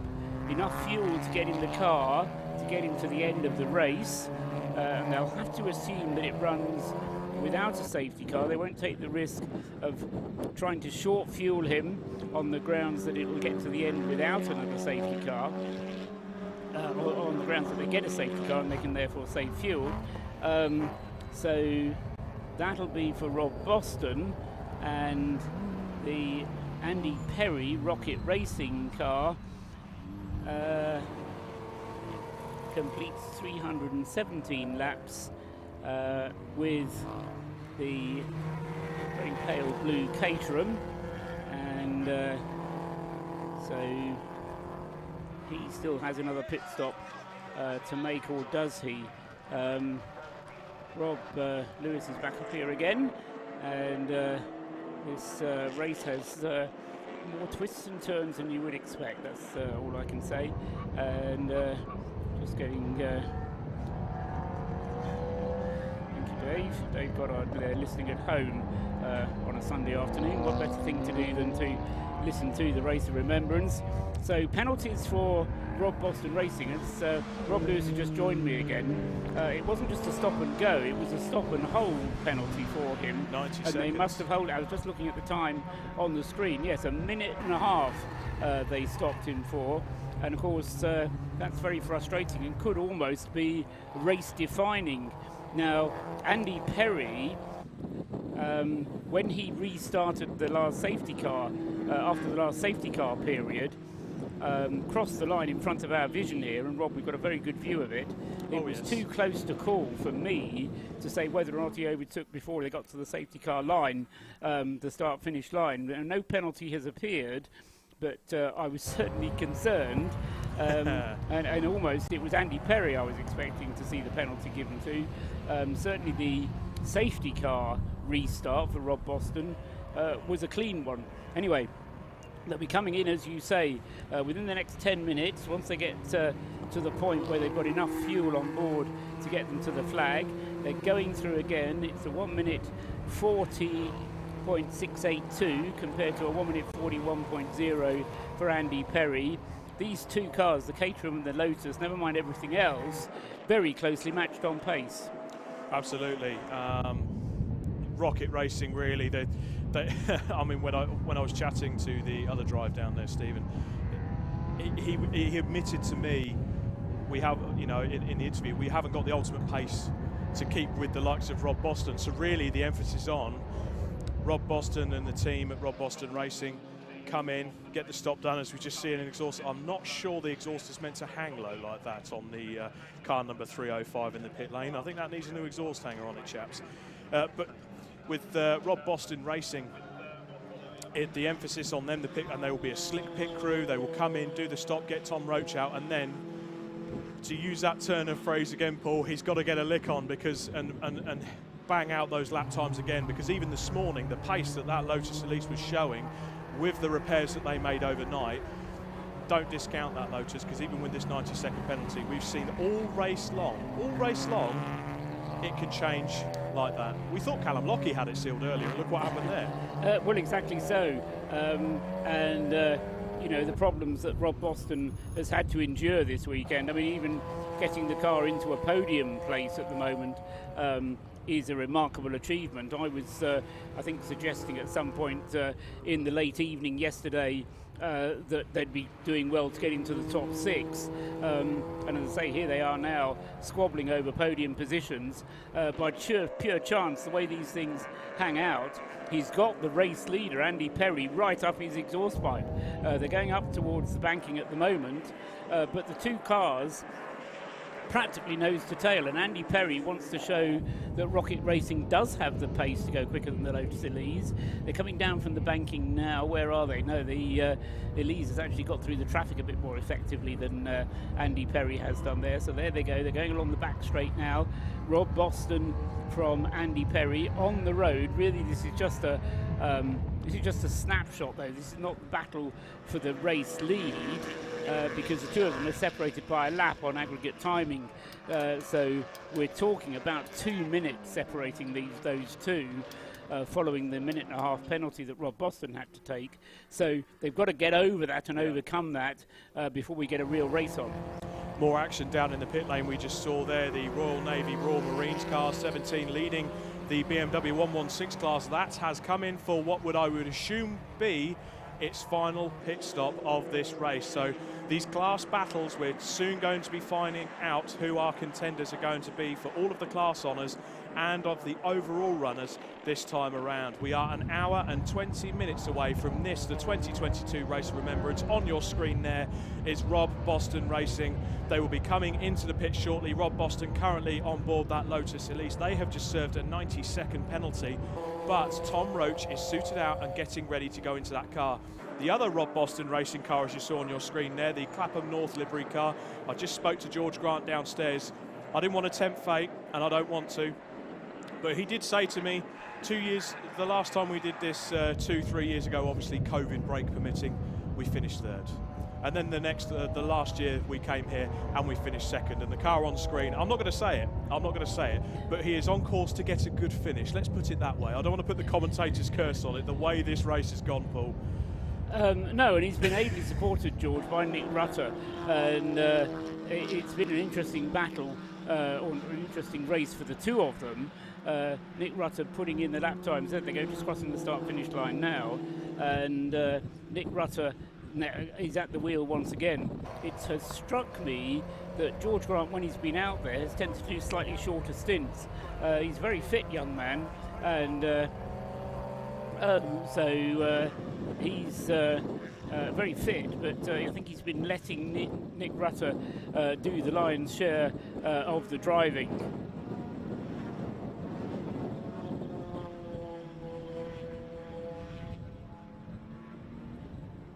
So that's the battle as far as Class C is concerned. Class B still being led by the Track Scotland car. In 8th place overall is Alex Dawson in car number 155. And the battle then continuing. A slightly slower lap time that time from Andrew Perry. 146 compared to a 142 from Rob Boston. So Rob continuing to close that gap for the lead with an hour and 20 minutes still to go. I've been joined up here now by Matt Garside, one of the trustees of Mission Motorsport. And Matt, you've walked into this one because yesterday evening I was joined up here by Joe Bagley, who is also a trustee of Mission Motorsport. Indeed. Joe Bagley is racing here this weekend, so the obvious question for you, Matt, why aren't you racing? Why aren't I racing? Oh, right, okay. Well, I've not got any Ards licence or anything like that just yet. So that's no excuse. Mission Motorsport will sort you out with one of those. Absolutely. I'm very much hoping so. I mean, I've been a volunteer with Mission for about 5 or 6 years and recently joined their trustee board a couple of months ago. So we're very much hoping in the future that we'll have more kind of trustees involved in these races. Joe's having a fantastic time. I got that impression really yesterday. Well. Yes, yeah, exactly. He's certainly the bug is bitten him. And I know one of my fellow trustees, Mark, was also out with the Supercar Saturday as well. Yeah, I mean, James Cameron has been up here several times, as you can probably imagine, and he's been telling me how there's been a great change in the organisation of Mission Motorsport. I think he said only one of the trustees that was here last year is still involved, so you're very much building a new team, aren't you, Matt? Oh, absolutely, yes. I mean, it's always good to bring kind of fresh blood in on something like this, fresh ideas, fresh impetus to kind of drive things forward. And you know, there's nothing against any of the previous trustees at all. You know, they've built us, got us through the first 10 years in a fantastic fashion. And now we're just trying to lay the foundation for the next 10 years and beyond, so that we can continue helping our beneficiaries getting motorsport out there. I'm going to come on to that. I just want to interrupt you though to tell you that the Rob Boston Lotus Elise car into the pits. This is, I can only imagine, for the routine pit stop for that car, and so they're putting fuel in, and Tom Roach will be getting into the car as well. It will be a 4-minute pit stop for that car. So Matt, as a trustee, what exactly is your role? Because my limited knowledge of these things is, as a trustee of a charity, you just go to a meeting every 3 months and sign some minutes, and that's it. What's your role as a trustee? Well, the role of trustee is something that's governed quite closely by the Charity Commission in England and Wales. I mean, I've been a trustee of various organisations, from the Institution of Mechanical Engineers and now more recently with Mission. It is true, we do go to meetings, we do sit down and we agree a way forward and different things. But the interesting thing with Mission Motorsport is each of the trustees is a director of the charity. Okay, so it's a subtly different kind of setup to what I've seen before. But what we're trying to do is set the kind of strategic side of things. So we're more looking at the governance side. We shouldn't be kind of getting sucked into the operational side of the charity. That's what we've got Jim and his excellent team for. So you know, we're paying them to go off and look after the operations. We're looking at the governance side of things and making sure all our policies are in place, all the safeguarding and things like that for our beneficiaries, all the health and safety, you know, keeping an eye on these things, but not actually sitting there and writing the right risk assessments ourselves. And what's your background? is that what's attracted you into Mission Motorsport? Yes, I think so. I mean, I'm a mechanical engineer by trade, and in fact, my wife, Helen Jackson, who's out there heading up one of the C1 teams right now, she got me interested in this. We've been volunteering for a while. I was just helping out as a volunteer, and some of my previous experience on some of my other trustee duties has kind of given me some additional skills within the third sector, the charity sector, and I'm really keen to try and use those to help the charity move forward. And that's, you know, whilst we've not got the most gender diverse trustee board at this point in time, we do have quite a large diversity of thought and experience, etc. So, well, we're not quite there on the gender side of things. We are definitely focusing on different aspects and how we're going to move this forward. And obviously, I mean, as your wife Helen has no doubt told you, it's very much a thing which is driven by passion. Yes. And people get very passionate about motorsport. Presumably in the same way, you get very passionate about what Mission Motorsport is and what it's doing. One of the things that we try and talk about this weekend is what Mission Motorsport is doing. Yes, absolutely. I mean, events like this are fantastic, where we had the Supercar Saturday, beneficiaries being going out in people's cars, people bringing their cars along and, you know, getting them out there. And, you know, some of the previous things I've done with trustees, as a trustee, have kind of, you make a decision and it could be a number of years before something happens. Whereas here, you get somebody who's maybe a little bit quiet at the beginning of the day, out into a few cars, in amongst people who have had similar life experiences to them, and by the end of the day, for want of a better phrase, you can't shut them up. You know, the change is really quick in that one day, and that's what's really great. And I mean, something that I won't say forget, but overlook, is that Mission Motorsport isn't just about the race of remembrance, is it? It's a 365-day a year, all year round thing. Yeah, absolutely. I mean, our next big event, for example, is the National Transition event in Silverstone, 27th of February, where we're hoping to get around about 1,000 service leavers, veterans and military spouses together in one place with a whole bunch of companies that are all looking for those people with those kind of skill sets, so we can try and help them transition from their military career into the civilian career. So things like that. We've got skid pan events. We go down to Goodwood for transition events, but also the invitational. You know, all of these things kind of come together to give us that route to help these people.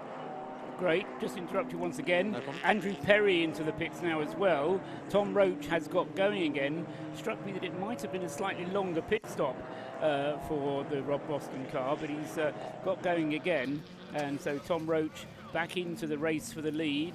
And we wait now for Andy Perry, whether he'll stay behind the wheel or whether he'll hand it on to Stephen Cully. We'll have to wait and see, because it wasn't that long that Steve was last in the car.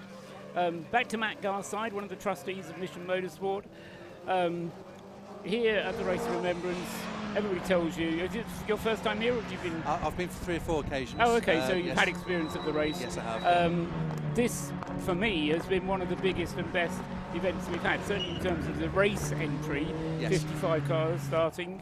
The biathlon of foolishness yesterday had, I mean, I'm guessing there was something like 120, 150 people. There were just seemed to be lots of people doing it. Yes. More than I've ever seen before. Absolutely. So you've got one shark. And a shark, yes. And various other people in various states of dress and undress. But you must regard this as a successful event so far. Oh, absolutely. And like with any event, there are always going to be little things that we're going to have to kind of look at afterwards and kind of tweak here and there.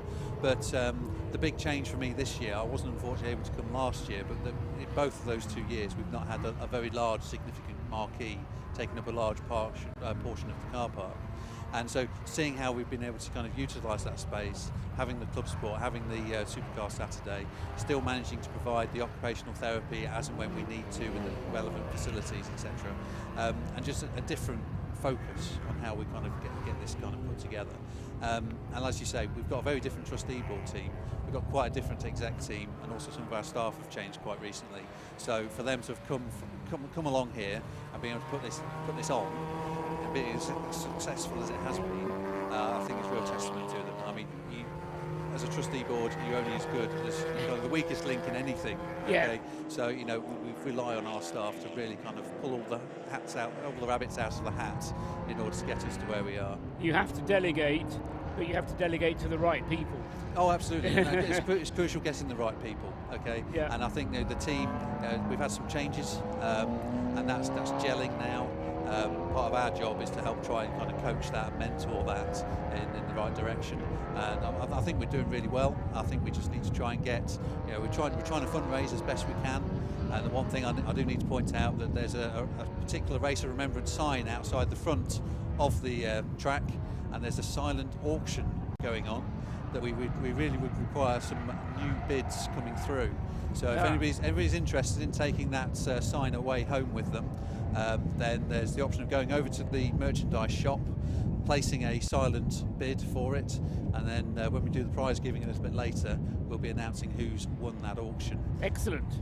Okay, Yep, thank you so for mentioning that. And whilst on the subject of donations, you can, if you're not here, but you want to donate to Mission Motorsport, donate by texting the number 10, and then ROR for Race of Remembrance to the number 70085. So 70085 is the number you need to text. The message is 10ROR. So that's another way that you can contribute to the Mission Motorsport funds and to the Race of Remembrance. And anybody who is watching this for the first time, particularly given the extended live streaming we've had this year, have been able to appreciate quite what this event is all about. And we've had messages coming in from all over the place this year, Matt. So Yeah, I'd be excellent. pleased to know that. Yeah. Thanks for coming up and having a chat. Yeah, I'll let you get on and enjoy into the last hour of the race now. So we'll need to focus on the unfolding drama of the race has to offer. Thanks very much indeed, Absolutely. Matt Thank you. Garside. Cheers, thank you very much. And as Matt disentangles himself from the headsets, what has been happening out on the track while all that has been going on, I was trying to follow. I told you that we had pit stops from what were the first two cars. So Tom Roach and Steve McCulley are now out at the wheel in place of Rob Boston and Andy Perry. And it's 97 ahead of 25. So Rocket Racing leads Rob Boston Racing. But the two of them, as a result of making those pit stops, Rob, have now been leapfrogged by Michael Edwards in the relay Lotus Elise. So, well, the relay, and we've got them on screen now with right up his trumpet. We've got McCulley trying to get past him, and I'm sure he will try to make it happen. Although what you're seeing on screen isn't representative to the times being shown by the timing screens. This is on an aggregate time, which is also why Alpha Live aren't showing the timing on the screen in front of you, because they get that information from TSL, which will actually be a bit misleading to the viewer, as a matter of fact. But I can tell you that Rocket Racing is 25 seconds behind that lead car of ES Motorsport. But let's not forget that 33 car, because they are in that relay class, they're effectively invitational, so they're not eligible to win the Race of Remembrance on the traditional class system. But they will be shown the checkered flag. They will be shown the checkered flag, yeah. Should they be the first ones to get there. And we say should they be the first ones to get there because I reckon that there's still another pit stop to come from Michael Edwards, and that will cause it to drop 4 minutes down, because if they're going to change driver, and that is to say put Bailey Edwards' car out there, then they're going to have to wait 4 minutes to do so. So we'll keep our eyes on the white Lotus Elise number 33 Michael Edwards, see if or when that car comes into the pits.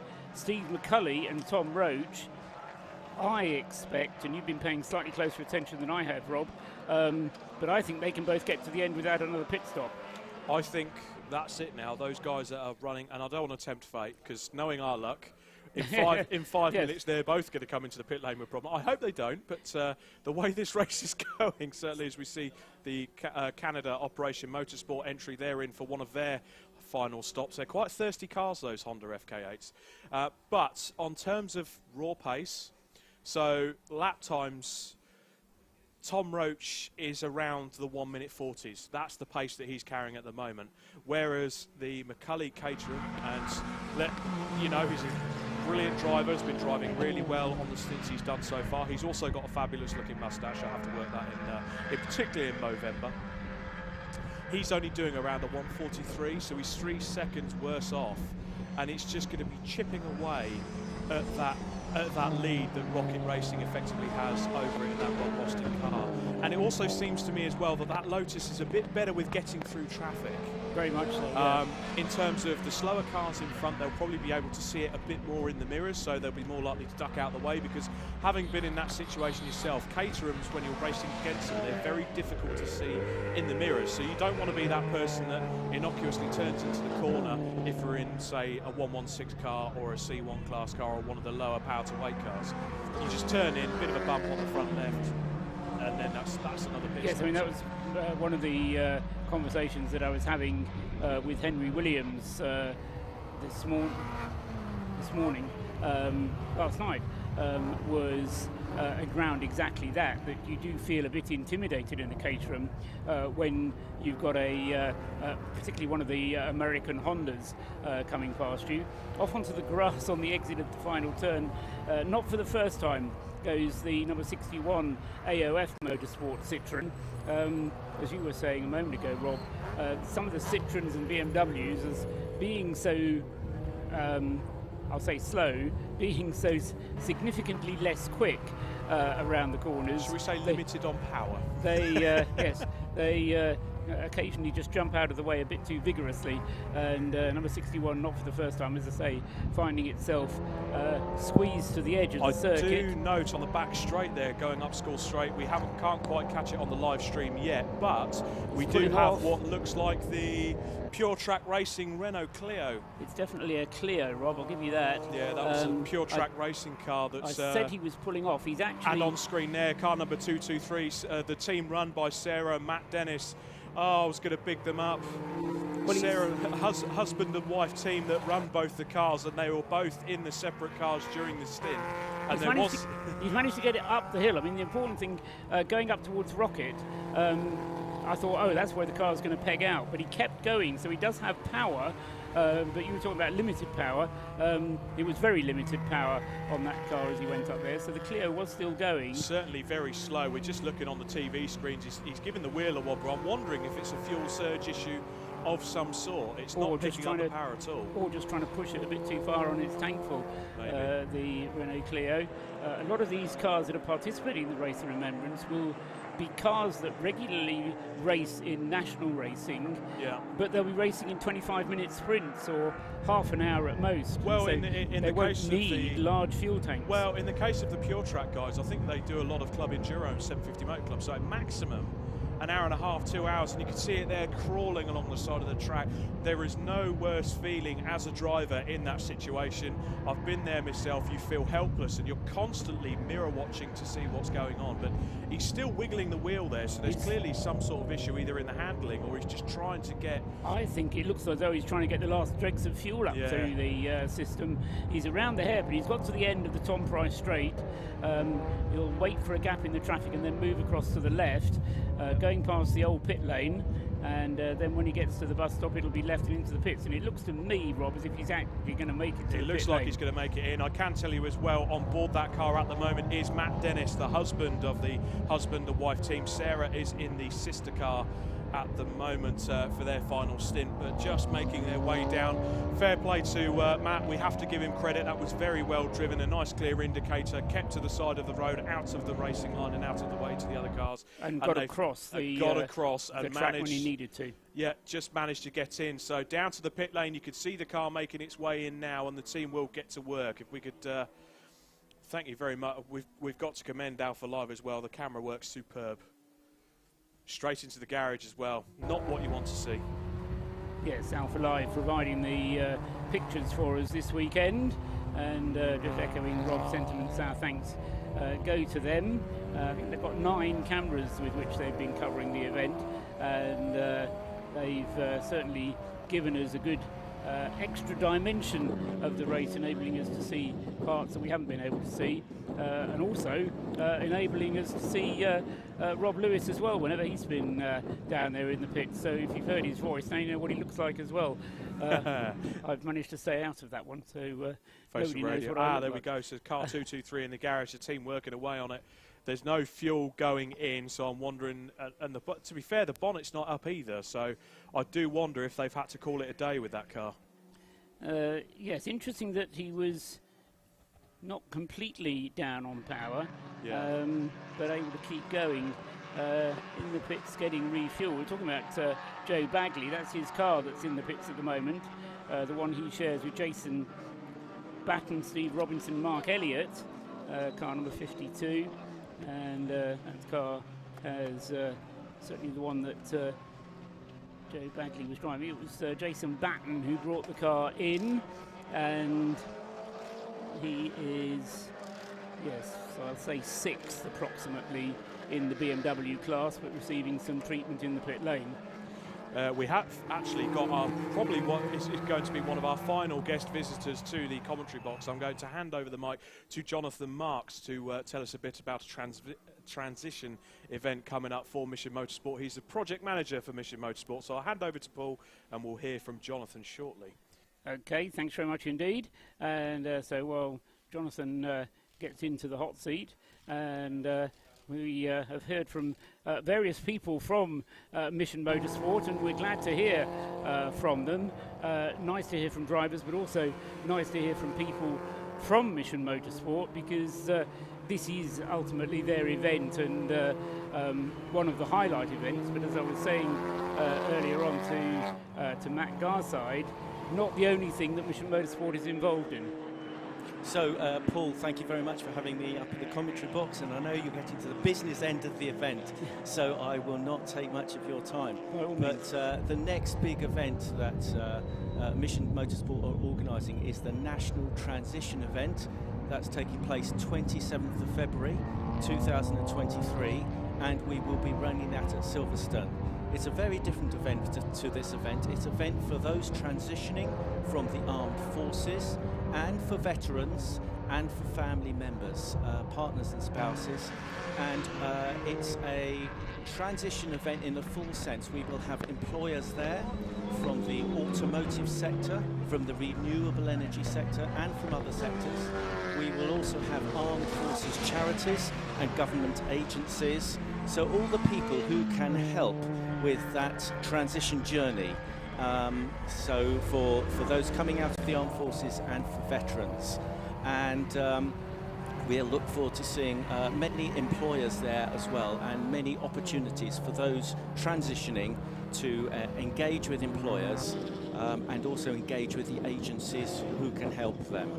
Yes, because I mean the byline, if you will, of Mission Motorsport is, and I always forget exactly what order it comes in, recover, retrain, race. Race, retrain, recover. Okay, so or race, recover, retrain, I should say. Yes, exactly. Yeah, so it's part of that process. And Matt earlier on was telling me that you were expecting over 1,000 beneficiaries to come along to that? We are expecting about 1,000 attendees, yes, absolutely. Attendees, at the event at Silverstone, 27th of February, yes, that's right. So quite a big event with a lot of opportunities, as you say, opening up that you can get people involved in. And presumably, do you as an individual work with these people and kind of match them up as kind of a matchmaking service? Say, here's an opportunity, I know somebody who can fill that. How does it actually work?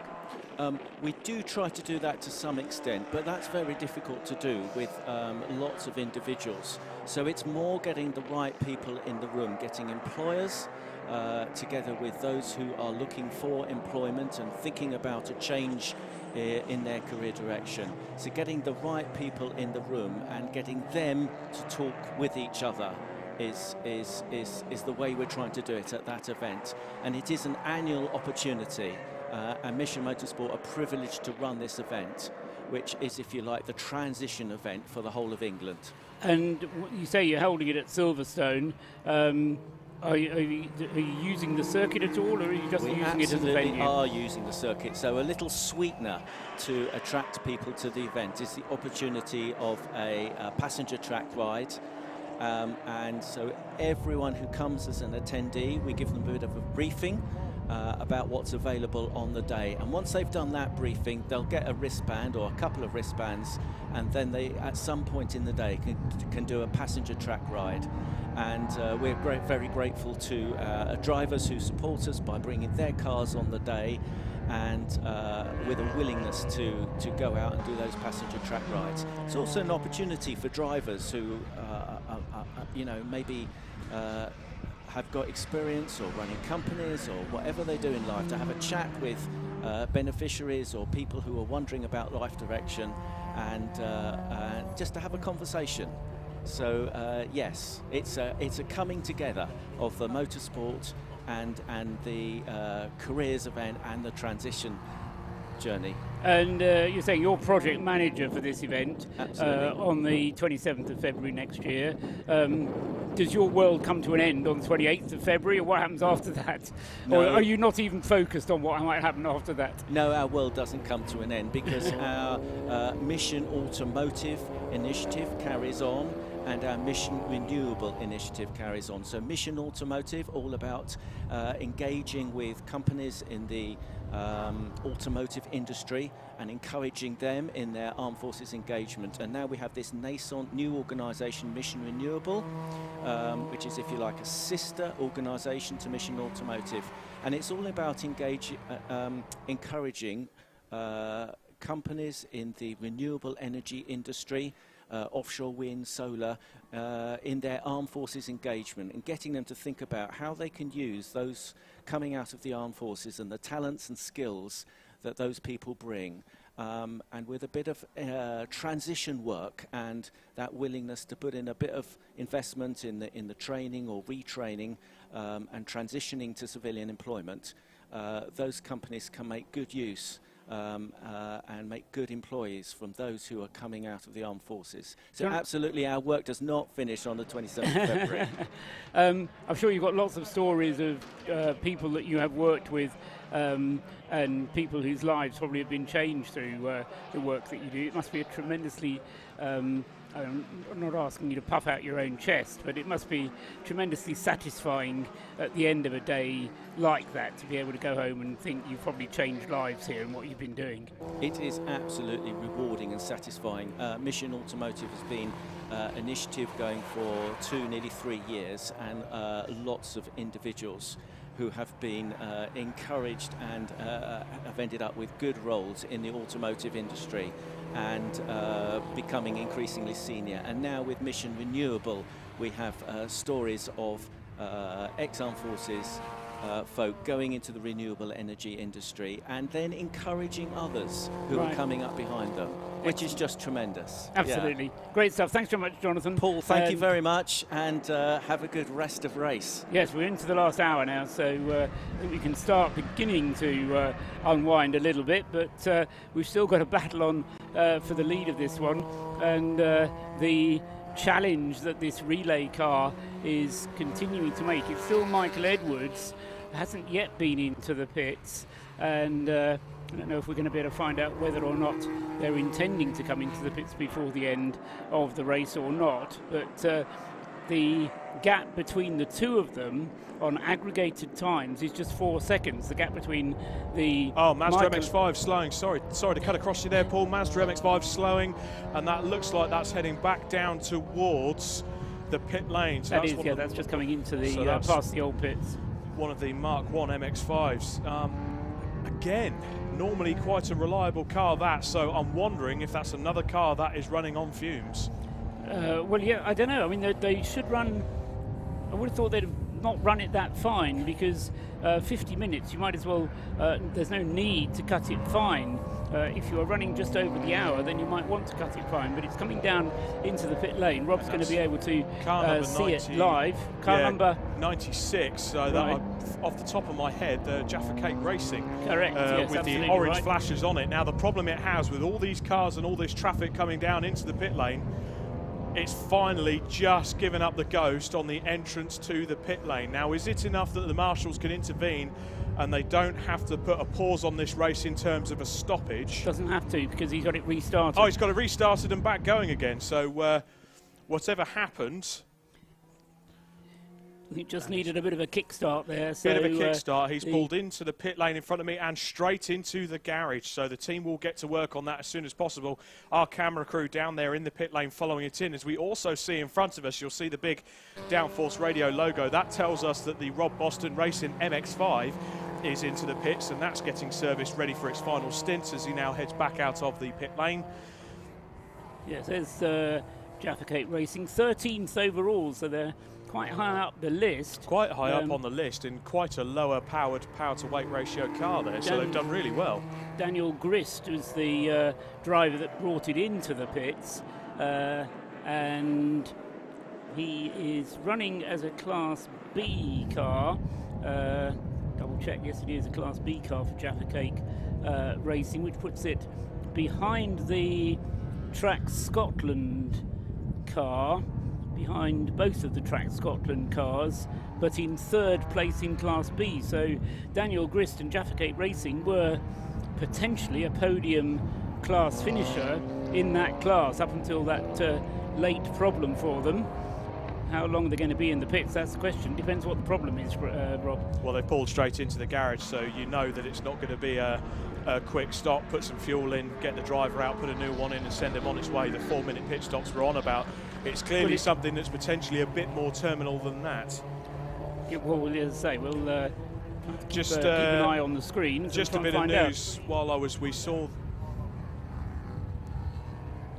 We're looking at, so on your screen now, that's the Lotus, and look at the right rear on that car number 4, the traction sponsored car. That is fishtailing all over the place. Has that broke its suspension? It's certainly not right, is it's it? Certainly. This is the 7th place car. David Smith behind the wheel of the traction Lotus Elises, car number 4.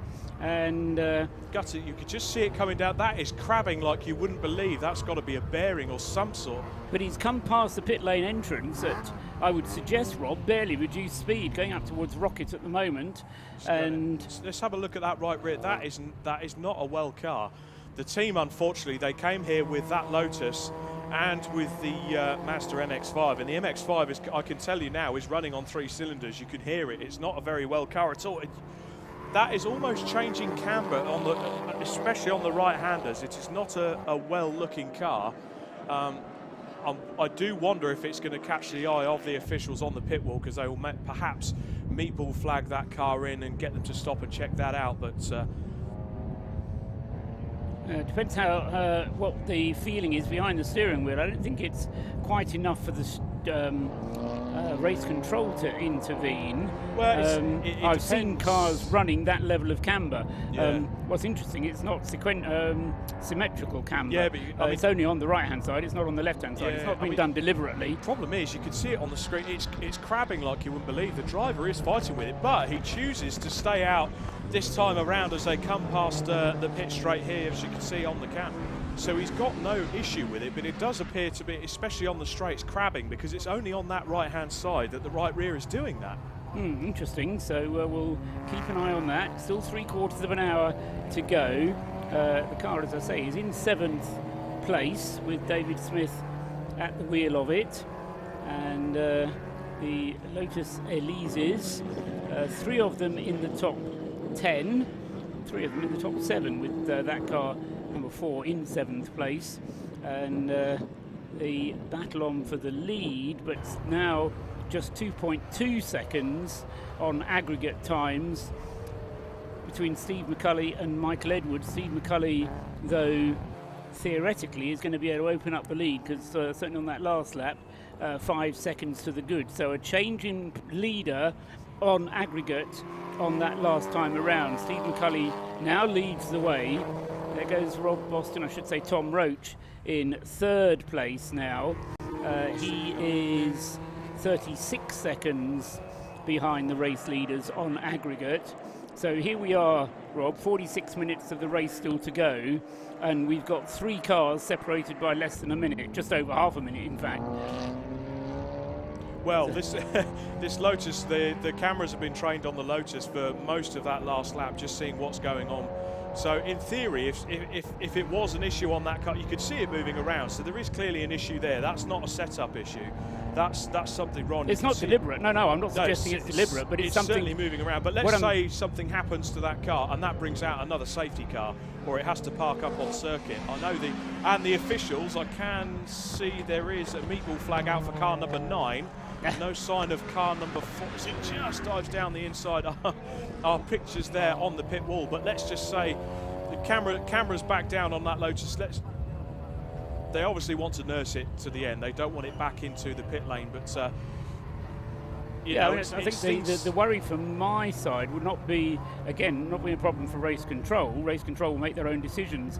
But as a team manager, I'd be more concerned about the tyre wear that level of camber is going to put on that one tyre. And because it's not symmetrical, then I'd be surprised if David Smith can't feel that something is wrong, but he's just electing, as I say, presumably in contact with the team, to say, well, if you're still happy to drive it, then stay out there by all means. I mean, the lap times from the car are slower, but not ridiculously slow. So his last lap was a 1:52. His best lap of the race, which is all that we've got to compare it with, a 1:43. So he's 9 seconds, nearly 10 seconds off his best. But then nobody is lapping that close to their best laps at the moment. No, I think the closest problem one is the Turn 7 car. Lloyd Huggins is just 2.8 seconds slower than his best at the moment. So, and that's not really a surprise, is it, at this stage in the race? You wouldn't expect cars necessarily to be lapping at fastest lap of the race situations. Well, a lot of it will be, ironically, the cameras are. It does look like the Lotus is coming into the pits this time around, potentially, as it heads back down the straight. No, it's keeping to the right-hand side, so it is elected to stay out, but it's almost self-preservation. You've got 45 minutes left in this race, so if you do have a problem in the car, and it's about nursing it towards the end, but with a car like that's that quick, if it does have an issue, it could create issues for slower cars, let's say if it's lapping through traffic, and then bring out the safety car. But our overall leader, our overall aggregate leader, should I say, is the Rocket Racing Caterham of McCulley, Steve McCulley. Second place is the ES Motorsport Relay team of Edwards. And third place, Rob Boston Racing, Tom Roach, who's currently putting in lap times of a 1:39.3 last time out. It's not anywhere near the best that car has done, but it is certainly a lot quicker than the car it is chasing down, which is effectively Rocket Racing, because don't forget, ES Motorsport in second place cannot win the Race of Remembrance as an invitational entry. Well, I think it's one step at a time, isn't it? They're chasing down ES Motorsport first, and then they're going to worry about chasing down Steve McCulley for the race lead. 43 minutes of the race to go. They're closing in on that last lap, closing in by just over 4 seconds. They're 22 seconds down on aggregate on Michael Edwards. Oh, there's a car off. That's a Citroen C1, and the rear right corner does not look very well on that. That's had contact. Car number 69, so something quite drastic has happened they've there. Had contact with another car, I think. Yeah. Now, looking at that image, that is a brake caliper hanging on, and I can't see a wheel on that C1. Now, where has that gone off? That's at Rocket, I think. That is. We could just see it from our commentary tower in the distance, double waved yellows. He's off quite a long way to the left-hand side. There's the wheel on the grass, so it's definitely 3 wheels on my wagon, as you can see by the TV screens there. So something quite drastic has happened on the back of that Citroen C1, a City Car Cup spec car. I think that's going by the scheme that's on it. That's a former Bad Obsession car, potentially. But the safety car lights are on, the flags are out, and we have another safety car on track with 42 minutes to go. And the Lotus succeeds. Car number 4 has finally made it to a pit stop. And 318, this is the leader of the C1 class as well. They are in for their final pit stop of this race. Our camera crew's just trained on, sorry Paul, camera crew's just trained on the Lotus as they make it into the pits. They'll be trying to sort out that rear end. Yes, this is the ideal opportunity to come into the pits if you need a final pit stop, because if you need more fuel, as I say, in this configuration of race, there's no such thing as a splash and dash. No. Because if you put any fuel in, it's got you to have be to stop 4 minutes. So an ideal opportunity to put more fuel in if you need to. Well, and certainly everybody will be able to get enough fuel in during this safety car to get themselves to the checkered flag, because 40 minutes is not beyond what's going to be possible. Well, certainly in terms of the repair work to the Lotus, so they've pulled the car into the garage. If they don't fuel it and they don't change the driver, they can just tell the driver, right, stay there, stay suited up. They can do the repair work under the car, get a couple of jack stands under there, make sure everything's safe, because, I mean, the car's still stranded there on track, so I have a feeling the safety car's going to be out for quite a while. It won't be that long. I don't think it will take longer than 10 minutes. They've been very quick and efficient. Yes, it will be 2 or 3 laps. It'll have to. Certainly, it will be a low loader that'll have to pick it up. Yes, so, and it's the flatbed is waiting to go, waiting for the queue to form behind the safety car to give them enough space to get out onto the circuit. They're taking the Land Rover recovery unit. And there we have a very frustrated driver on our screen, unfortunate. But the good thing is he's got out of the car unscathed. There's a bit of damage on the car, yes, but we could just see the safety car from our window actually letting a few of the slower cars by. I think that he is looking to pick the leader up this time around. And I'll tell you who this plays into. Rob Boston Racing. If the safety car is going to pick up the leader, which it has, they have picked up car number 97, Rocket Racing. Steve McCulley, who is leading this race. This plays into the hands of both ES Motorsport and Rob Boston Racing. And ES Motorsport actually taking the time to make their pit stop, so Rob Boston Racing can make up another place. So the green car is waiting to come back out onto the circuit. We were expecting Bailey Edwards to come out at some point, and so Bailey is ready to go. Whilst the live stream is showing us pictures of this C1 being loaded onto the back of the low loader. I was going to say, if it's waiting to go, that's one C1 that's not going anywhere. No, I meant the I meant the Lotus Elises Bailey Edwards. Well, I saw the livery on the back of the C1 and thought you were going for a pun there on the livery. Oh, I see. Yes, the Go livery on the side of the number 69 car. This is the BS Motorsport. We didn't actually say who it was, did we? Car 69. See if we can work out who the current driver is. They're saying that. So they're just loading that car up on the low loader now. Now, I'll correct myself, because the City Car Cup cars are upgraded versions of C1 Cup cars effectively, but I don't think even they have upgraded to disc brakes on the back. So it no, wasn't they're running as a Class A car, not as a City car, so it not as a Citroen class car. I can tell you now, looking at the wreckage on that, so there's been some sort of wheel bearing failure, because the carrier is off at the back, and it looked like the drum brake was still attached to the wheel. So technically, the wheel bolts are still done up. So you think that just fell apart rather than having been contacted? That looks to me, as a rough guess, that looks like a wheel bearing failure of some sort. So we can put that one down as a car failure rather than two cars coming together. The driver in question that I was just trying to get to there is Nick Wilson and it's a Mission Motorsport car, one which certainly has some Mission Motorsport veterans in it. Matthew Stringer, one of the drivers of that car, a regular here at the Race of Remembrance. But as I say, it's Nick Wilson behind the wheel when it had that failure, and he presumably would have just felt it as a passenger. And going back to what you were saying then, the field will be closed up, but this is the problem with this type of race being run as an aggregate race. When you have a safety car in a normal race, it bunches up the field, and what you see on the track is what you get. When you have a safety car in this kind of a race and it bunches up the field on the road, but it doesn't bunch up the aggregates. It just puts them back to roughly what the aggregates were before the event. And so, as you say, Rob, very much the beneficiaries become Tom Roach in the Rob Boston Racing Lotus. Now, there's far too long to go in this race, still half an hour. Tom just coming up to cross the line now.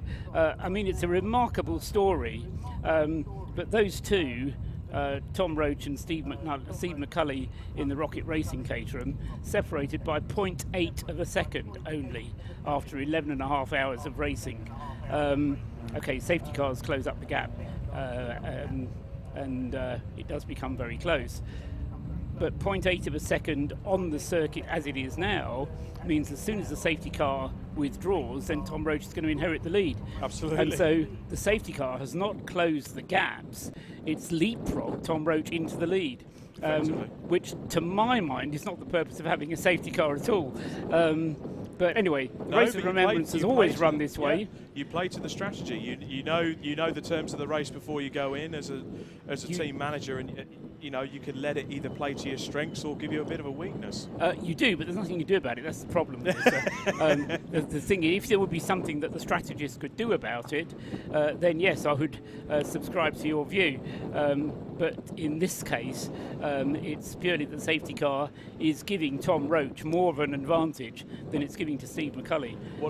What it does show is that missing element that everyone in motorsport really, really wants in their toolkit, and that's Lady Luck. True. Yep. Yes, you try to maximise your luck by playing the strategy the way you can, but sometimes it just plays against you. So you've got a feel for Steve McCulley. We'll see what the pace of these cars is once the safety car withdraws, but I think for Tom Roach, I mean, it will be a remarkable story for Rob Boston Racing. What did we say? A 19-minute pit stop resolving an electrical problem yesterday, then a 2-lap penalty. To overcome all of that, I mean, just think how far the Rob Boston car would have won this race by if he hadn't had any problems. Well, that's... well, you say that, but then you had Rocket Racing with problems early on. And what about ES Motorsport that had the huge fire yesterday along the start-finish straight? The raw pace they were showing, I mean, they were second overall in terms of... The 777 Lotus. Yeah, the 777 Lotus in terms of lap time. You know, what if the engine had held together on that car? Green flag this time around. So 97 hits the accelerator and takes off. And tries to make the most of a bad job, Steve McCulley. And so off he goes, waiting for the Lotus Elises of Tom Roach to come into sight. There he is at the bus stop now, turning through the final turn, a couple of minis up ahead of him. Now, just managed to hold back there before they got to the start-finish line. Oh, he played that in well, order didn't to not be tempted in. He was very nearly suckered into going through, because it was almost as if the slower cars were letting him by. His car off on the inside. Somebody's there. gone. And that's car 90. Car 90. Unbelievable. They were showing great pace yesterday in the opening laps in the BMW 116 trophy class. And unfortunately, it looks like they've either rotated themselves or been turned round. Is that on the exit of the hairpin? Certainly the banking. Exit of the banking. Exit of the banking, heading down towards. So there's a car 17 as well. I'm wondering if there's something down on the track, because that was the Royal Navy, Royal Marines car number 17, BMW 116 car. That was leading the class. That is leading the class still. The car that went off, number 90, way down in either 5th or 6th place in the BMW 116 class. So, yes, they were involved, but the leading car in the BMW class, still the number 17 car, and still going very well in 16th place overall. And it's how far clear? It's 3 places clear of the VMS BMW, which is still second in the BMW class. So it's providing us some good racing, but during the second part of the race, really, the BMW situation has just become a little bit more spread out. It's a little bit more spread out. I think that Royal Navy, Royal Marines team, when I was speaking to the team down there, they very much had their strategy set in stone. We've just got the team there working on the Exige on the TV cameras, sorting out that suspension. But yeah, they've very much got that strategy spot on, as we see Rob Boston, Tom Roach in the Rob Boston Racing Lotus Elise working his way through those BMW 116s we're talking about, but very much in charge, that number 17 BMW 116, and on course to take the honours in the 116 trophy class. I don't want to say that too loudly, I don't want to put the commentator's curse on it, but Rob Boston now has got some clear track ahead of him to make up that Tom Roach has got some clear track ahead of him to make up that time in the Rob Boston Racing Lotus Exige. He's going for the hat-trick, don't forget. Let's see if he can do it. Elise, the 25 car. Yes, Elise. But at the moment on that first flying lap after the safety car, Steve McCulley was quicker. So Steve McCulley did a 1:41. Tom Roach, as he fought his way through the traffic, a 1:43.3. So the gap has gone out a little bit, 1.1 seconds. And so Tom Roach will be trying to close up, and he's got enough time to do this, and the car clearly has the pace to do this. And as I say, I don't want to suggest in any way that the Rob Boston Racing car isn't a well-deserving winner of this race, even if it comes in second place. Screen, you wouldn't believe it. That is Sarah Dennis in the 23 Pure Track Racing car. That looked like it was up into rocket. Hopefully they can keep that car going. We saw the sister car 223 had some issues earlier with Matt Dennis at the wheel. That had a rear wheel bearing failure from what I was told. They've still got that down in the garage, replacing that as we speak to get that out on circuit. Hopefully Sarah can keep that going. It could well be she's just had a moment. But the only other thing I can think of, we've seen a few cars lose it going up into rocket, and I'm wondering if that is a result of any brake fluid dropped from that C1 that had the rear wheel bearing let go. It's a possibility. It was quite a long way around the track, because it would have had to have gone all the way up to the banking and then all the way along the back straight, but certainly a possibility. Also in the pits at the moment, kind of behind where the camera is looking in the opposite direction to the number 4 is the Operation Motorsport car from number 220. There that is, having its routine pit stop. This is fuel already into the car. Sorry, it's the number 20 car, the USA Operation Motorsport Honda Civic, which is having the driver strapped in. Illustration there, if you can see it on the stream. Left-hand drive these cars, and bearing in mind that you have to identify the driver by putting your arm out of the right-hand window in order to identify yourself to the WHO-tag system. That gives the Americans another little challenge to overcome. I'm kind of wondering if they have to sort of have the stick in the footwell of the car to sort of reach across and give it a prod. I'm not quite sure how they do it, yeah, but certainly the James Cameron was telling me how the Americans felt that they were being disadvantaged because of running left-hand drive cars. But just to reiterate the point, those cars brought over from the States, they're Skip Barber Racing School cars, and the two of them they brought over here have, well, touch wood, run pretty well. The USA car has had a little bit more of a delay than the Canada one. Kevin Bone brought the car into the pits a moment ago in 12th place. It's now Hunter Reeve back at the wheel. For my money, having his third shift is Hunter. The Canadian car up into the top 10 and well into the top 10 now in 8th place, although the way the screen adjusts itself somewhat confusing as the cars go through. Tom Roach has done enough now with a 1:38 on his last lap to get himself into the lead of the race. So another change of lead as Tom Roach brets the 25 Lotus Elises back into the lead, but by less than a second. So Steve McCulley, this is a bit like a rally situation almost, or an auto test, where you're actually looking at lap times and comparing those, because whoever does the faster lap time ends up leading the race. And a 1:38.8 for Tom Roach last time around, a 1:40.8 for Steve McCulley means that the Lotus takes the lead. McCulley goes across the line in a 1:42.4, and we wait for Tom Roach to come around with the Lotus, and he will, here he comes now into the bus stop and through. He will be able to maintain the lead provided he can lap quicker than a 1:38. He does. A 1:39 is quick enough, Yeah, he needed a lap quicker than a 142, sorry. So a 139, Tom Roach going pretty well. I mean, given that car had a pretty much total rebuild overnight, the Rob Boston Lotus Elise, still going very well indeed, but as I say, it's done not really 12 hours because it's done a race of 7 hours, then had a bit of a rebuild, and now a race of 5.5, or it's done 5 hours. You say a bit of a rebuild. I mean, I got to the garage last night and they were ripping the engine out ready to go, so they had a number of issues. Speaking to Rob and Tom and the team, they had the engine went to 121 degrees according to their data logger and poured coolant out anyways. We see car number 11 just, is that turning into the pits? Oh no, that's at the top of the circuit, but they were coming down through the court screen. Yeah, they were indicating left. I'm not sure if that was just to get out of the way of the cars behind or if they've got a problem, but with the 116 trophy and the Enduro KA spec car getting away from them. I think he was just saying that he's going to keep left. You lot sort yourselves out. Yeah.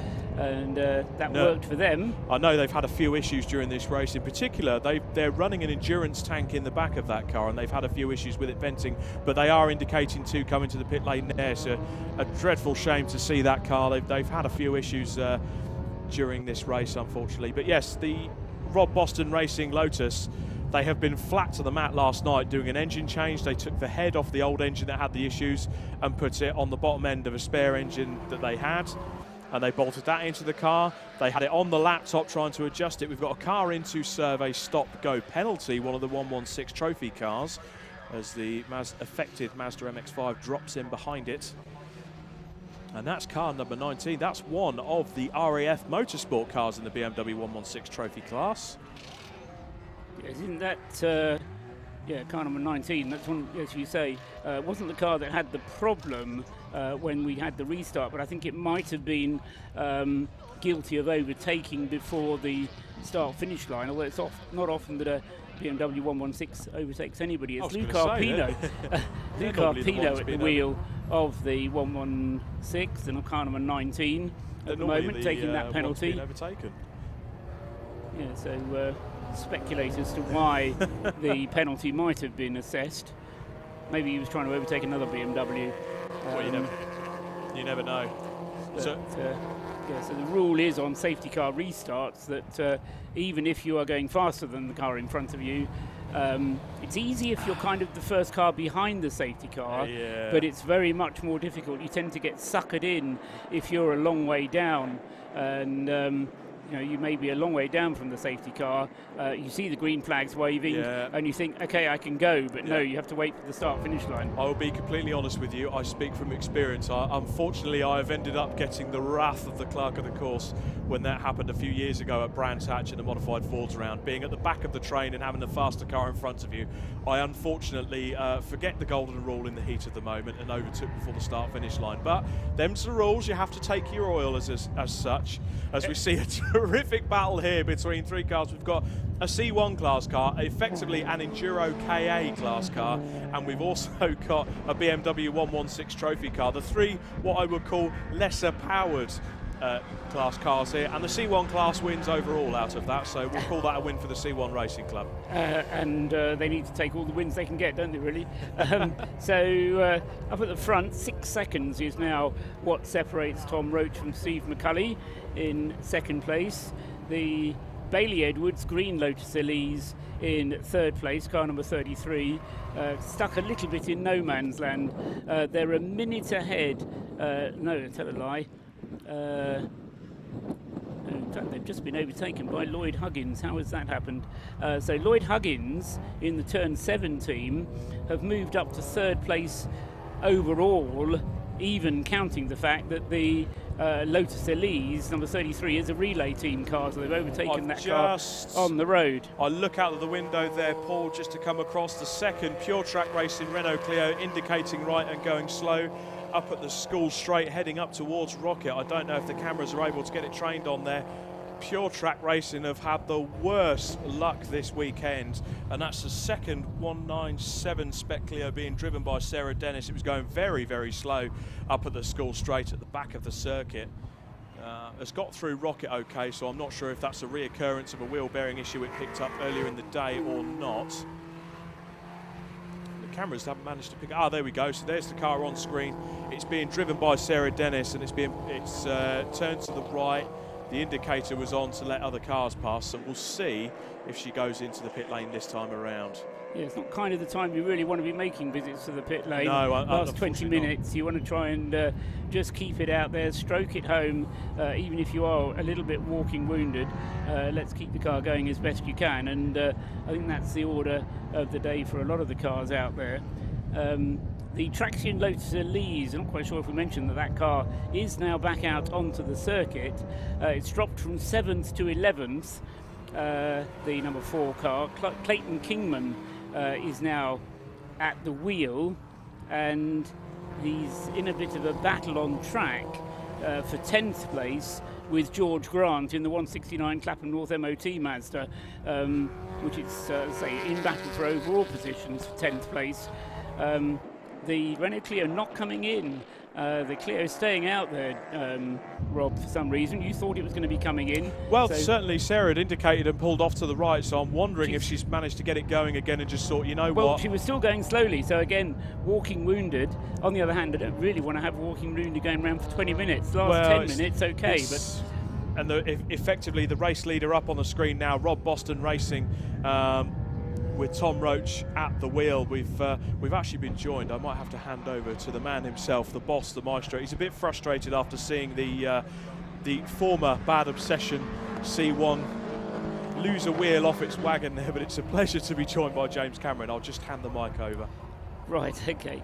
Yeah, James joins us once again once we untangle the wires. You're pacing up and down, James. That car that came off up there at the 69 Rocket was one of your cars, wasn't it? It was the it's the C1. Bad Obsession Motorsport C1 car. Yeah, absolutely. It's a great little car. And had Matt Stringer drive. I mean, Matt wasn't in the car at the time. It was Nick Wilson, wasn't it? It was, yeah. No, so Nick, who's Royal Navy veteran, left 2 years ago now. He was actually one of the MOD's lead desk officers on COVID response for the first part of that. And he's one of our examples, funnily enough, of some of the other end of the scale of people who we're sort of helping into jobs in automotive. Nick went off into Bentley, but he is also now the new Chief of Staff of the Morgan Motor Company. Oh, okay. Morgan Motor Cars. Right. And he drove here in a three-wheeler. The new Super 3. Was he out in the Supercar Saturday? He was. So he's very experienced at driving three-wheel cars, but apparently a C1 stumped him. Was supposed to be made. Yeah, when you kind of start off with the idea of it being three wheels, maybe, but when you start off with the idea of it being four, best to keep it that way. And say Matt Stringer, who is. I don't know if he's actually a beneficiary of yours, but he's been up here and spoken to us on previous occasions, and he's one of those drivers who I've always, he's not just a driver, but he's a mechanic, and he's got himself involved in the motorsport world. Yeah, I mean, he started working, he has, yeah, so, but, I mean, Matt was in a BBC documentary called Our Boys, looking impossibly young, age 19 in Afghanistan. He was blown up towards the end of that tour, so you'll notice he wears 2 hearing aids and was medically discharged. Matt was employed by Stephen Doherty, who's been one of our supporters since the very beginning. Stephen and I have been friends for a long time, and I blame people like Stephen Doherty and Paul Golding and their support for being one of the things that gave us the confidence to do Mission Motorsport in the first place. And Matt Stringer went to work for Stephen Doherty, started as a truckie, tyre boy, worked his way up, was principal mechanic on the 911, I think it was a GT3, a Carrera Cup car that they were running. So, he was working in a British GT team, certainly, yeah. Absolutely. Oh, my goodness, look, so I'm here talking. Just as I'm doing that, I'm watching another Mission Motorsport car. It seems to have the correct number of wheels on it. This is the Clouders car. It's the Cloud era car, yeah, absolutely. So that's, look, he's got going again. God, that was exciting. Lawrence Roke's car, whether it's Lawrence in the car at the moment. So we're just having a look, but so Matt Stringer, absolutely. But I mean, here's the thing, because you call people beneficiaries because they benefit from the work which the charity does. It works the other way too. bask in their reflected glory. People like Matt Stringer and the stuff which he has done, and the company which he subsequently launched called Matt's Wraps, which is now going from strength to strength. And of course, Matt, has done some wonderful liveries on Race of Remembrance cars in the past. He did a bit of training with us that started him off on that livery path. Of course, we still do lots of that sort of thing, and the big poppy cars are those sort of big things. Matt's got his own business, and it's going from strength to strength. So yes, he's a beneficiary, but I think we benefit from having Matt as one of our friends. As you were saying yesterday, it reflects well on what you do and encourages other people to partner with you, no doubt. Yeah, completely. Because, ultimately, I can open the door and make an introduction. But the ultimate success of these people is determined by their hard work and their qualities, not my ability to be persuasive. I call you a gardener, James, because... I sow the seed and scatter. You provided the environment, was the phrase you used absolutely. yesterday, and there's no more or less than the gardener does. You give the credit to the seeds, and you give the credit to the soil and the plant, and watering it the right amount, and picking the right kind of seed, and doing it at the right time of year. But you put all that together, and you sort of say, well, was that me, or how did that happen? And I think there's a certain We've grown some beautiful vegetables. There you go, yeah.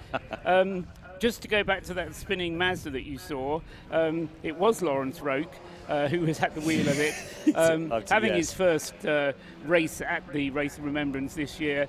And we spoke to him yesterday. I told you, James, he was like a kid at a Christmas shop.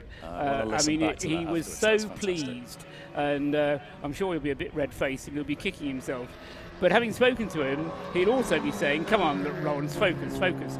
He'll know what he did wrong, and he'll have recognised it, and he'll be taking steps, and glad that he was able to get going again. Yeah, absolutely. We're just watching him tipping it in with some confidence into church as well, but managing a bit of track space there for one of the Caterhams just as it's on its way through. And it's beautiful here today. It really is absolutely stunning. And these cars have raced hard. Of course, it's a 12-hour race, but we've got another 4 hours of qualifying that they've all done too. They've all done day qualifying, and then they've done night qualifying, and then they've done 12 hours of racing. Many of them would have tested here beforehand. It's fantastic. It really does test sort of man and machine to the limit on this point. And at the moment, there is a truly heroic effort going on at the back of our garage as a three-wheeled C1. They're turning back into a four-wheeled C1. Are they?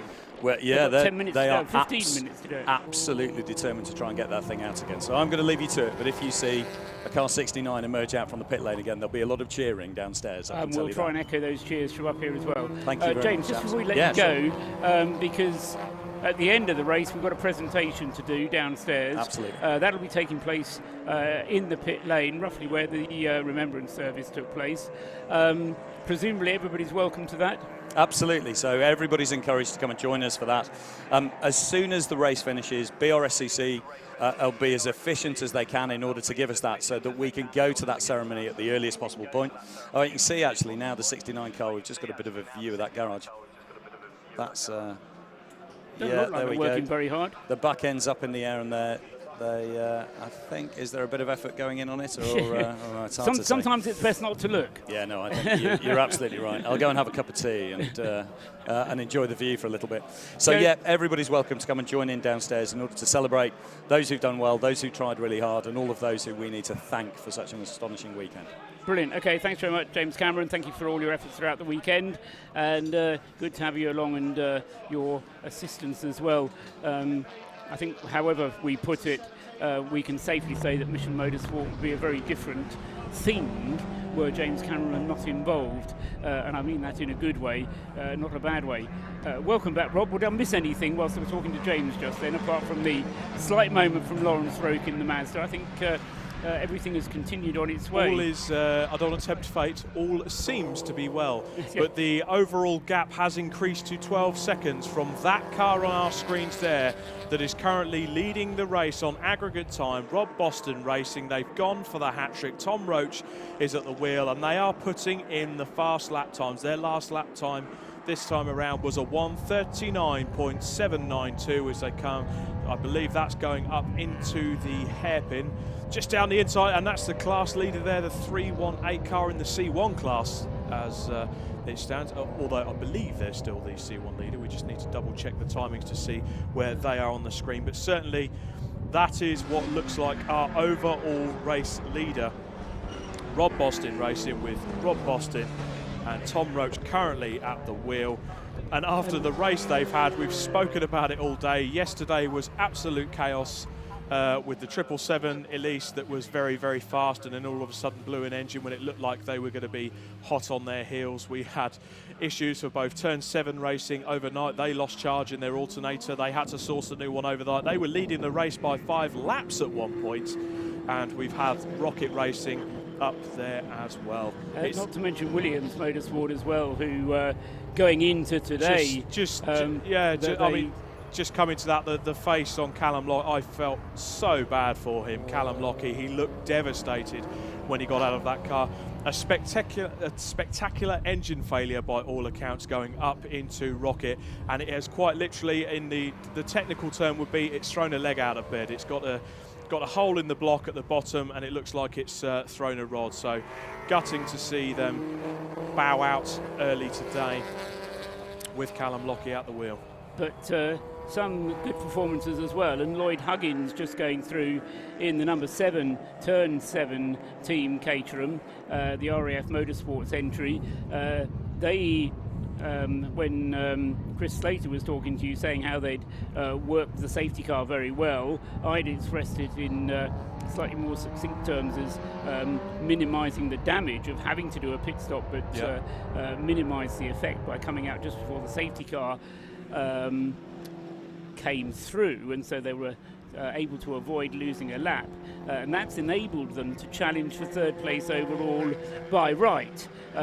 They're still going, and on pace they're now ahead of the relay Lotus Elise. Bailey Edwards with the green car, not as quick as Michael Edwards' car is. I don't know if it's the car green and the white car is a quicker car, or whether it's Bailey and Michael. Not at all.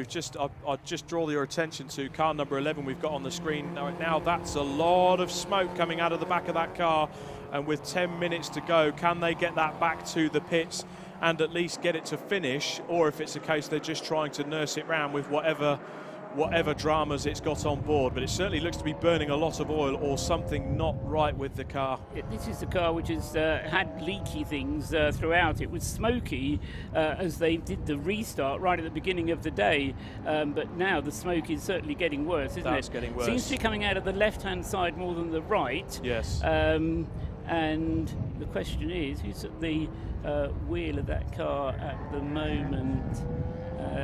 This is the number 16 car. He's bound for the pits, and just coming in behind you now, Rob. And to rub insult into injury, they've just pulled off the road there, and I can only assume to either get out of the way. Oh no, they've just pulled into the pit lane. As I say, they were just coming in behind you. Pulled into the pit lane, but to add insult to injury, they also have a stop-go penalty. Talk about kicking a man when he's down. Yeah. They've had a stop-go penalty issued on the screen. That's if the car makes it to the penalty box. So he's just pulling for. I mean, smoke pouring out the back. Yeah, it's.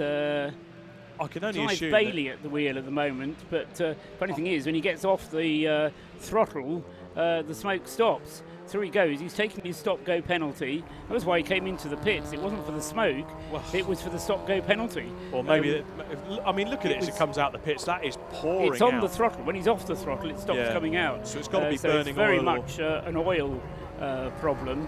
And the question is it going to be able to make it to the end? They won't black and orange flag it, I wouldn't have thought. We're not in America. They would if we were in the States. So the car has had the stop-and-go penalty. As I say, it was number 11 is also being given a stop-and-go penalty. And that's the Paul Schick car. Is that car number 8 that's had some issues? I know that had a new differential put in it yesterday. It's certainly the right colour for the number 8. So it is differential has got on that car. Yeah, well, they had similar issues yesterday. They got clouted on the rear wheel of that car, and unfortunately with the rear-wheel drive car, with the way the transmission is set up, if you get a sideways knock into the differential on those, they do not like it. So that's put pay to their effort there. But the Mazda car number 11, that's still going strong, smoke pouring out still. They're going to look to get that towards the end. However, with 7.5 minutes left, leading overall on aggregate is Tom Roach in the Rob Boston Racing Lotus Elise. In second place, Rocket Racing with McCulley at the wheel there, and they're lapping about a second slower than the Rob Boston Racing Lotus Elise. And in third place is the Turn 7 RAF Motorsports car with Huggins at the wheel. So that is our overall podium as it stands. Lloyd Huggins being the driver of the number 7 car, not to be confused with Neil, the father. Both of those having driven the car. And I said at the beginning of today's activities, Rob, that not knowing who was going to win the race, but whoever was going to end up being the winner of the race, there was going to be a story to it.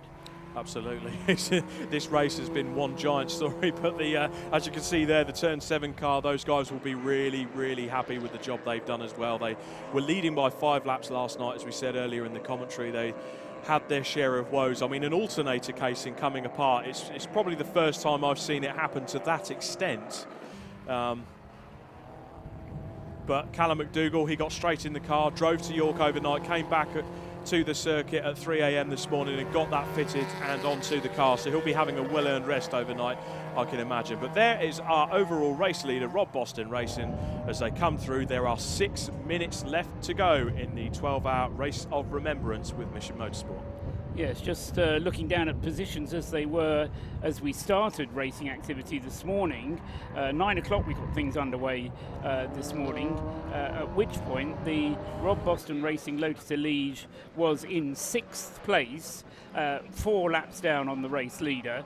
The Steve McCulley Caterham was running in 2nd place. He was on the lead lap and has managed to maintain being on the lead lap. And despite having this slower car, they managed to maximise their effort by staying out of trouble, keeping their pit stops efficient. And I think by his own admission, when he spoke to you, Steve said he didn't have the pace. So they started 2nd and looked like they're going to end up 2nd today. But the number 7 car, the RAF Turn 7 car off at the banking. Finished. It was travelling in 7th place at the beginning today. Now, Rob. The car, sorry, just got across you on the screen there. You heard the tyre squeal. That's car number 199. Has had a huge off, just gone straight forward at the banking there. Maybe getting a bit too overzealous on the brakes. There's our race leader still, car number 25, with Tom Roach at the wheel going up into Rocket. But yes, apologies for cutting across there, Paul, as you were mid-flow.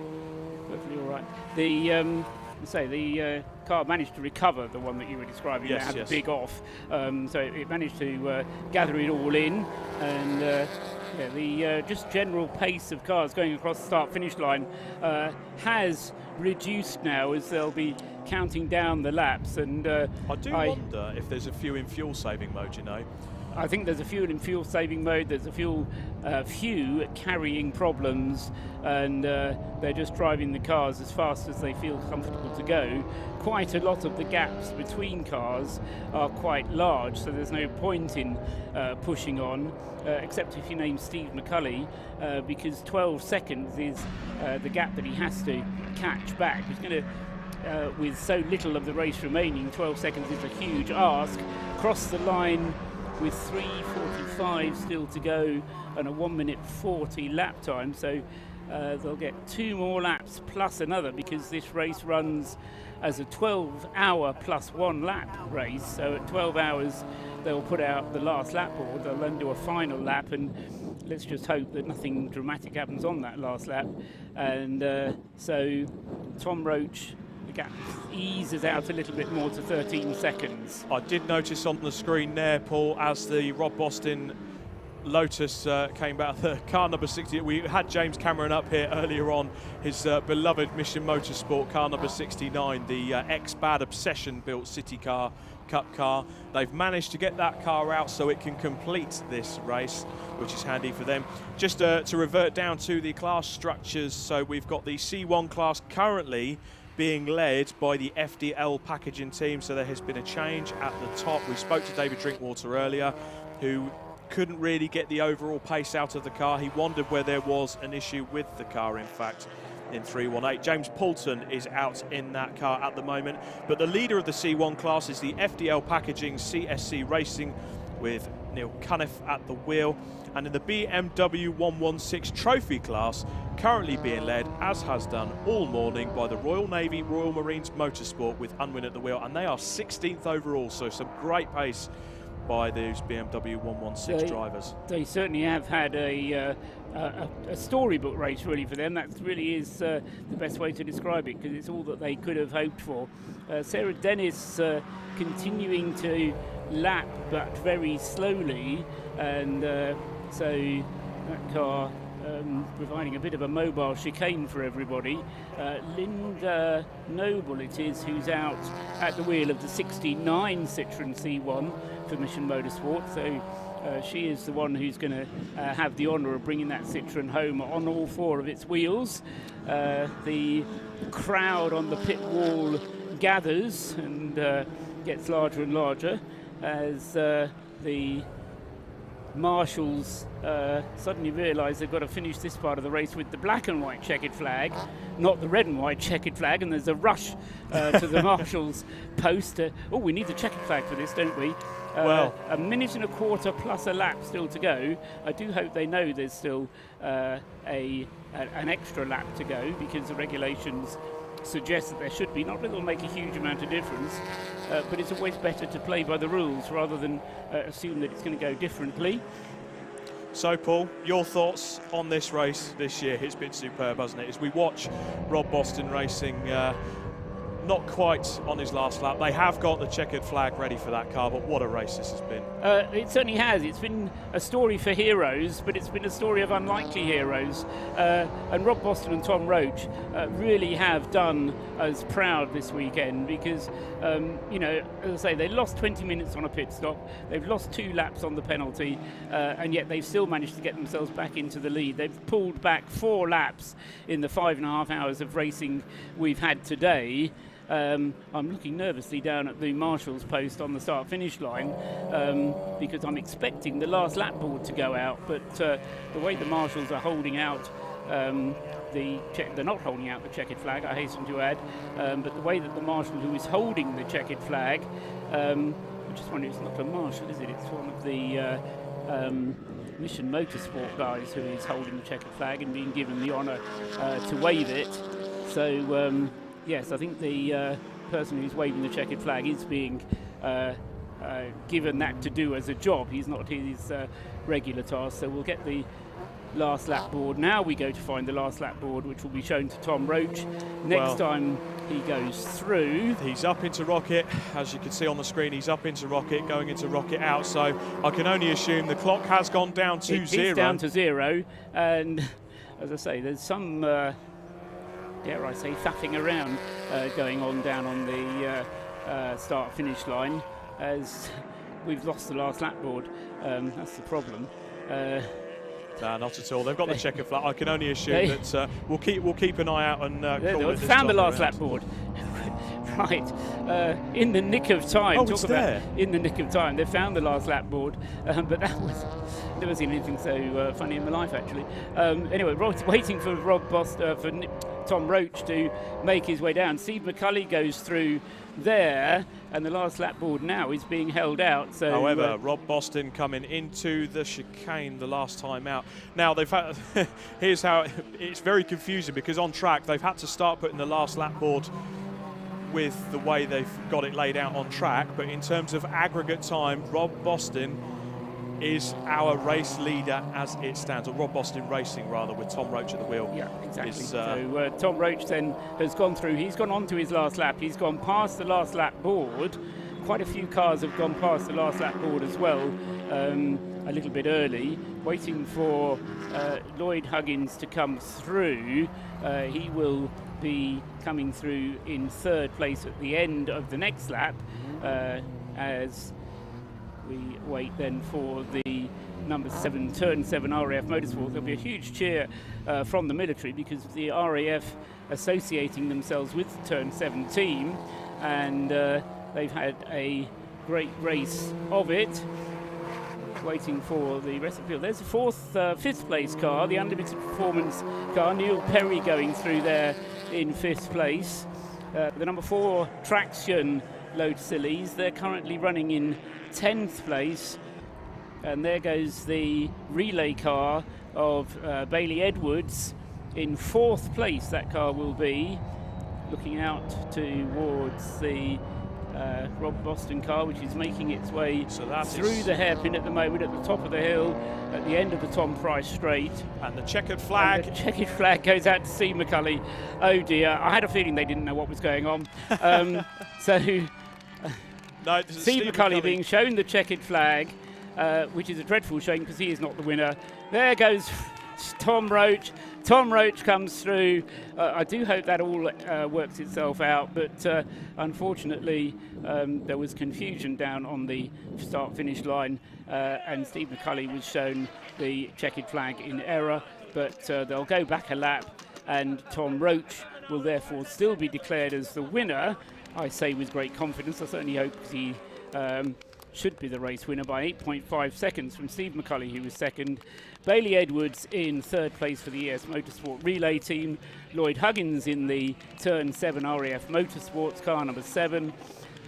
In 5th place, the Unlimited Performance Consulting team car, Neil Perry driving it at the end. Great result for Will Smith there. He did a 2-hour stint at the end in his first race in the 360 Motor Club cars. He finished in 6th place. In 7th place was the first of the Class B cars, the Track Scotland 1 car, number 155. Craig Dillon finishes in 7th place. In 8th place, great result for Operation Motorsport Canada and car number 220. Theo Brulsimer finishes in 8th place overall. Graham Davidson finishes 9th and 2nd in Class B for Track Scotland.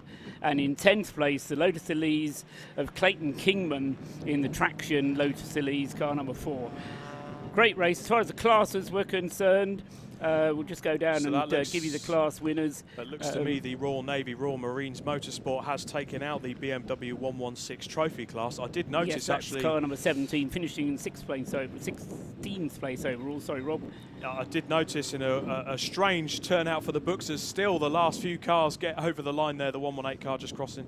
The ES Motorsport relay team has managed to get themselves into 3rd overall ahead of RAF Motorsports Turn 7. However, they won't be eligible for any trophies as far as we're aware. So it does look like the RAF Motorsports Turn 7 team will get the overall podium. Yes, I think that might be a position that changes when we see the finishing results because of the way that the checkered flag was shown, but we'll see what happens. Credit to George Grant. He brings the Clapham North MOT car 169 home in 11th place overall to win the Class C honours.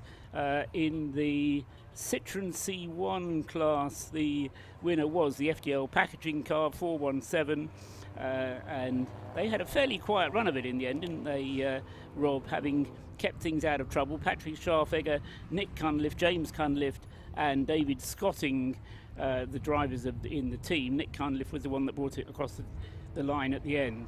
Yeah, so unfortunately Robin Welch, David Drinkwater, James Poulton and co miss out on the overall win in the C1 class there, but they'll be happy with the podium. Certainly Robin will be after his first time out in a C1 this year. But on a personal note, my credit to all the drivers, all the teams in this event. It's the first time I've personally attended this event and I found it to be quite an eye-opening experience, Paul.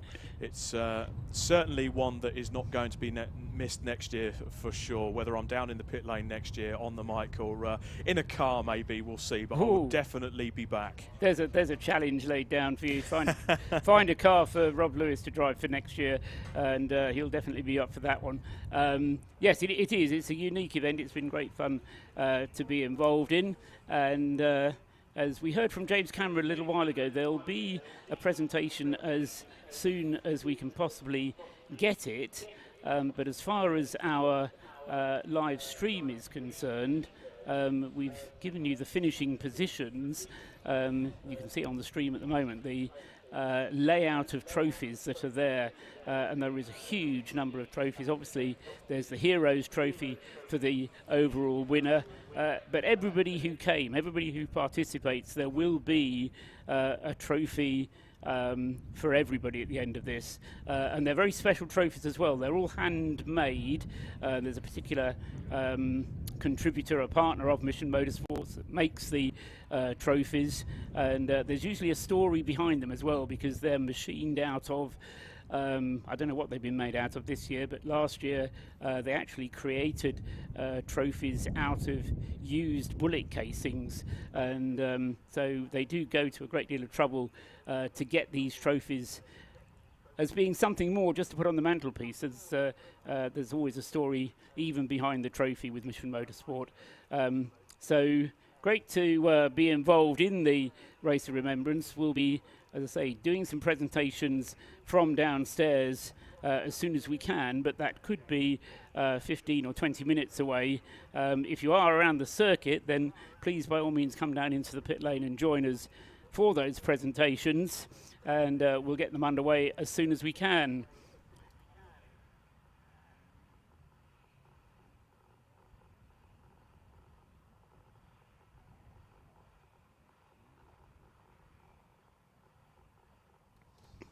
So that's the end of the live stream. That the presentations will be available presumably as a package later on, and they'll be going to Mission Motorsport for packaging into their summary of the race as well.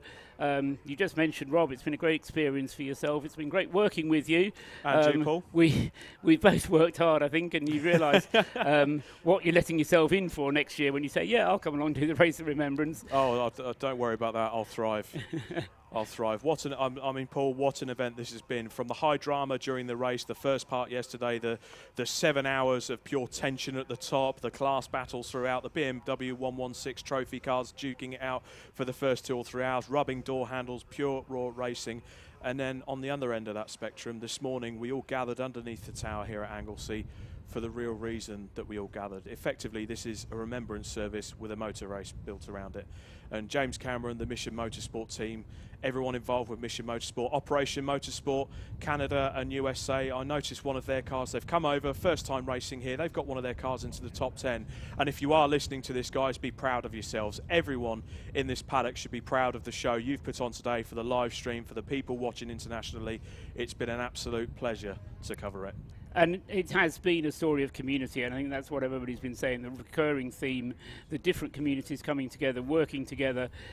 People have shown courtesy to one another. We've had reasonably clean racing up on the circuit, despite the cut and thrust that you've been describing, Rob. It's been clean racing. We've got a remarkable story of Rob Boston and Tom Roach bringing home their car, having lost 4 laps, lost 5 laps, and then pulling them back over the course of the second part of the race. Remarkable story for them, but theirs is just one of 55 remarkable stories of the 55 entries that we've had, and then all of the other remarkable stories from the people involved in Mission Motorsport. And yes, echoing my thanks to all of the marshals who have come along and helped us go racing this weekend, to the guys down in race control, to the timekeepers, everybody else involved, to Alpha Life for putting the show together, the pictures together. We've had some superb pictures. But for now, from Anglesey, the 2022 Race of Remembrance is at a close, looking at the pictures of the Snowdonian Mountains in the distance there. It's good night from Rob Lewis and from me, Paul Truswell. Hope to see you back again soon.